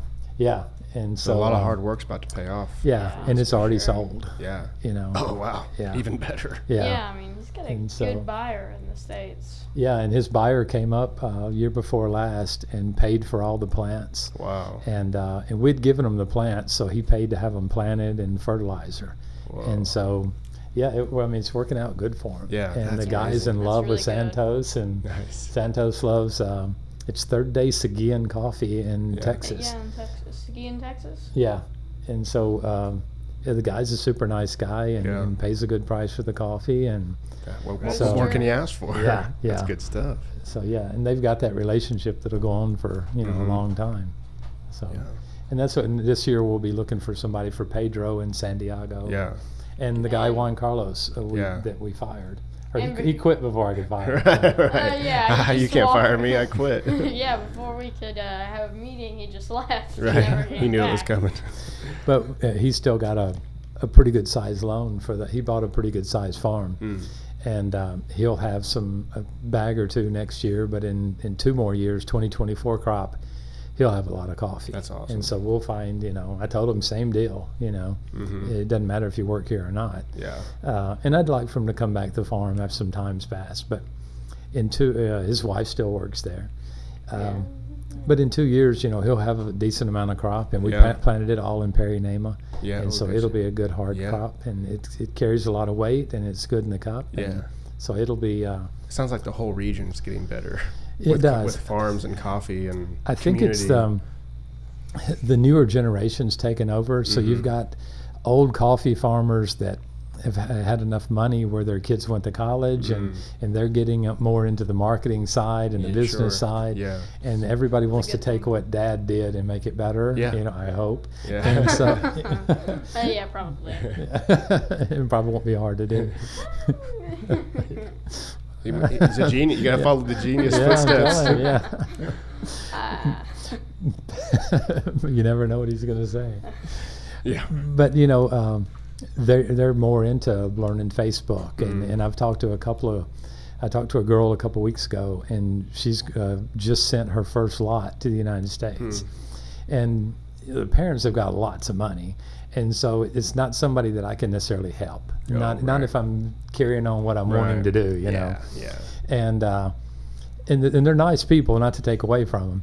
But they're, she's like, well, I'm only working with other women because we're going to sell it as organic and women grown and all yeah. this. But I'm like, you paid $70,000 for your car.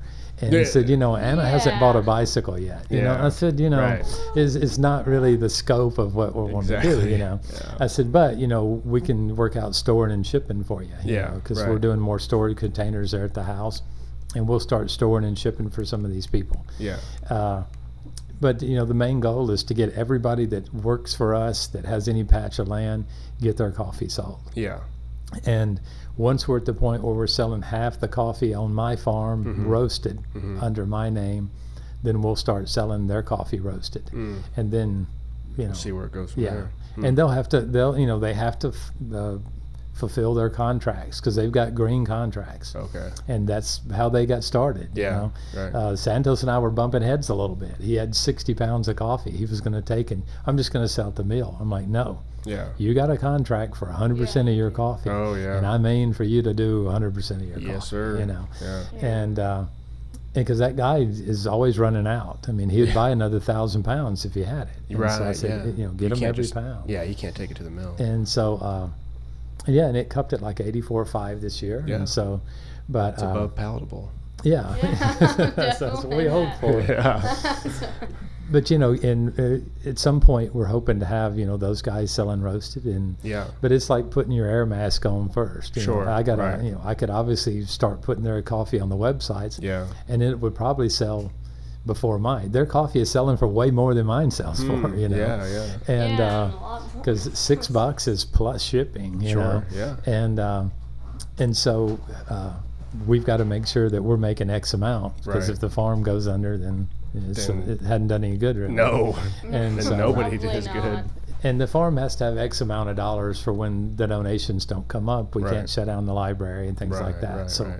currently we're going to work on, getting some kind of a a little escrow set up that they can work out of Yeah. when things don't go well. Right. And That'd be smart. but right now it's fairly efficient. How much money we spend every week on Right. labor and. The preacher hadn't been paid in 6 weeks. Yeah. And so he's, Yeah, we definitely need to do that. and so we've got people that understand. That the money's going to come in and Right. and so. In due time. Yeah, and the money's in the account here, but if we ship it too quick, then we pay $35 to Right. move money to Honduras, Yeah, and right. there's only $300 in that account. Yeah. That's not a good Not at use all. of that money. No, not at all. So when I go down, I'll take it in cash, and Yeah. and he's got support from other churches because he's a full-time preacher, and Okay. so yeah, he's okay, and his wife's pregnant, so it'd be a good bonus for There him. you go. for Yeah, that, he's to looking have for that. something good. Yeah. But no, we're just trying to. We take suggestions. A lot of people have directed donations, and somebody donated Interesting. $600 the other day for the chimney pipe project. Oh yeah. And that's a great project Yeah. because we had a clinic one year. 80% of the kids that came in had upper respiratory infections. Oh wow. It's because they put the cooking stove in the house because we're in the mountains and it gets cool at night, so that they heat the house with it also. Right. Yeah. And so they're bringing that smoke. Oh yeah. So Julia had the idea to put in really good chimneys. Yeah. And so I think it's $42 or $45. I've got 2 guys that run around on their bicycles. Yeah. And they got a backpack full of concrete, a backpack full of sand, and they tie the chimney pipes on the side of their bikes. And they go door to door, the people that are on the list, and install a chimney pipe. Wow. Do you And think they're that's awesome. carrying on those bikes anyway? A lot. Yeah. Yeah, no joke. Probably. Dense material. And so they know how much they need per house. Yeah. And, That's super and they'll cool. build a ladder on site. And so they got this caboya, which is just cord or rope. And so, and everybody has their machete. You don't get Yeah. on without it. Yeah. And so, Yeah. everybody has a machete. And they'll cut a tree or 2 down, 3 inches, make a ladder. And Wild. Yeah, it is, man. It's using what you got. Yeah. Yeah. And they're great at that. A tree has to die for every Yeah. chimney pipe. Yeah. Things But no, grow quick. it's not going to waste. I Yeah. mean, they're going to cut it up and use it in the fire True, to cook right. with. Yep, and so, absolutely. but just little projects like that. And the clinic we work under lets us keep, basic antibiotics and ibuprofen, stuff like that. And so, Goes a long ways. yeah, Anna and them hand that stuff out. And we've got a little program where I think there's probably 20 women that come in every month and get children's vitamins. Okay. During COVID, somebody gave us like 10,000, chewable. Wow. And so they'll go bad quick. Yeah, And so we right. just started a Start handing program. them And out, so yeah. you come, after a while, they'll give you 60 days supply. But, you get a vitamin for everybody. Yeah. Right. And during COVID, we had our workers I said, take 2 a day. Oh, right, It's not yeah. going to kill you, and No. you need to be as strong as you can be. Yeah. Absolutely. And they're gonna go bad anyway. yeah, and so eat them. And Yeah, so, I think we've since COVID we got some during COVID, and then we just have kept eating them after COVID. yeah. Still feel good. Yeah, there you go. Yeah. But you have people donate all kinds of stuff. I Yeah. mean, you just never know what's going to come in, and Yeah. and they can figure out how to use it. And, Always exciting. yeah, it's Yeah, definitely right. always Always a exciting. surprise. Yeah, Yeah. Well, hopefully this podcast gets out and people can donate, like the books and the PayPal, and I try to talk you into Bitcoin. yeah. I we probably could help you get set up there. I probably should have a long Yeah. time. I've had a couple people that have tried to pay in Bitcoin. Really? Yeah. But back then, we weren't. I don't guess we had anything really on the store back then. We didn't have much of a website, and but yeah, now we're Venmo and all the Yeah. You got to have them all. Yeah. Cash App, Venmo. Yeah, the Cash App is something we're doing this week. Yeah. Nice. There and you go. so Every avenue possible. yeah, and we're having to, we're doing a different credit card machine because the other one's slow, and Yeah. so yeah, it's trying to move with the times. Yep. And probably 95% of the coffee we sell is online. Oh, And wow. then Eli runs the store most days, or I run it when I'm here. And we live next to that retirement home, so you've got people Yeah. come from there, and Really? yeah, they'll come over. Just like and, nurses and stuff, I think. Mostly. Oh, grab some yeah, brew. Yeah. and Makes sense. we've had to start keeping a lot more dark roast because the older people like the dark Yeah, roast. I tend and to find that out too. and one lady came in, she's like, I pay $8 for my coffee. And she laid $8 down, and she went and picked a bag out, and she said, I'm going to try this one. I'm like, okay. All right. So- Yes, Lowest ma'am. coffee's his For the tip. last 2 years, she pays $8 a Wow. pound. Yeah. All right. She knows where it really upset her when I moved coffee from this wall to this wall. All right. It's in the same order. It's you still know? $8. And I'll come in, it's sort of a little Mayberry-ish. Yeah. Because you come in and there'll be cash laying on the. Oh, yeah. The other day I came in, there was $26 laying there. It's Yeah, like, just I somebody hope, cooked up and got my coffee. he left a note. Said I waited 10 minutes, nobody came, and I was in the house eating lunch. He said, Oh, yeah. so I got 2 bags. Here's $26. Hope that's enough. Appreciate it. And yeah. so- That's about right, yeah. There you go. I hope you enjoy the coffee. Yeah.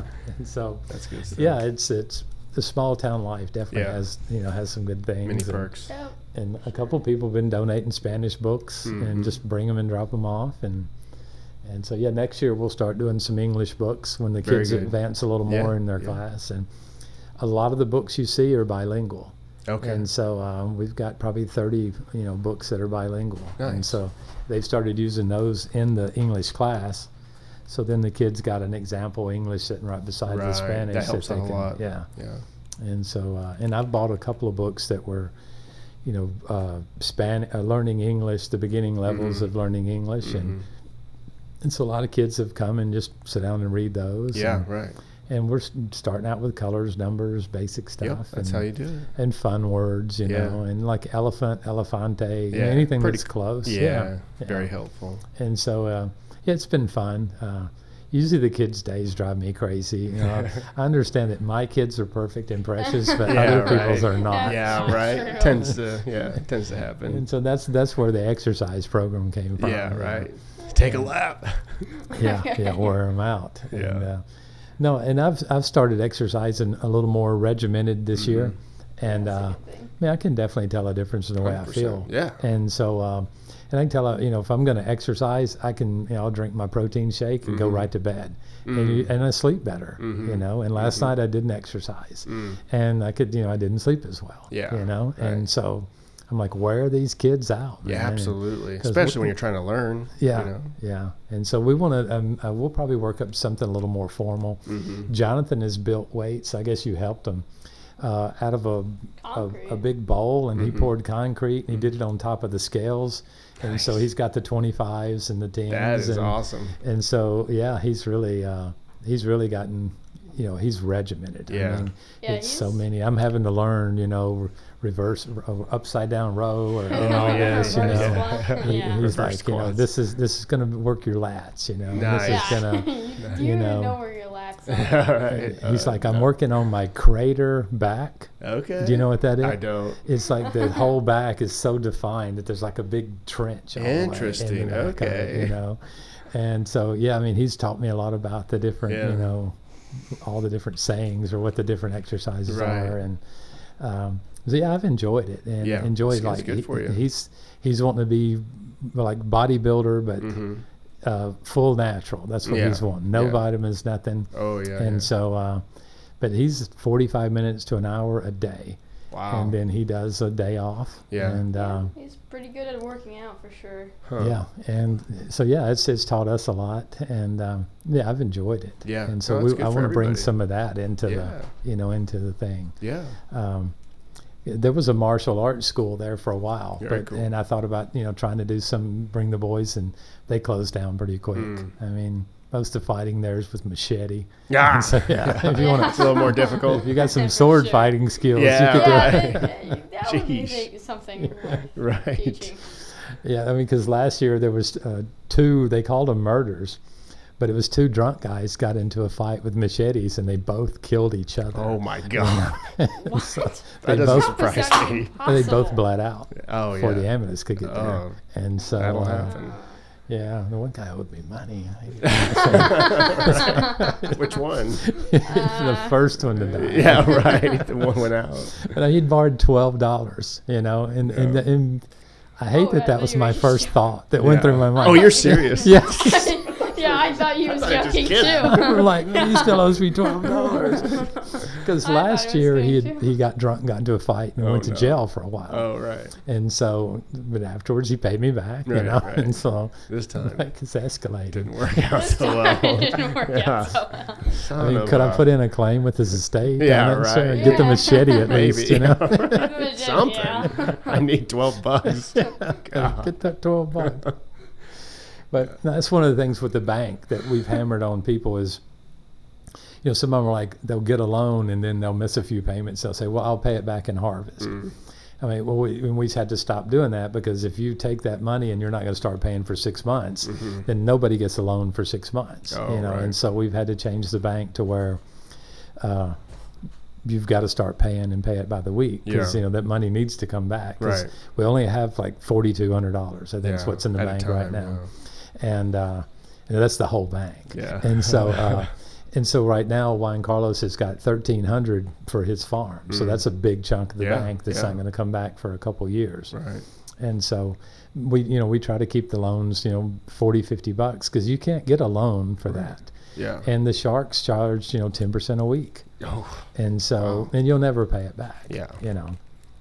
And so a lot of the mills have all these extra cars and trucks, and somebody can't pay their bill, they have Yeah. to go in and make it right. right, right. And so, but if there's a chance for a farm to come up, That's a big deal. yeah, it's a big deal. And so I had to put it on Facebook because I needed some cash right Yeah, now. right. And I had 3 people volunteer $2,000 Wow. for Santos. Yeah. And I'm like, put it back, because Yeah. I'm gonna call That's- you next time. Exactly. So Yeah. have it ready. It'll come you up know. again. Yeah. And yeah, because I mean, if he's got his 2,000 and maybe 2 from me and 2 from these other guys, Right. You make it happen. yeah, he could get an acre and a half of farm ground, Yeah, and that's how you yeah, get it's started. 3,000 plants, 4,000 plants, Wow. and so yeah, he could have a decent farm, especially with what he's already got. Right. Right.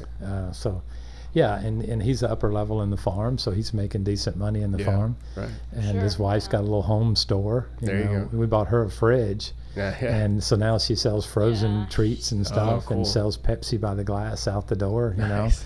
And so yeah, it's made a big difference. Yeah. And so yeah, it's the bank is something that one of these days will be something I'd like to get $30,000-$40,000 Right. and do formal Significant. loans. Yeah. Yeah. Yeah. That'd be really cool. That'd be And very cool. and we screen them somewhat, because guys don't need smartphones, Yeah. and Yeah, for but sure. you might want one, Yeah. Right. but keep it at home. But we don't Yeah. finance, things like Yeah. that. Yeah, We'll toys. finance Makes sense. a bicycle or Yeah, something that they need. It or, makes sense to. or if they can make money with it, we'll try to put it on the profit side and give Yeah. it to them. Yeah. You Right. know, but we do the sweat equity on a lot of things. Yeah. But if you buy a farm, you're going to be sweat equity in Yeah, every day. that's a big deal. Yeah, that is a big deal. That's all good stuff. We're right at 4 hours. Oh Yeah. no We way! We did 4 hours. Yeah. Dude, I was gonna I was like, where are we? Holy crap! It happens. There's a lot Yeah, to talk it about does. in Honduras. Yeah. Sure. But I appreciate both you guys coming on. No, Very man. interesting stories, Yeah. and good best feedback. of luck with everything. Like I said, hopefully people can come to this, learn about you guys, find the donation. Come down in a group maybe next year. Oh yeah, Participate in some Great. way. Yeah. Drink the coffee. That's you Yeah. can do Yeah. that. Oh yeah, both yeah. those We've things been are great. holding some coffee back because the groups come, and Yeah. I mean literally we don't have any coffee. Right. You You're know. coffee full. Yeah, I mean And so, that's the hard thing. You can't drink any of the coffee. Yeah, right. Welcome to Legacy Farms. And I told Anna, I said, well, "Can you clean me 2 pounds of Marciesa? I'm going to roast tomorrow." And she's like, "No, we finished the bags. There's no more." Exactly. Yeah. And I'm like, Once "Take a it's- pound out. Nobody's going to know." Right, right. Just set it aside. And so, and she wouldn't do it. Yeah. She's like, "No, I got my numbers written down, and she's like, I got You're some s- defects, you yeah. know." I'm like, but no, All right. they questioned me at customs this last trip. 'Cause I had 6 pounds of Honduran coffee coming into Honduras that was roasted in my suitcase. Oh yeah. And he's like, why are you bringing, you could buy coffee here. And Yeah. I'm like, no, I already exported it and I roasted it. Now I'm bringing Bring it it back. back. Right. Because you need to drink It's like, coffee that while doesn't you're make here. sense. Yeah. Yeah. No joke.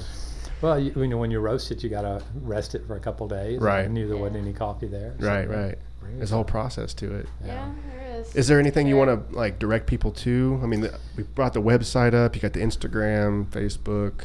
Yeah, I mean, if you And start YouTube. looking Legacy Farms, you can Mhm. find us pretty much on all the regular sites. We're not Yeah, just about- TikToking yet, but soon. That's your job. Okay, Yeah, no. That's your job, No. bro. TikTok will be very good for you guys to do.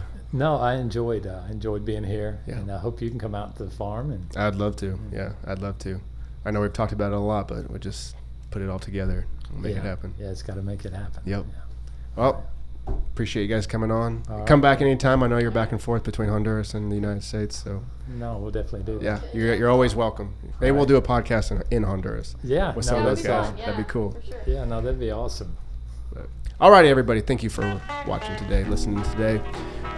Check us out on YouTube and Spotify. We're back to one show a week here, and no real announcements. Go check out Legacy Farms, Legacy Coffee Farms, Legacy Farms Coffee. legacyfarmscoffee.com.org, and you can order the roasted coffee directly from the site. And yeah, thanks for listening. We'll see you next week. Peace. Well, I love that little girl, Brian.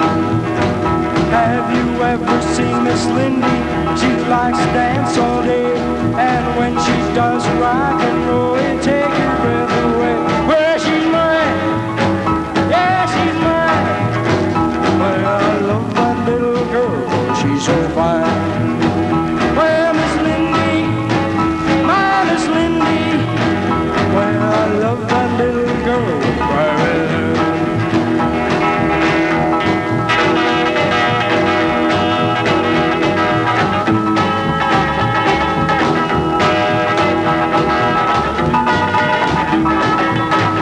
Well, Miss Lindy, my Miss Lindy. Well,